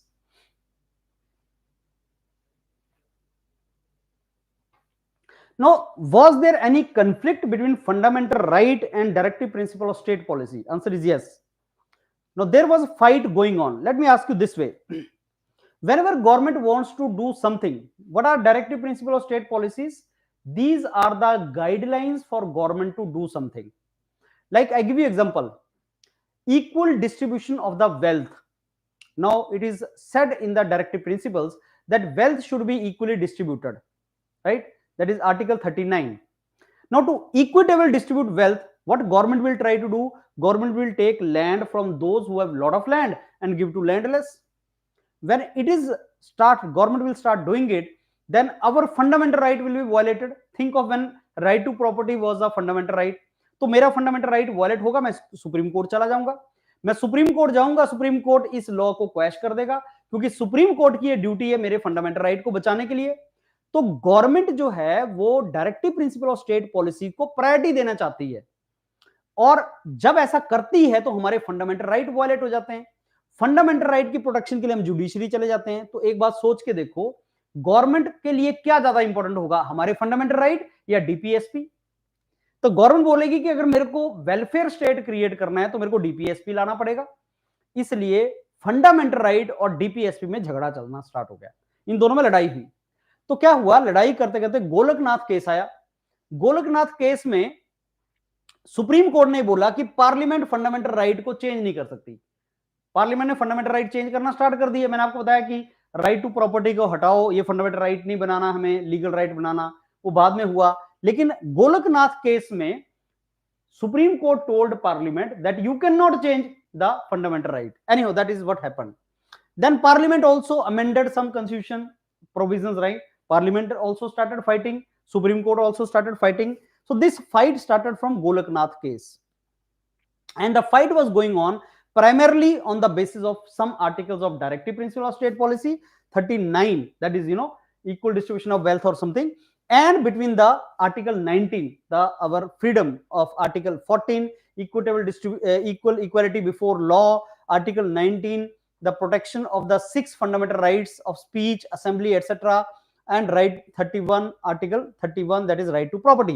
So fight was going on between judiciary and parliament on the basis of these articles which were in directive principle of state policy and fundamental right. Anyhow, Golaknath case mein this is what the Supreme Court said. Then came Kesavananda Bharati case.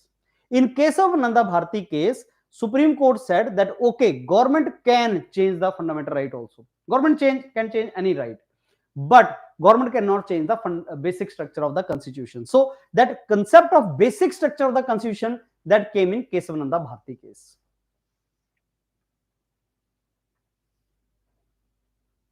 So last was Minerva Mill case in 1980. They were the three very historic cases: Golknath 1967, Kesavananda Bharti case, and Minerva Mill case. You need not to go for these details. Only thing is that in Kesavananda Bharti case, Supreme Court said that there is something which is called basic structure of constitution, which parliament cannot change of the constitution. The rest parliament can change everything. And Minerva Mill case के बाद क्या decide हुआ that DPSPs are subordinates to fundamental right, and Indian constitution is based upon the bedrock of the balance between fundamental right and directive principles. So what is the status now? Fundamental rights are very important. They are more important than DPSPs. DPSPs are subordinate to fundamental right. Parliament can change everything except basic structure. And what is basic structure? That we will tell you from time to time. So that is the situation as of now. Understand this. Now the parliament can change every article of the constitution, but it cannot change the basic structure. And judiciary can review any change which parliament will bring or amendment which parliament will bring, and judiciary will check whether it is as per constitution or not. So this is the situation as of now. Minerva Mill case. This is a very typical fight, the famous fight between judiciary and the parliament.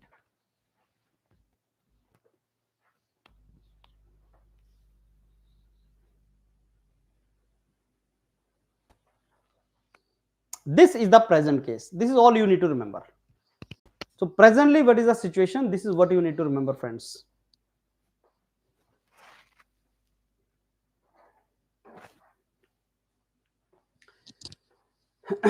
Whatever we are discussing, that is more than sufficient for your exam. Believe me, you don't need more than that. So I'm giving you these more notes also. These are the notes which are shown to you. They are far more than what you require. Present situation only will come in exam. Presently, fundamental right assume the supremacy over directive principles. Parliament can amend fundamental right or any other right, but it cannot destroy the basic structure of constitution. So this we have already done now.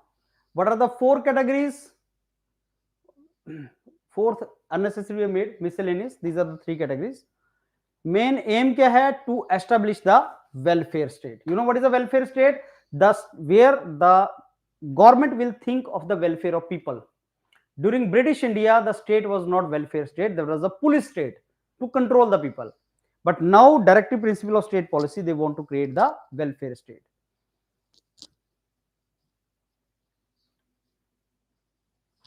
Okay, these are some of the questions, but not required here. From which country we have taken directive principle of state policies? Ireland. Which part? 4.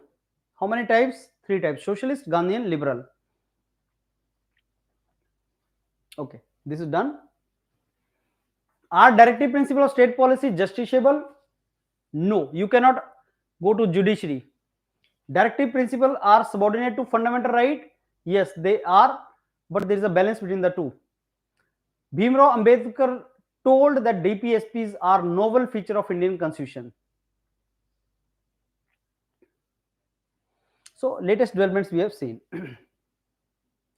Okay friends, so we have already discussed about the elections commission, little bit about election commission, and I'll just add up a couple of more things here.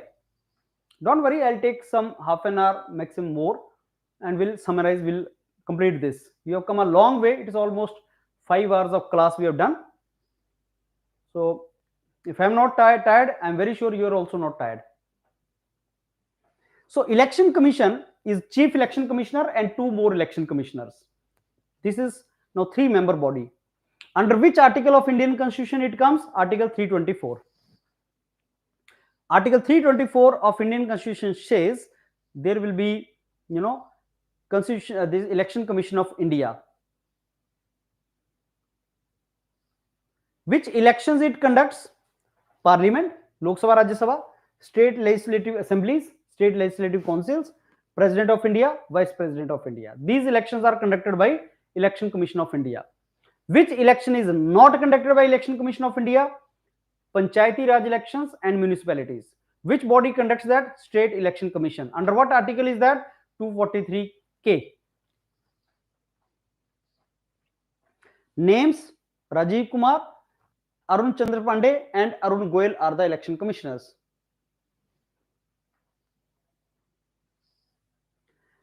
Whenever Constitution may, there is Article 324 which says there shall be Election Commission of India. But how the elections will take place and everything, for that the Parliament will make the law. Parliament made a law which is Representation of the People Act 1950 and 1951. Representation of the People Act. That is the law made by Parliament. How the details will come. There will be Chief Election Commissioner and 2 additional commissioners which are appointed by President. So I told you this multi-member body became in 1989 after 61st Amendment Act, when the voting age was reduced from 21 years to 18 years.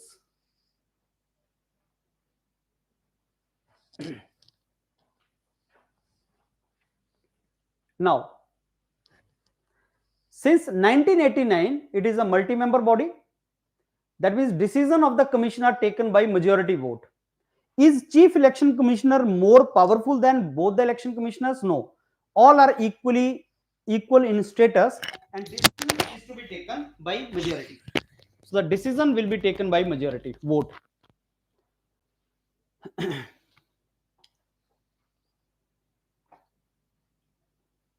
What is the age of election commissioners or chief election commissioner? Up to what age they can be in office? 65 years of age or 6 years of service, whichever is earlier. 65 years of age or 6 years of service, whichever is earlier.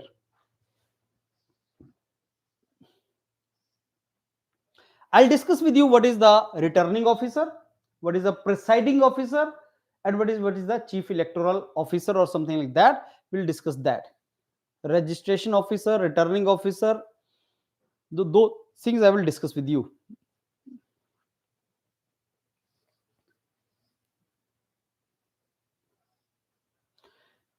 I told you earlier that when chief election commissioner is to be removed from his post, president can remove that, but voting in parliament is required, and his removal process is similar to the removal of Supreme Court judge.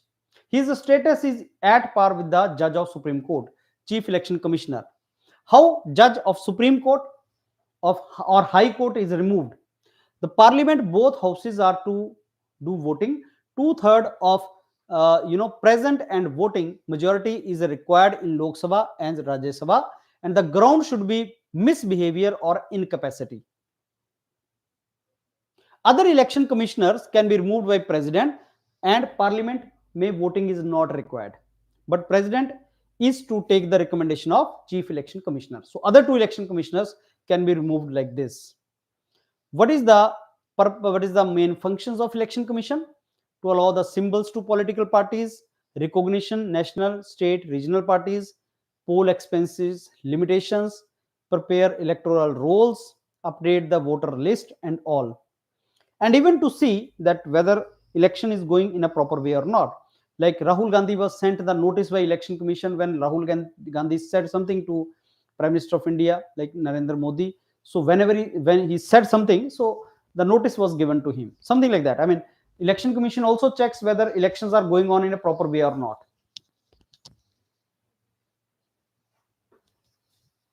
So this is the activity of election commission. Model code of conduct for political parties and candidates is issued. From when the model code of conduct comes? The date elections are declared, the day the dates of the elections are declared, model code of conduct will come in picture. जैसे election declare हो जाएगा, model code of conduct लग जाएगा. क्या होता है model code of conduct?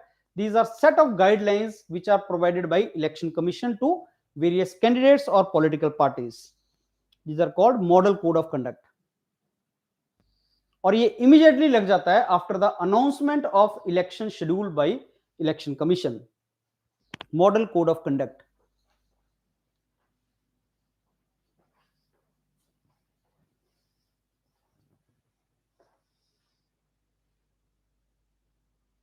What are some current news related to election commission? अभी कौन कौन सी स्टेट्स में इलेक्शन हुए? Which states just completed their elections and the result will be declared on 3rd of December? Chhattisgarh, Madhya Pradesh, Mizoram, Rajasthan, Telangana. Recently, Rajkumar Rao, the actor, has been made as the national icon for voter awareness. Also, Election Commission of India signed MOU with Ministry of Education to enhance the electoral literacy among the students. Because you know what, 18 years means 12th class student. When the student will qualify 12th class, he'll be 18 years. So in the schools, election literacy should be enhanced. The electoral literacy should be increased, enhanced. Memorandum of understanding should be signed for that.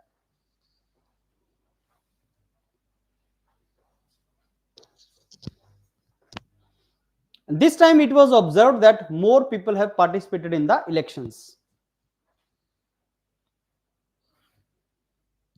Continuous electoral and democratic education should be provided.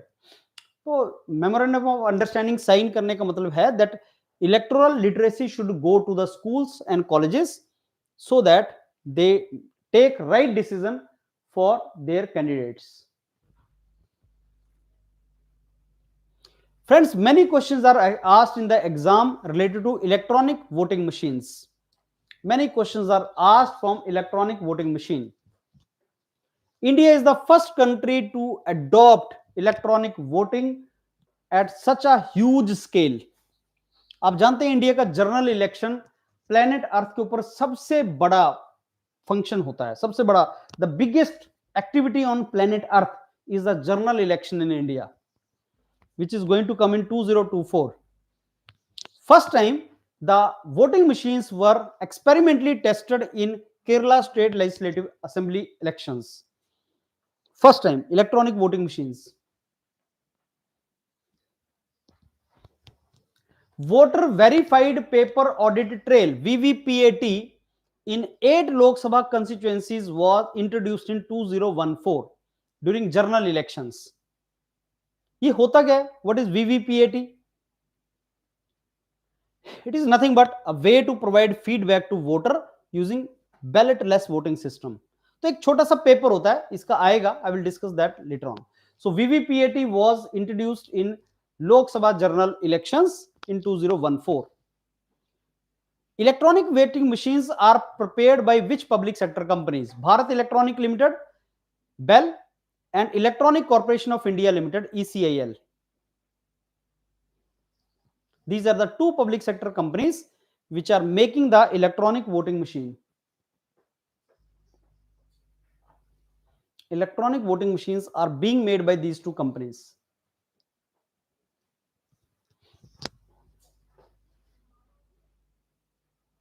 What is VVPAT? This generates paper slip that shows the voter which candidate they have voted. Paper slip, VVPAT. 2014 general election में introduce हुआ था. You know, in 2014 there were certain things introduced. First time electronic voting machine was used in general election in 2014. First time in any election, Kerala Legislative Assembly. In general election 2014.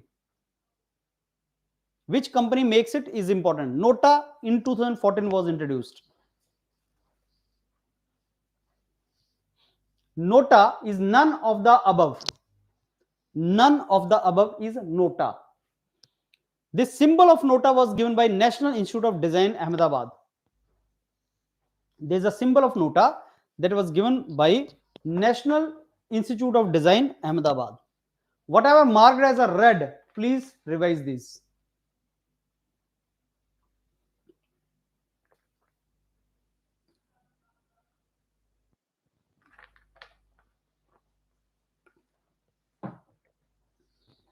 Right, so Bharat Electronic Limited, Bangalore, is under Ministry of Defense, and Electronic Corporation of India Limited, Hyderabad, is under Department of Atomic Energy.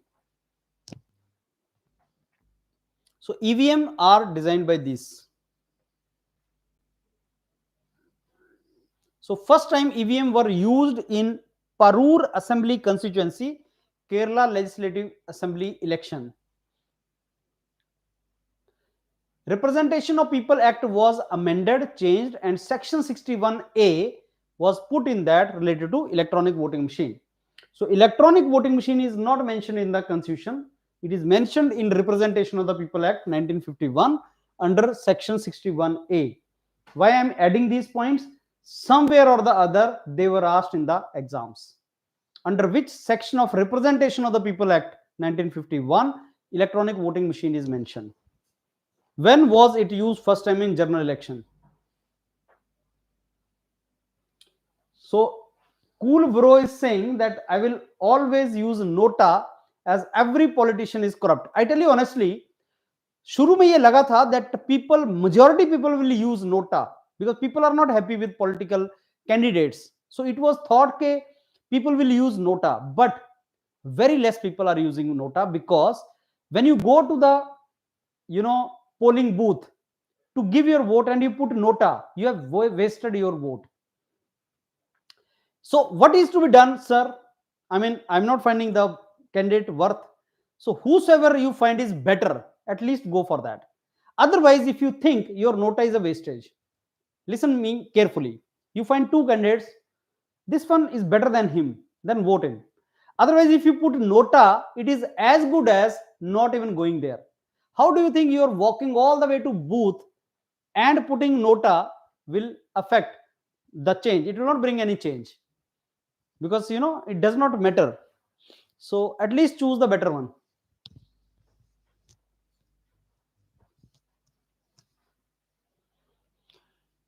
Okay, so friend, there is something which is called a strong room. Electronic voting machines are kept in which of the room? What is the name of that room? Strong room.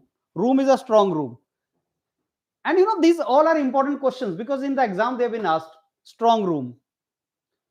Presiding officer, returning officer, chief electoral officer. These are the important names. Presiding officer is the person who is authorized to conduct the poll on a polling booth.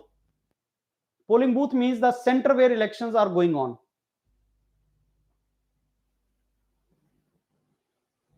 So electronic voting machines are transported under security to the strong room, and that is located in the premises of the counting center. जहां counting होनी है वहीं strong room होता है. Wherever there is a counting, there is a strong room. Friend, what is a returning officer? Returning officer is the person responsible for basically conducting the election in a constituency. The term is called constituency. Constituency, whether it is election of MLA or election of MP, either district magistrate or sub-divisional magistrate, they are the returning officer. There's a election commission, and then there's a chief electoral officer, then there's a returning officer, and then there's a presiding officer. These are the hierarchy. Election commission, I told you. Now election commission is sitting in the center. Suppose there is election in a particular state, let's say election हुआ राजस्थान में. So in Rajasthan there will be chief electoral officer. He will be having seniority as additional chief secretary. So election commission will give responsible to chief electoral officer. In particular state he will be responsible, and then chief electoral officer through district magistrate, sub-divisional magistrates, he will be conducting the election in particular constituencies. Now I told you there are 200 constituencies in Rajasthan, but districts are not 200. So sub-divisional magistrates or something, they will be made responsible or returning officer of particular constituency. One constituency means one area from where MLA will get elected. So 200 constituency ke 200 returning officer, or one returning officer or more than one constituency also. Then in each constituency there will be so many booths. At every booth there will be presiding officer. Who is the presiding officer? Government employee. When you become junior engineer, when you become school teacher or something, then you are appointed as a government employee. Your election duties are there. That is presiding officer.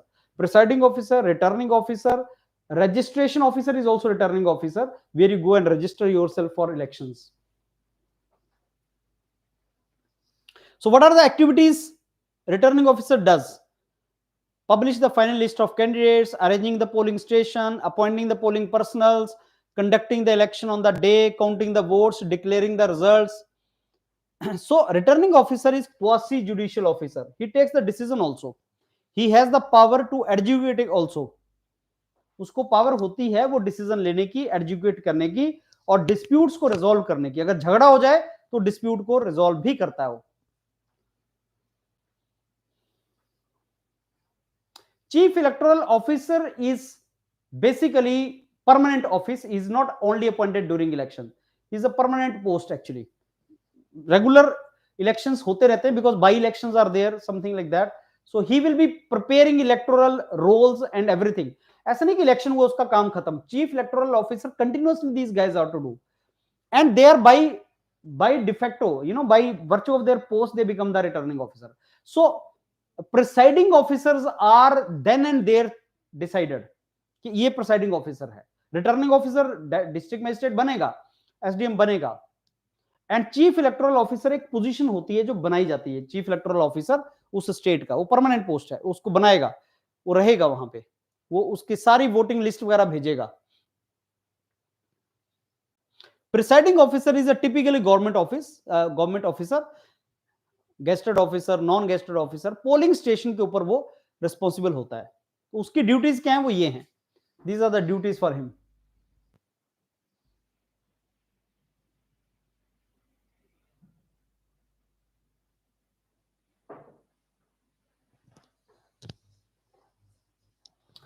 Right? This is a presiding officer. So presiding officer is subordinate to returning officer, and returning officer is subordinate to chief electoral officer. Presiding officer का काम क्या होता है? He is to arrive on polling station, he is to come on polling station on that particular day, verify the identity of each one, seal the ballot boxes after the polls are over, and ensure that they are transported safely to counting center and kept in the safe strong room. The name is strong room.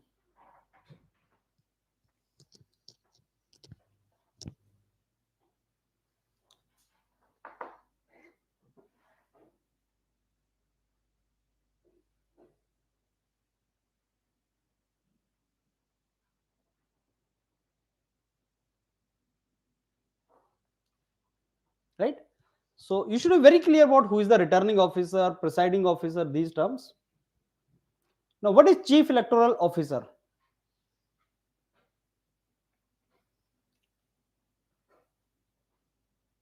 He is the head of election department. So there is an election department. So you were asking me, so sir, is he permanent post or then only it is? So there is an election department in every state, and he is the head of that election department, appointed by Election Commission of India, and is responsible for conduct of election in the state.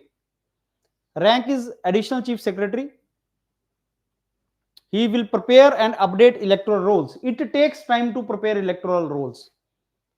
Identity cards, I cards, constituencies ka limitation, delimitation, that this is a constituency, and it keeps on changing. Polling station, appointing polling personals, conducting poll, all.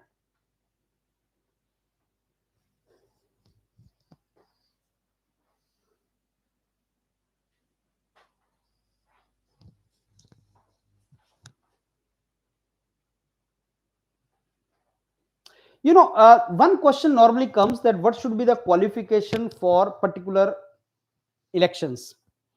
If you want to become president of India, what is the qualification required? You should be citizen of India, age should be 35 years, and you should be eligible to become member of Lok Sabha. For president, you should be eligible to become member of Lok Sabha. And for vice president, you should be eligible to become member of Rajya Sabha. That is important. You should not hold any office of profit. What is office of profit?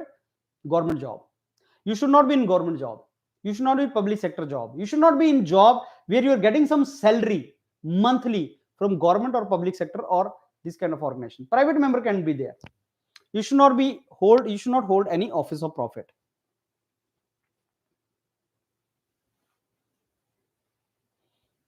You can remain in your office for 5 years from the date on which you enter. the office, enter the office.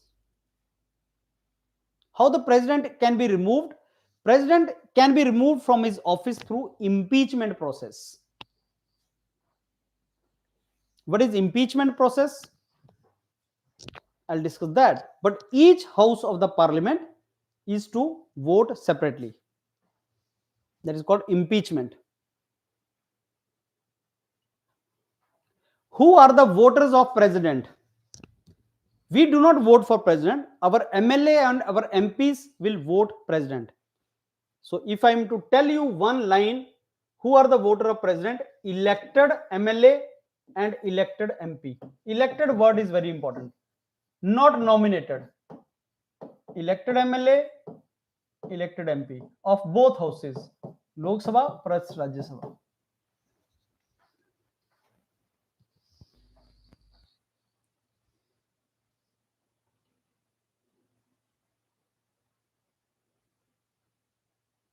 Now, value of vote of each, how it is decided, that is very important. So, how do you decide the value of vote of each of the candidate? How many elected MPs are there in Lok Sabha and Rajya Sabha? In Rajya Sabha, there are 245 MPs. 12 are nominated by president, they will not vote for president. 233 are elected by our MLAs. MP of Rajya Sabha are elected by our MLA. Right? And Lok Sabha mein 543 are elected MPs. 2 Anglo-Indian are nominated, but now they are removed. Anglo-Indians are not there now. So these are the elected MPs, Lok Sabha, Rajya Sabha. And how many elected MLA are there in all the states? And Puducherry and Delhi? This. So they are the voters of president. Electoral college for president of India is this, 4896. Electoral college.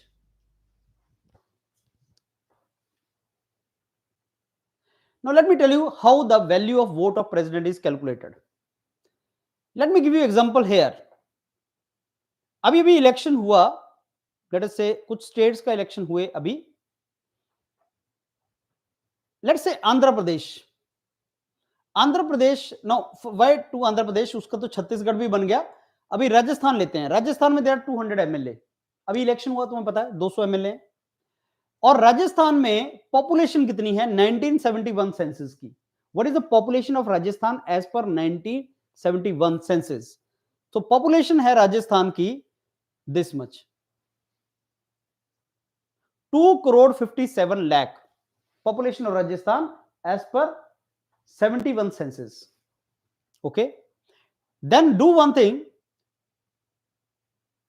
you will divide that population with number of MLA and 100. You will divide that particular population with that particular number, and whatever integer comes, that will put it. Population, let me give you the idea what I'm saying. This is the population of Arunachal Pradesh, 467,511 divided by MLA of Arunachal Pradesh in 2000. That will be the value of vote of one MLA. Integer number लिया. The population of your state, Uttar Pradesh की population divided by MLA of Uttar Pradesh in 2000, that will become value of one MLA of that state. अब सारे MLA की values कितनी हो गई? Multiply कर दो, 60 into 8, 480. So MLA of each state will have equal value, but one MLA from another state will have a different value. So when you vote for a president, if you're MLA from Uttar Pradesh, your vote value will be more. If you're MLA of small state, let us say, Goa, your vote value is only 20, Arunachal Pradesh, vote value is only 8, and your entire state MLA vote value is only 480. So आपने हर state के MLA की value calculate की, and that comes out to be this. This is the total value of all MLAs of entire country.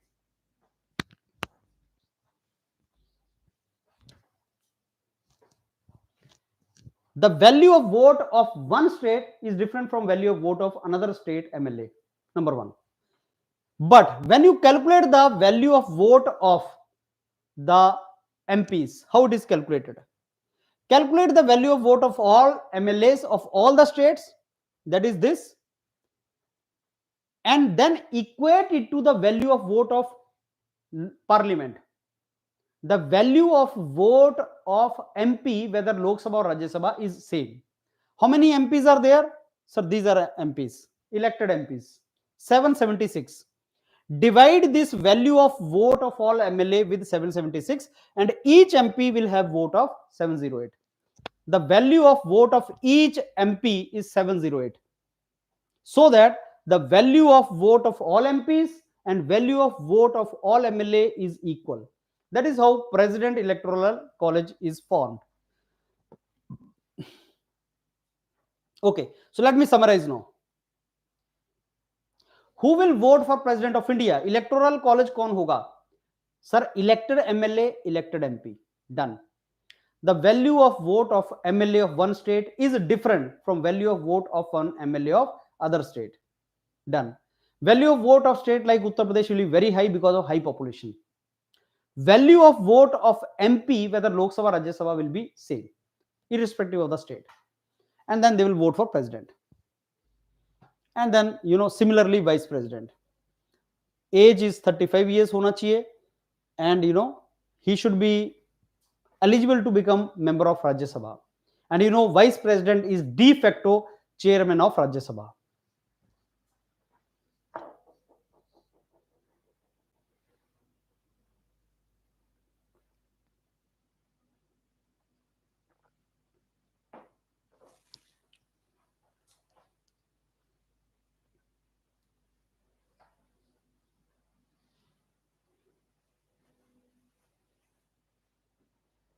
Who are the electoral college of vice president? Both houses of parliament, MPs of both.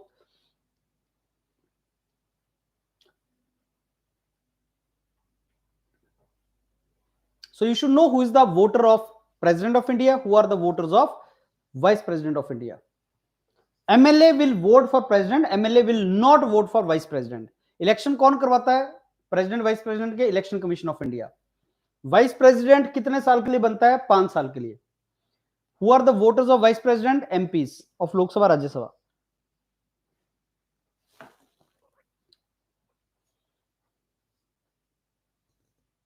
How the vice president is removed from his office? By effective majority in parliament. राज्य सभा and राज्य सभा के अंदर council of state बोलते हैं. The resolution should be passed in Rajya Sabha by majority of all then members. Effective majority जो हमने डिस्कस की थी. So to remove the vice president from his post, effective majority is required in Rajya Sabha and simple majority in Lok Sabha. Simple majority in Lok Sabha and effective majority of then members, matlab those members who are there. Actually, some are not there. I mean, they are somebody died or something. So, अगर राज्य सभा के अंदर 245 MPs हैं elected and nominated, लेकिन 5 उस time पे नहीं है, elections are still to be done, then 240 is the effective majority. तो वो effective majority is required in the Rajya Sabha to remove Vice President of India. A notice must be given to him for 14 days before he is removed. 14 days notice is given. So how the president is removed, how the vice president is removed, that is something which is very, very important. You know this new building of parliament, new parliament building.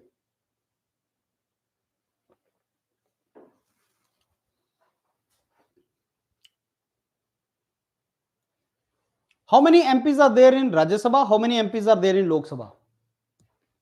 But these are divided into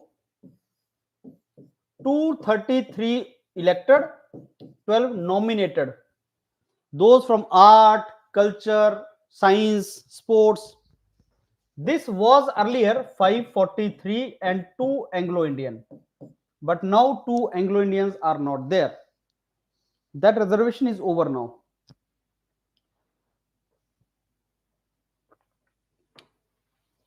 So these are the MPs of Rajya Sabha and Lok Sabha. Many times question is asked, Parliament of India consists of what? Is President part of Parliament of India? Answer is yes. President is part of Parliament of India. Parliament of India is made of Lok Sabha, Rajya Sabha and President of India. जब भी नया session बैठता है हर साल, तो President will come and he will address that session. Every year when the budget session will start, President will inaugurate that session. As per constitution, there will not be more than 250 members as per constitution in Rajya Sabha and not more than 545 members in Lok Sabha. So in the constitution it is mentioned.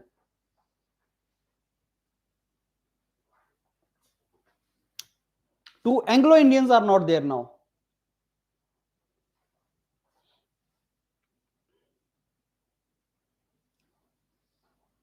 Indian parliament की history मैंने आपके साथ discuss किया. This everything we have discuss in the morning. यहीं से हमने start किया था. Evolution of constitution of India हमने स्टार्ट किया था. इंडियन काउंसिल एक्ट मैंने आपको बताया था कि इंडियन काउंसिल एक्ट में imperial legislative council, Indian legislative council was created. Indian legislative council वो हमने स्टार्ट किया था. तो पार्लियामेंट वैसे ही बनी थी. Lok Sabha is the lower house, house of people. Rajya Sabha is called upper house, that is council of state. Rajya Sabha is called council of state.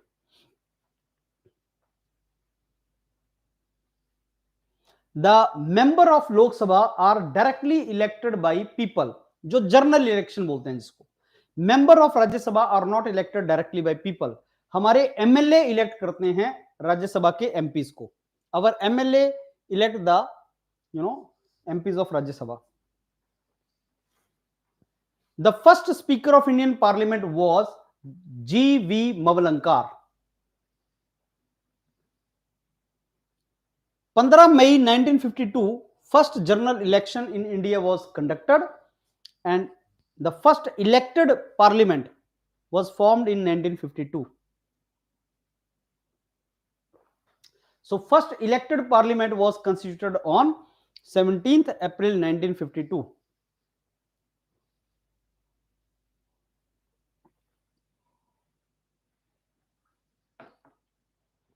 Friends, you are aware that old Parliament House of India now is called Samvidhan Sadan and the new one is basically the Parliament building. British architect Edwin Luton and Herbert Baker made this building between 1921 to 1927. This was, अब इसको संविधान सदन बोलते हैं. इस building का नया नाम है संविधान सदन. All these years from 1927 onward, this has served the purpose. Constituent Assembly used to sit here only. Constituent Assembly ने यहीं पे Constitution को लिखा है. Now you can go and it has become museum now. You can see Constituent Assembly discussing here. अभी तुम जाओ तो तुम देख सकते हो यहां पे. This is basically now the Constituent Assembly.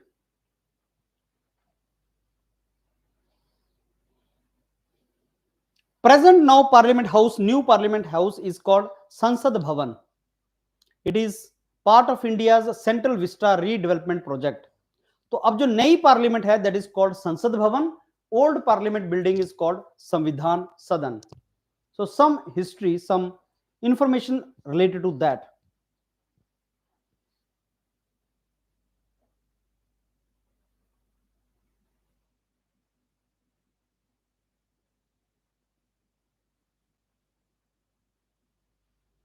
Right?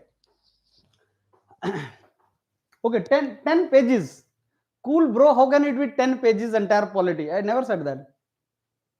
I told you that I'll come only 10 pages. No, I said if you write all these things together. Now you see this is one page. But what is the information important? Samvidhan Sadan, Sansad Bhavan, 2 words. So eventually if I am to jot down everything which is written in the red, is this required? In the PPT, this is one slide, but in your page, it will be one word only. So if you see, whatever I am teaching you, these are the red words, very, very important words, red word only. They will be 10 pages only, believe me. But to make those 10 pages and to understand those 10 pages, I need to make 400 slides. On the basis of 7 hours of lectures, 400 slides, you will understand that, and then you will extract the juice in 10 words. And those 10 pages will help you to revise everything in the polity. That is how it goes. Right? So 10 pages you will make, but I'll give you 400 slides. Right? Okay, who is the chairman of Rajya Sabha? Vice President of India is ex officio chairman of Rajya Sabha. Vice President has got two functions. One, he is a chairman of Rajya Sabha. Number two, if something happens to President of India, then he will become President of India. Vice President will become President of India. You know, there are certain terms like proroguing the House and dissolving the House. These are some important terms. Suspending and adjourning the House is for short duration. When House is in session, then the right to adjourn for some time or suspend for a day or two is the prerogative of Speaker of Lok Sabha or Chairman of Rajya Sabha. Speaker of Lok Sabha or Chairman of Rajya Sabha can suspend the House, can adjourn the House, those things can be done. But President of India will prorogue, means खत्म कर देना, or will start the session. तो session जो start होता है लोकसभा राज्यसभा का, जब बुलाया जाता है इनको, तो basically that is president only will do. President only will do. Dissolving means Rajya Sabha does not get dissolved. Rajya Sabha is a permanent house. Lok Sabha gets dissolved by president on the advice of Council of Minister. Dissolving means its life is over now. Now Lok Sabha is over, dead. तो dissolve कर दी मतलब खत्म. Dissolve president करता है on the add and advice of council of minister. Right. सो कौन है हमारे presently chairman of Rajya Sabha? You should know the names.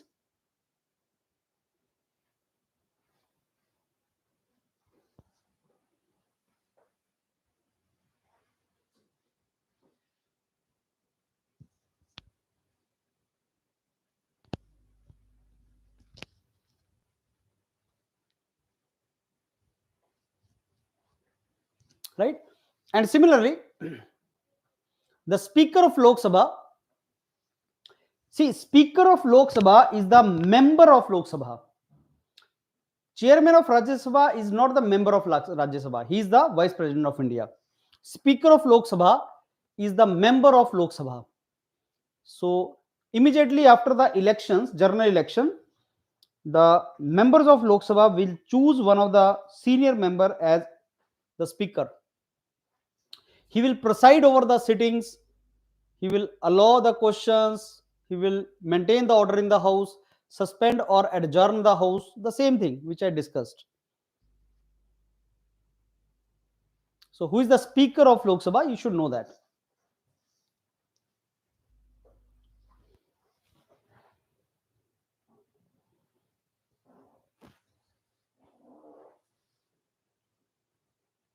There's a term called Speaker Pro Tem.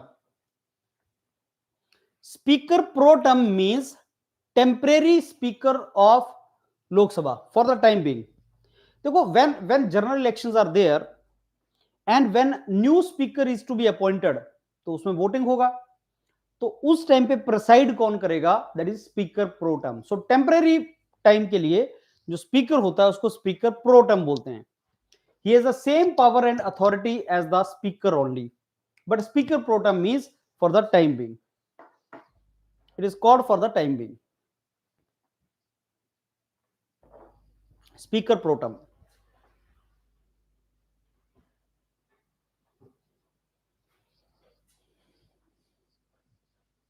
When do you make speaker pro tem? The speaker is absent from the legislative body they've gone on vacation or something, then you make speaker pro tem. When speaker is unable to preside over a sitting because of illness, when speaker is removed from his office, or when new general elections have taken place, then speaker pro tem is appointed. How the speaker is elected? Members of Lok Sabha will elect the speaker from amongst themselves. अपने आप में से ही उनको वो elect करते हैं. They will elect the speaker from themselves only.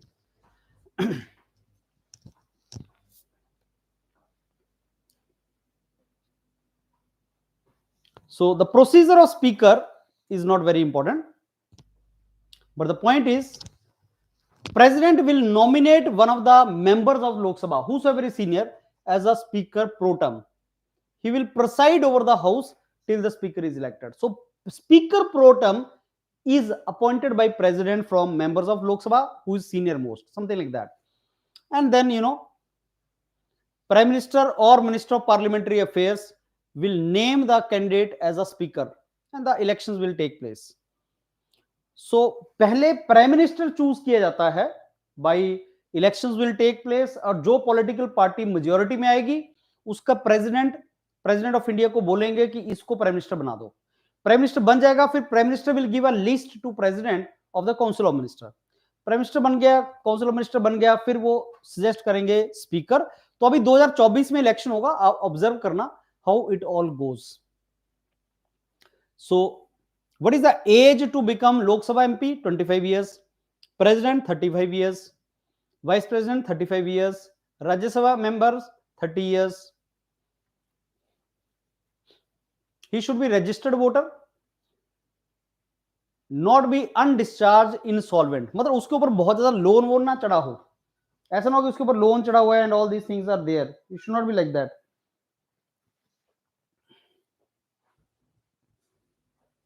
He should be undischarged insolvent.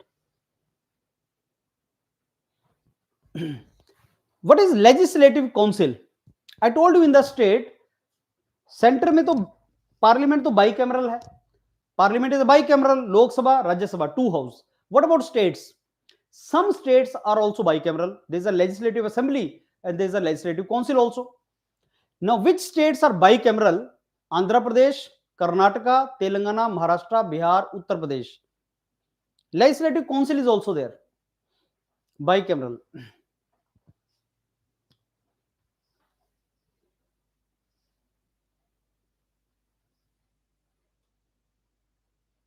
This is the upper house. 12 members are nominated in Rajya Sabha from people with special knowledge in literature, science, art, social service, and it is mentioned in Article 80.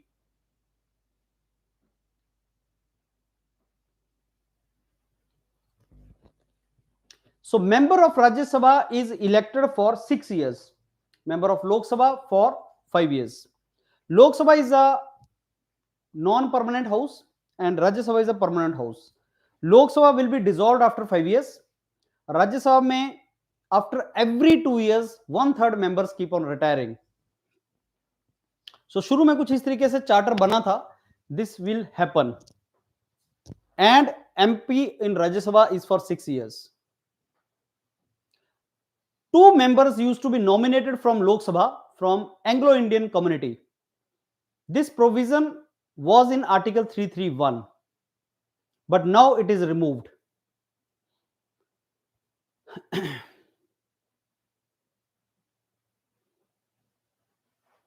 Now, this particular Anglo-Indian community, this particular Amendment Act is 104.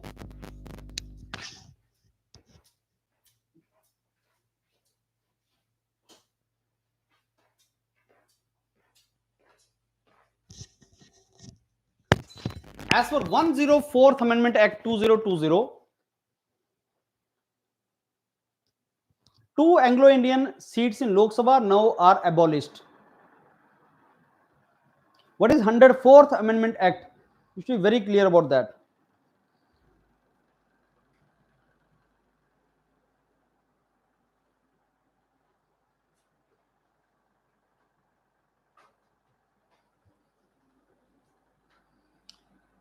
I told you that there is a freeze on the number of MP seats till 2026.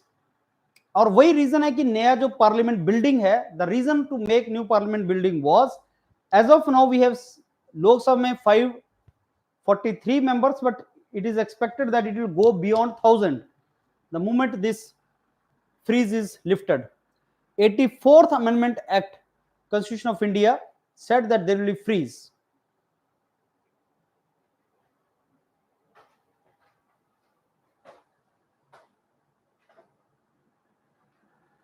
So I already told you, Rajya Sabha is a permanent house. 1/3 member of Rajya Sabha retire every 2 years. Lok Sabha is for 5 years.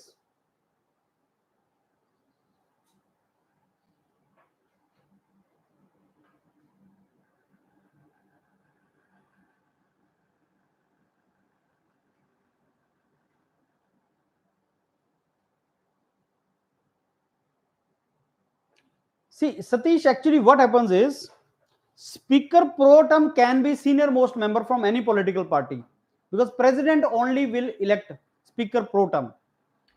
Normally, Speaker pro tem also is from ruling party, because President will start listening to Prime Minister. But Speaker will be from the ruling party only, because Speaker is elected through the MPs of Lok Sabha. So Speaker is from ruling party. Speaker pro tem can be anyone. Normally also it is from ruling party. Friend, there is a provision of joint sitting if there is a deadlock between the Lok Sabha and Rajya Sabha. If Lok Sabha and Rajya Sabha there is a deadlock on any particular bill, then under Article 108 there is a provision of joint sitting, where advantage goes to Lok Sabha because of more number of MPs in Lok Sabha. So advantage is of Lok Sabha. Normally in the ordinary bill joint sitting is there. Constitutional amendment bill में joint sitting provision is not there. Who will preside over the joint sitting? Speaker. Chairman of Rajya Sabha will not preside over. Only Speaker will preside over. So joint sitting, Article 108, it is available only in ordinary bill, not in constitutional amendment bill or finance bill. Money bill में भी नहीं होता ये. Constitution amendment bill में भी नहीं होता. It is only in the ordinary bill. And the Speaker will preside over the joint sitting.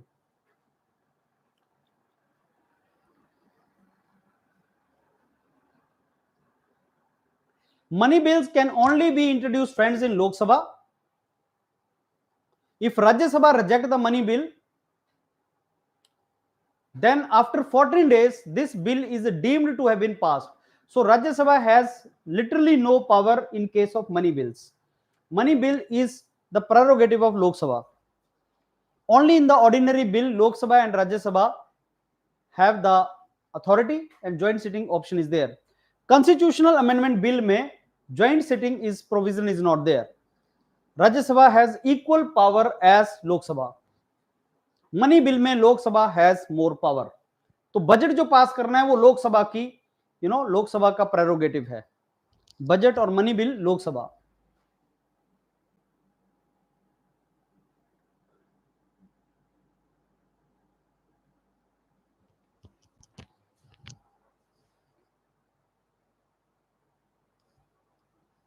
When was Nota first implemented?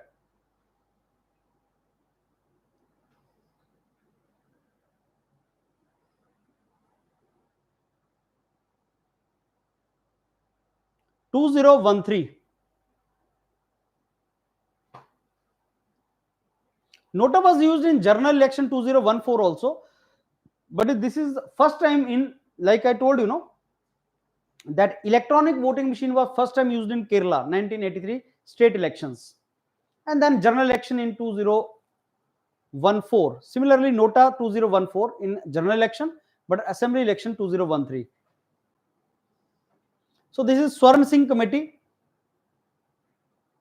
These are the fundamental duties, friends. 11 fundamental duties mentioned under Article 51A. And please go through these fundamental duty once. And this 11th fundamental duty is related to parents and guardians whose child is from age 6 to 14, to provide opportunities for education to such children.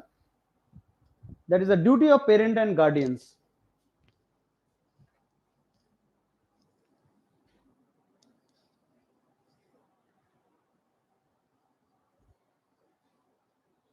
Right? So these are the 11 fundamental duties, and he may ask you whether this is a fundamental duty or not.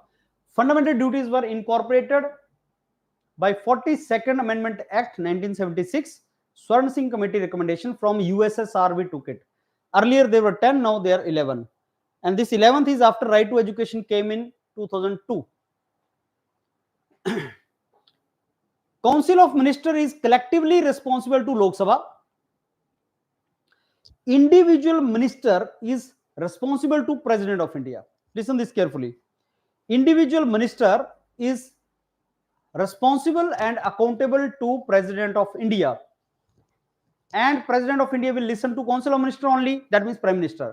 तो क्या prime minister चाहे तो किसी minister को हटवा सकता है? बिल्कुल, वो प्रेसिडेंट को बोल के हटवा देगा. क्या प्राइम मिनिस्टर को कुछ हो जाए तो काउंसिल ऑफ मिनिस्टर रहती है? नहीं. अगर प्राइम मिनिस्टर को कुछ हो जाए या प्राइम मिनिस्टर रिजाइन कर दे तो सारा काउंसिल ऑफ मिनिस्टर रिजाइन हो जाता है. So prime minister of India is actually the council of minister. That's the reason Prime Minister is very powerful. Somebody was asking whether Prime Minister is powerful or President. Obviously, Prime Minister.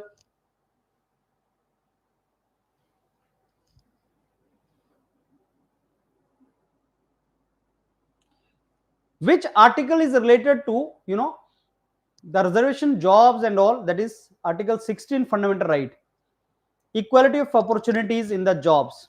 But Clause 4 says that positive discrimination can be there. As per Clause 4, there can be positive discrimination.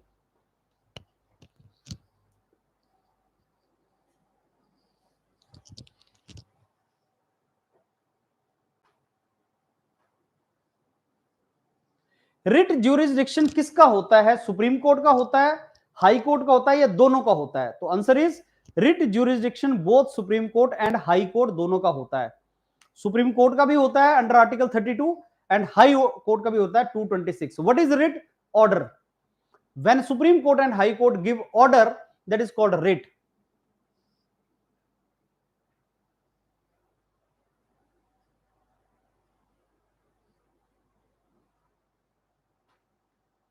Let me tell you, friends, this writ jurisdiction of Supreme Court and High Court, there are 5 writs, and it's a very, very important. You should know the meaning of these writs. मैंने आपको बताया that under the Indian Constitution, the responsibility to protect the fundamental right of the citizen is given to Supreme Court of India. It is the Supreme Court of India which is to protect the fundamental rights of the citizens. Now, Supreme Court can give the order to government, to lower judiciary, to private individual, and these are called writ jurisdiction. 5 हैं: habeas corpus, mandamus, prohibition, quo warranto, certiorari. These are the 5 writs. ये नाम important हैं. These writs you should know: habeas corpus, mandamus, prohibition, quo warranto, certiorari. These are the 5 writs.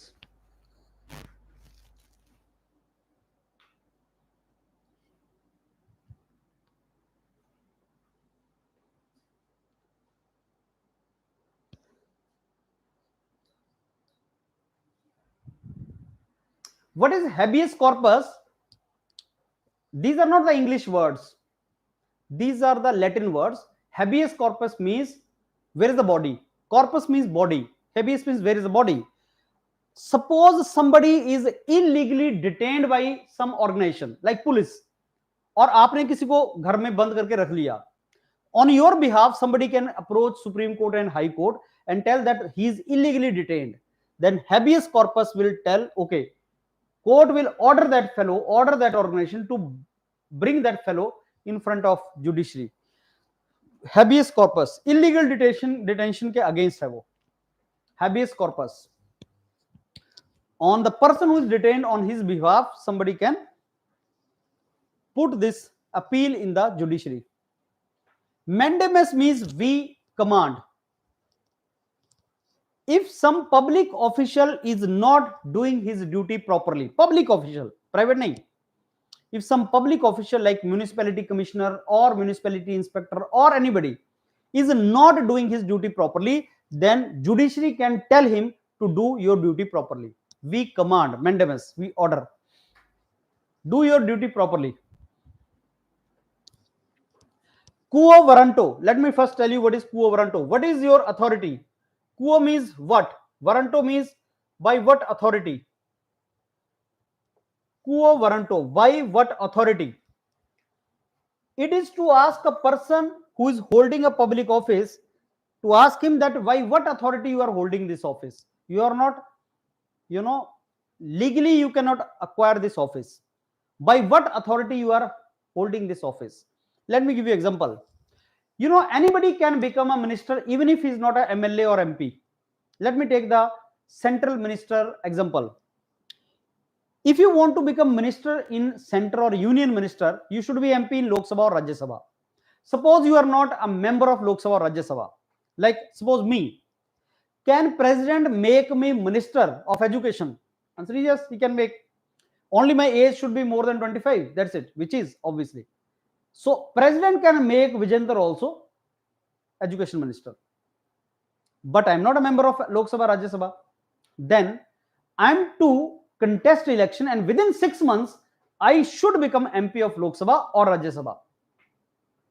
Now suppose after 6 months also I did not contest election, I am not a member of any house, and I am still holding the office of minister, then quo warranto will be, you know, slapped against me.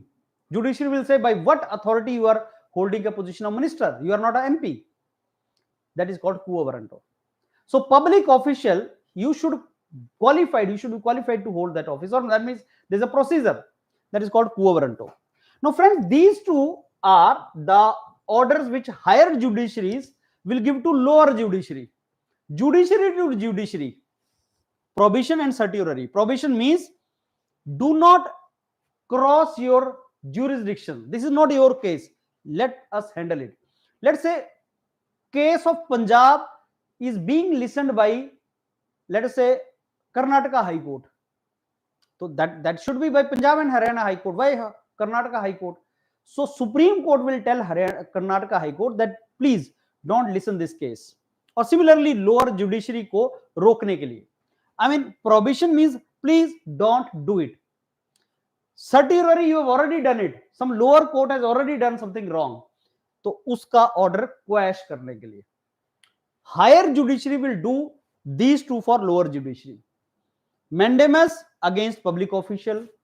Quo warranto, why you are holding this office? Again public office.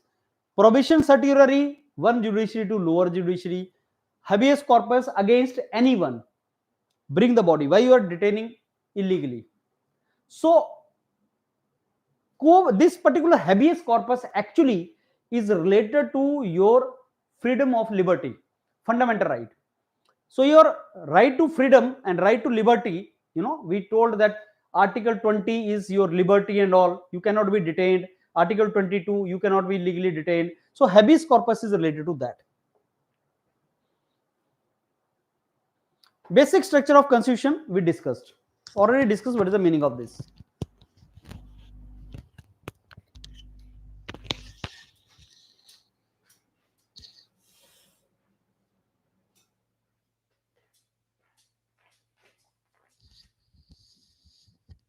ये हमने already discuss किया. Keshav Nanda Bharati case में parliament ने basically एक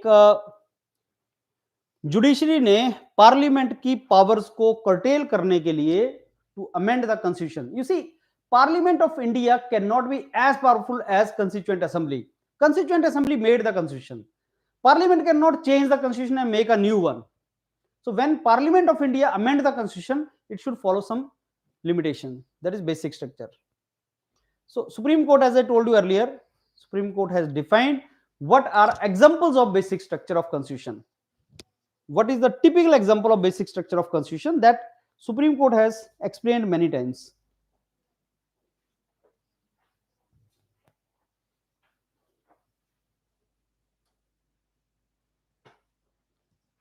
RTI में से question कई बार आता है, right to information act was passed in year 2005 and it is guaranteed under article 19(1)(a), freedom of speech, expression and all these things, right? Article 19(1)(a),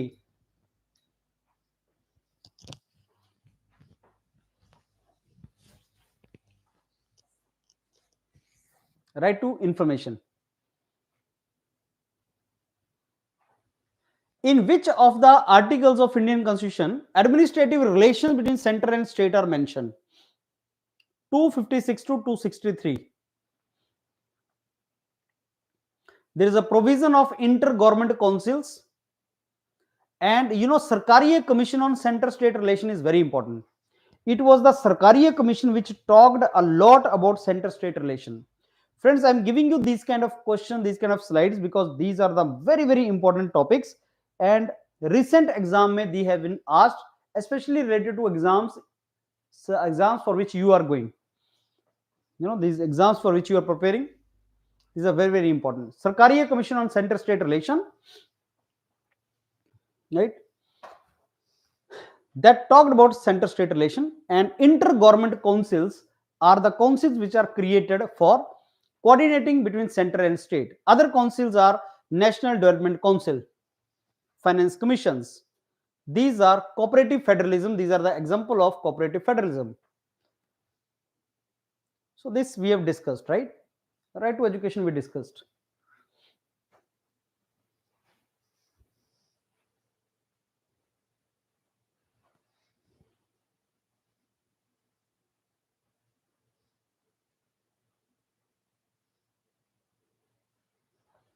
This we have discussed.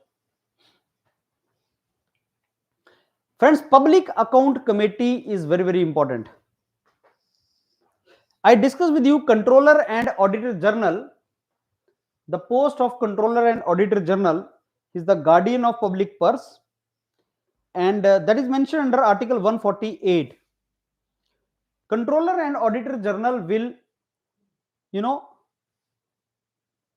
give his report to the President of India, and which report will he put in front of Parliament. Then Parliament की एक committee है, Public Account Committee, that will go through this report of Controller and Auditor General, and that report then will be discussed in the Parliament. Public Account Committee has 15 members from Lok Sabha, 7 members from Rajya Sabha, and the very, very important thing is Public Account Committee is headed by a senior member from opposition party. जो chairman होता है public account committee का, वो opposition party का होता है, और इसके अंदर 22 मेंबर होते हैं, जिसमें 15 Lok Sabha, 7 Rajya Sabha. And public account committee is the committee which will examine the report of Controller and Auditor General. So this committee is very, very important, Public Account Committee.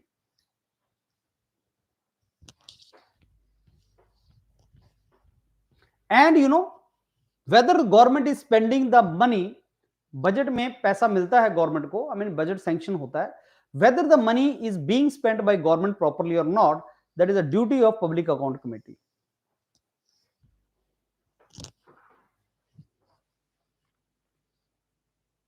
What is Controller and Auditor General? Controller and Auditor General is the constitutional authority, and it is mentioned under Article 148 of Indian Constitution. It will audit the account of union government, central government, and public sectors. So all these public bodies. He is appointed by President of India and can only be removed in the similar way as Judge of Supreme Court. So Chief Election Commissioner, State Election Commissioner, Controller and Auditor General, they can be removed in the manner similar to the judges, High Court, Supreme Court.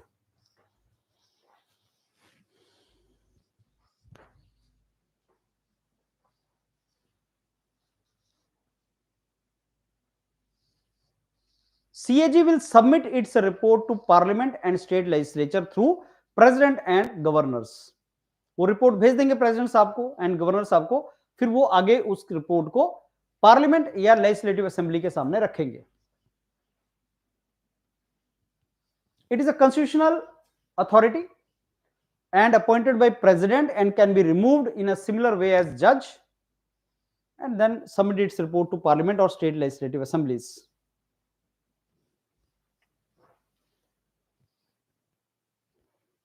Now, what is vote on account? Vote on account, I told you that the parliament has the power to take money from consolidated fund of India, the main fund. Vote on account is a process in which the government will obtain the vote from parliament to draw the money to meet its expenditure unless elections are conducted. Now I give you typical example. अगले साल election आने वाले हैं 2024 में, and budget may not be passed, but government is to spend money. So what government will do? Government will request the parliament to give vote on account to the government, so that government can take money from the consolidated fund of India, because budget may not be passed because of election. इसलिए vote on account हमें दे दो. That is called vote on account. Consolidated fund of India is the main fund, as you know. Vote on account is a temporary measure in which the parliament will tell the government, okay, you can take it. It is only valid for 2 months until new government will present the budget.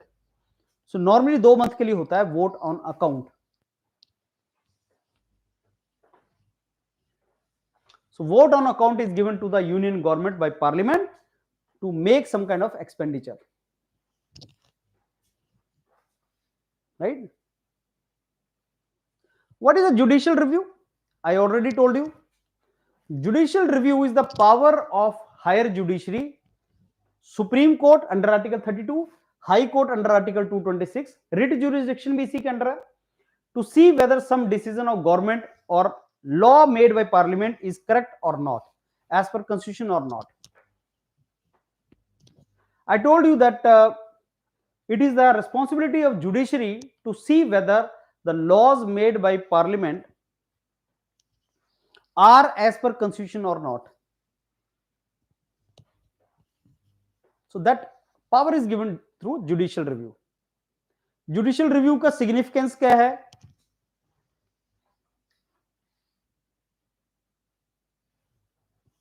Protection of the fundamental rights, yes. The responsibility to see whether fundamental rights of the citizens are protected or not, it is the duty of the judiciary. So judicial review का significance है protection of fundamental rights. Check and balance. तीनों branches of government, legislative, executive and judiciary, उनके बीच में check and balance. Each organ of the government, judiciary, executive, legislature, should work in their own domains. तो ये judicial review check करता है. Constitutional interpretation. The responsibility to interpret what the constitution is that of judiciary. It is the responsibility of judiciary to interpret the constitution. Prevention of abuse of power. Government should not abuse its power. Protection of the minority rights. Upholding rule of law. ये सारे के सारे benefits हैं judicial review के. तो judicial review होता है judiciary government के डिसीजन को रिव्यू कर सकता है under which article for constitution, for supreme court 32 and for high court 226. इसको याद करना, दोनों आर्टिकल बहुत इंपॉर्टेंट है. Friends, what is PIL and under which article you can think of PIL? Public interest litigation. Public interest, you know what is the meaning of public interest? litigation क्या होता है? Court में appeal करना, case लगाना. Public interest litigation means if there is something which is happening in the public interest, then on behalf of the public anybody can apply in the court, can put the case in the court, or judiciary suo moto अपने आप on its own. जैसे किसी जज ने या किसी lawyer ने newspaper में पढ़ा something wrong is happening, that judiciary will see something wrong is happening, judiciary will itself take the action suo moto अपने आप. Judiciary will not wait that somebody will apply, on its own will take the action. Yeah, anybody, any socially motivated individual can put the case in the judiciary on behalf of the public. That is called public interest litigation, PIL. And PIL is not actually mentioned in the constitution, but PIL is basically through article 32, that is the judicial review, वो उसी में से निकला है, article 32 में से PIL भी निकला है, उसी का इंटरप्रिटेशन है.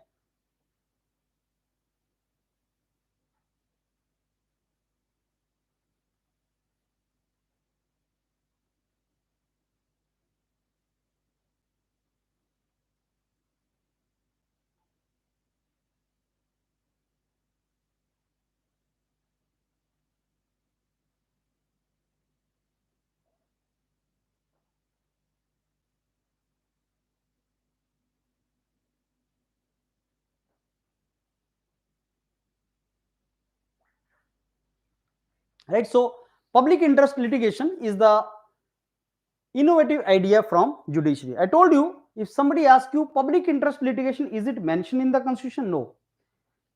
From which article of constitution it can be interpreted? So article 32, constitutional remedies, right to constitutional remedy.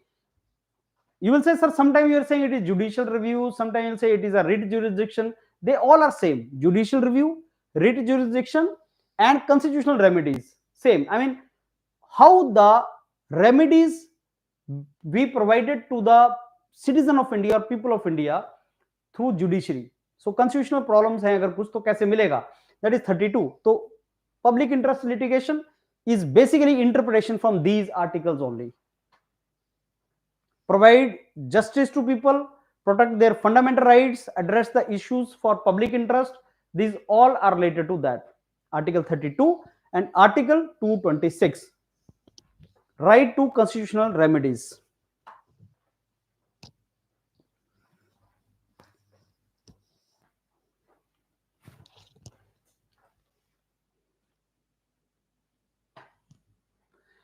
There's a term, friends, which is called fiscal federalism. Fiscal federalism means fiscal is related to money. Federalism means center and state coordination.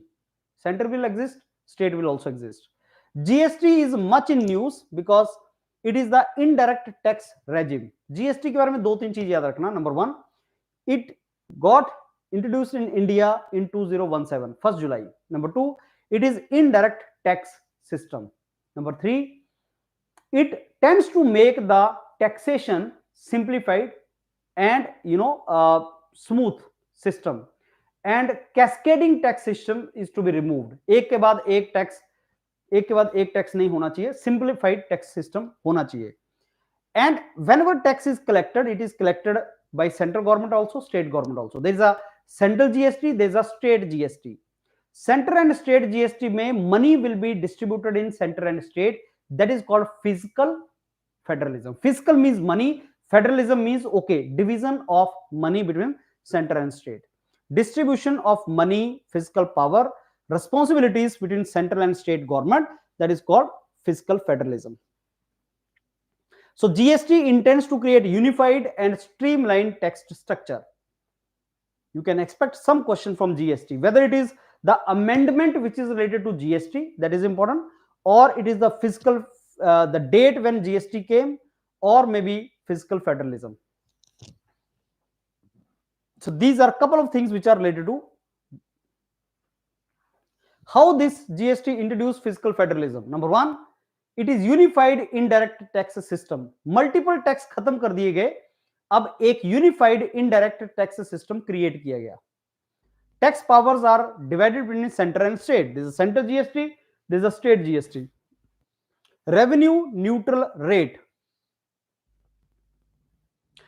When GST is introduced, it should not lead to loss or gain for either central or state government. That is called revenue neutral rate. So let's fix up some rate so that it is neutral for everyone. Compensation mechanism. When the GST was introduced initially, then central government told the state governments that don't worry, even if there is a loss to you, we will compensate for that.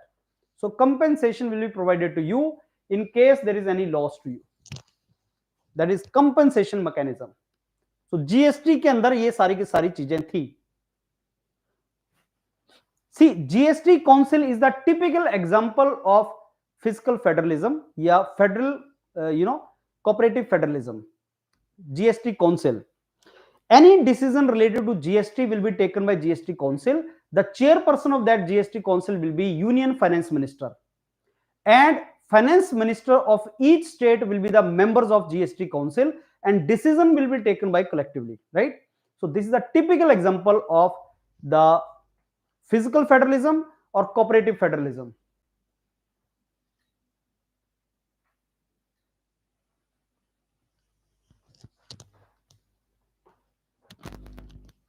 So GST Council is very, very important body, and you should know who is the chairperson of GST Council.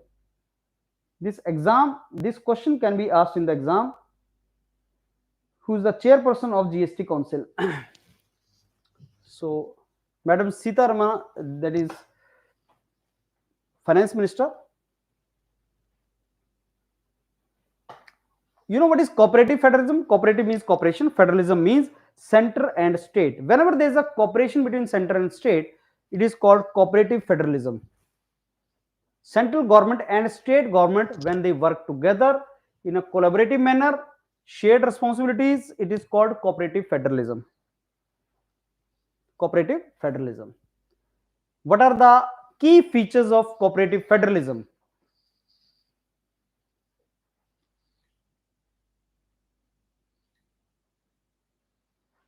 Okay, so key features are shared powers, collaborative decision making. So cool bro is again reminding me again and again. Cool bro, we will not end it up today. I'm enjoying the teaching, so you understand that. I'll keep on teaching now. So yeah, what are the cooperative federalism key features? Powers, center and states will share the powers among each other. Shared power. Decision making should be collaborative, center and state. Interdependence, flexibility, conflict resolution. Understand, cooperative federalism simply means center and state should cooperate with each other and the decision should be collectively taken. GST council में वही होता है, centre में finance minister, state के finance minister, they come and sit together, take some decision, make some decision together, and collectively they take decisions in the favor of each one. Powers, responsibilities are shared.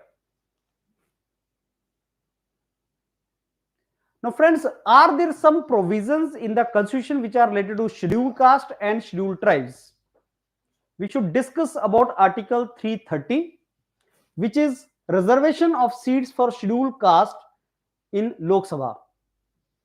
Article 331 is the reservation of seats for scheduled tribe in Lok Sabha. Article 332 is the reservation of seats for SC in state legislative assemblies, and Article 334 is the reservation of STs in state legislative councils. So nowadays we are talking about women reservation bill in parliament. The moment reservation of women in parliament is being they're talking, SC/ST reservation in parliament and legislative assembly has also become important. So in case some question comes that reservation of SC in Lok Sabha, reservation of ST in Lok Sabha, reservation of ST in state legislative assemblies, so these are some articles related to that. Article 330, 331, 332, 334. आपको रटना नहीं है, लेकिन अगर आपको थोड़ा सा इसको देखा होगा आपने, these are the articles related to reservation of SC/ST, then exam के अंदर you will recall it, आपके दिमाग में आ जाएगा reservations for SC/ST in parliament.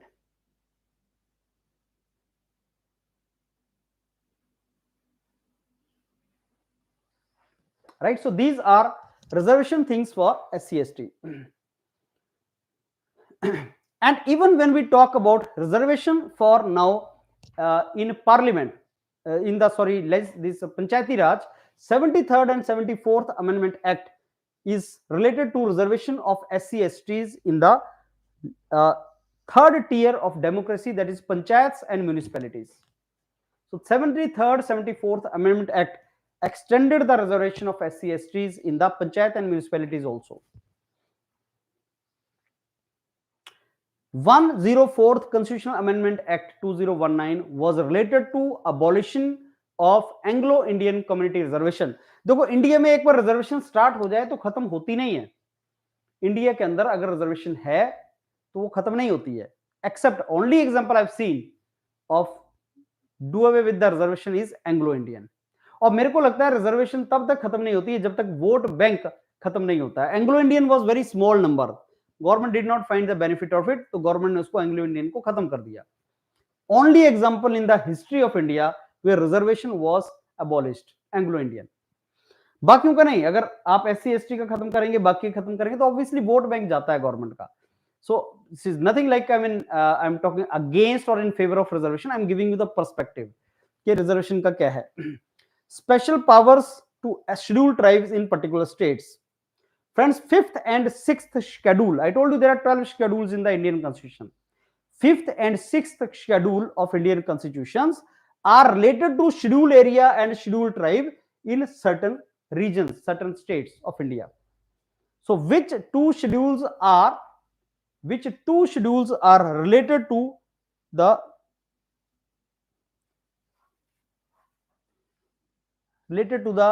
tribal areas? Which two schedules are related to tribal areas? 5th and 6th. Now what is to be remembered is this: 5th schedule is related to tribal areas in these states. Sir, should I remember these states? No, you are not. 5th schedule and 6th schedule out of 12 schedules are related to scheduled areas or tribal areas of the states. 5th schedule and 6th में difference क्या है? There are some states which are mentioned in 5th, there are some states which are mentioned in the 6th schedule. Sir, should we remember these states? No, forget, don't remember. But remember one thing, that whenever these areas, scheduled areas are mentioned, then governor has a special responsibility for those areas. Whenever state legislative assembly will make some law, whether that law will go to that area or not, governor will check that. Tribes Advisory Council. अभी देखो एक बहुत case current में चल रहा है, that क्या governor किसी भी लॉ के ऊपर बैठ सकता है? Any law made by legislative assembly, the governor will sit on that law for the reference of president. वो रख सकता है उसको कि प्रेसिडेंट को दिखाना है मेरे को. लेकिन कब तक रख सकता है? सुप्रीम कोर्ट ने अभी गवर्नर को बोला कि तुम ऐसे नहीं रख सकते. वो बहुत ज्यादा केस चल रहा है. We'll discuss about that. Governor has a special responsibility for these areas. Tribal advisory councils are created for these areas. They are TAC, Tribal Advisory Councils. Now, 5th schedule has certain areas in these states. Forget about this. 6th schedule, should I remember these states? Yes. There are only 4 states in 6th schedule. Remember these as 4: Assam, Meghalaya, Tripura, Mizoram. Bas. Others are in 5th schedule. You understand now what I'm saying? 6th schedule mein there are only 4 states. Remember these 4 names. Other than these 4 are in the 5th schedule. 6th schedule are these 4 states. Others are in the 5th schedule. And there's a district council concept. You know, these particular concepts, that district council or autonomous district council will be created for scheduled areas. So 5th and 6th schedules are related to that.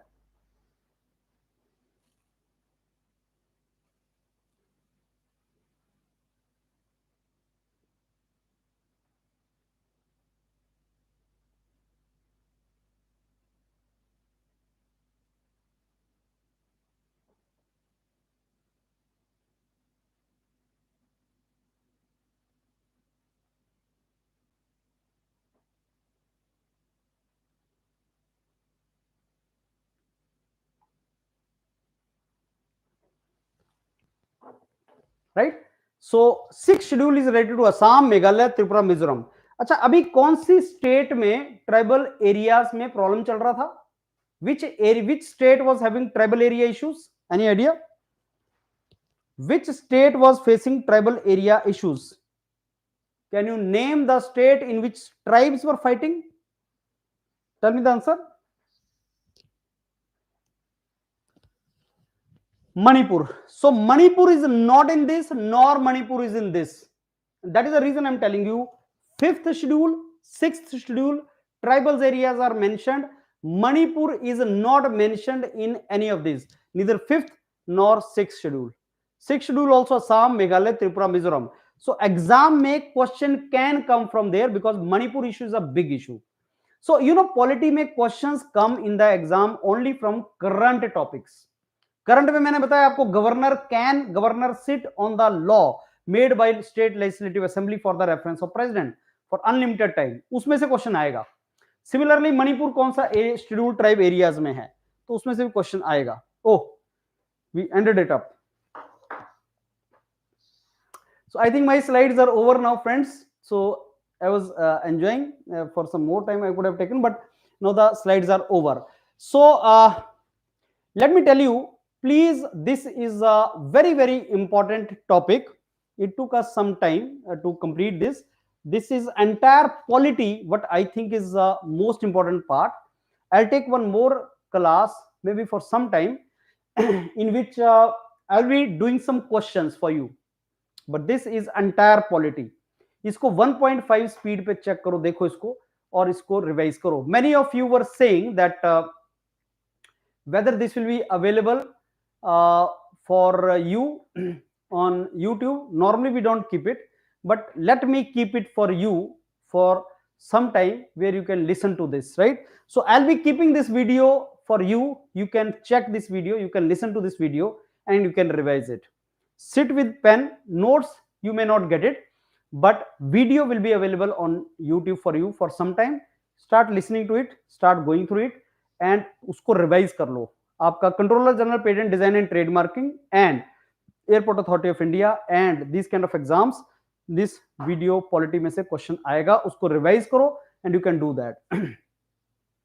या, and another thing is similar lecture I will take for this your intellectual property rights, IPR. अभी वो आया नहीं है तुम्हारा. Will take 7-8 hours class for IPR and cover entire IPR in one day for controller general exams and current affairs also. I am planning to take monthly current affairs sessions, so I'll be taking 4-5 hours per lecture for 1 month, starting from November entire current affair, October entire current affair, September entire current affair. That is how we will do it. So current affair bhi ho jayega, and then I'll take optics. This week I'm planning to take for optics also, right? Yes, cool bro. So IPR we may take it. And yes, current affair is a very, very interesting thing actually. I would love to take current affair, IPR and all. So we'll try to do this. Isko revise karo yaar, polity ko revise kar lo, and then we'll go for that. Now if you feel like, you can send thumbs up or thanks to me, and I'll catch you in the next class. Thank you, friends.